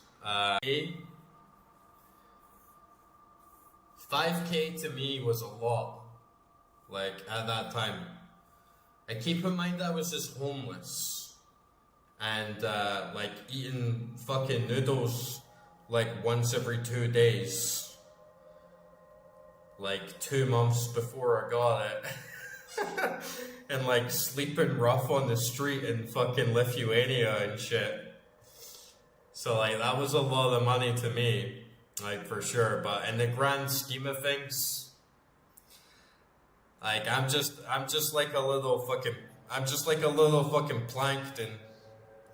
You know, swimming in the sea with fucking whales and sharks at the end of the day. But, like, the leverage that you need on gold is so good. Bro, like, I have 0 fees on my trades in gold. And if you put in $10 of margin, you can get $1 a point. And gold goes, like, up and down. Like, around, on average, at least I'd say, like, 50 points a day. So, like, top trade, up and down, you know, you can easily make, like, 100 a day. And that's fucking awesome.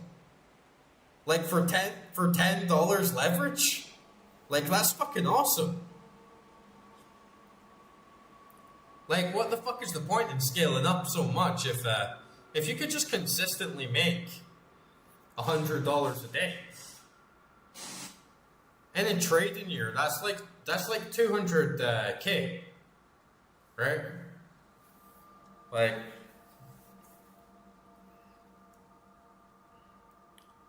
so should take it nice and slow and easy. Yeah, it gives me hella adrenaline as well.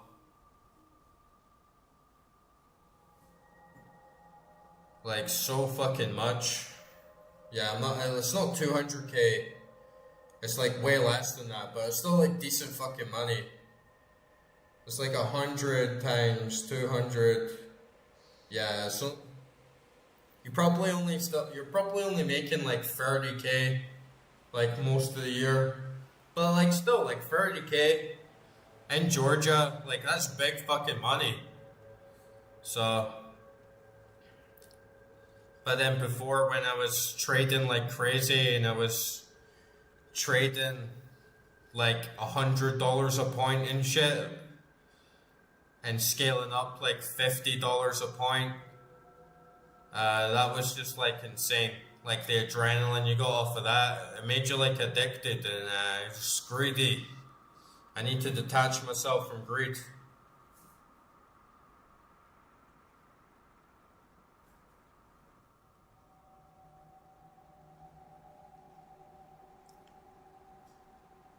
Yeah, of course. But like, if I'm trading, the money that I make in trading is the same anywhere else in the world.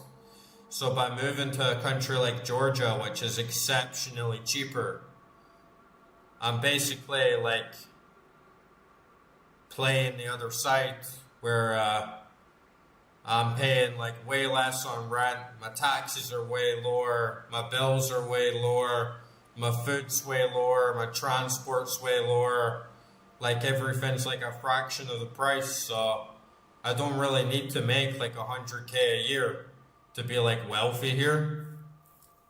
So like it should theoretically take the pressure off of trying to make like a sad amount each day and like pay rent or whatever. But I just got like sucked in it, and I had some really, you know, the market can reward you. I hadn't been trading for so long. I took my two first trades. I shorted gold and silver at the same time. Within 2 minutes, fucking boom, straight down. And it's bad. Because losing is better for learning. Winning is makes you take bigger risks and makes you a bit like overconfident.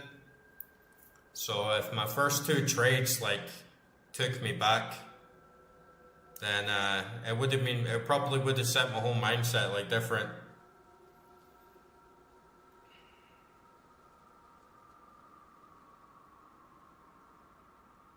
Yeah, that's what I'm doing now. I'm trading dollars. I'm trading dollars on CFDs. So, and the margin on gold is fucking crazy. I only need like $200 margin. $200 of margin to earn $10 a point. And yeah, like even if I made 50 points in one day, that's rent paid, that's bills paid, that's everything paid for a month. So it's like easy fucking days, honestly. If I went to the US and got a job, I'm trying so hard to focus on trading. I already know how to invest. Once I build excess money up, you know, I'm never going to trade more than a set amount, at least not for a long time. So any excess that I have, will just start building a portfolio of stocks and ETFs and shit. And maybe like a little bit of crypto. But yeah, I just really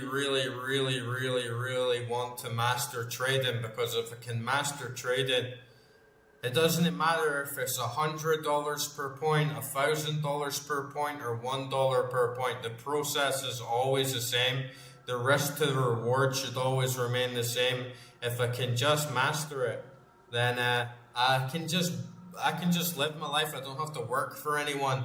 I don't have to fill out fucking forms. I don't have to go for background checks, and I don't have to prove my worth to anyone else. I can just earn with a fucking laptop, like anywhere in the world. I can hire an office. I can build my own office, like anywhere in the fucking world that I want, pretty much. And just start thinking in terms of like geopolitics and internationally. Where can I set an account up here? And where can I set up my long-term residency to like minimize my tax output, and just play like the whole game. Whilst if I'm working and I'm working like fucking 12 hours a day, even like 8 hours a day, full-time hours, I'm like never gonna have the chance to like focus on that process. I'm gonna have to go back to square one, and I'm gonna have to like risk like fucking losing it. So I'd rather just like stick on it just now. I'm still keeping my eyes out for more like remote opportunities, because I've worked entirely remotely. I've worked entirely remotely for the past like 4 years. So hopefully something else will come around too that's easy enough.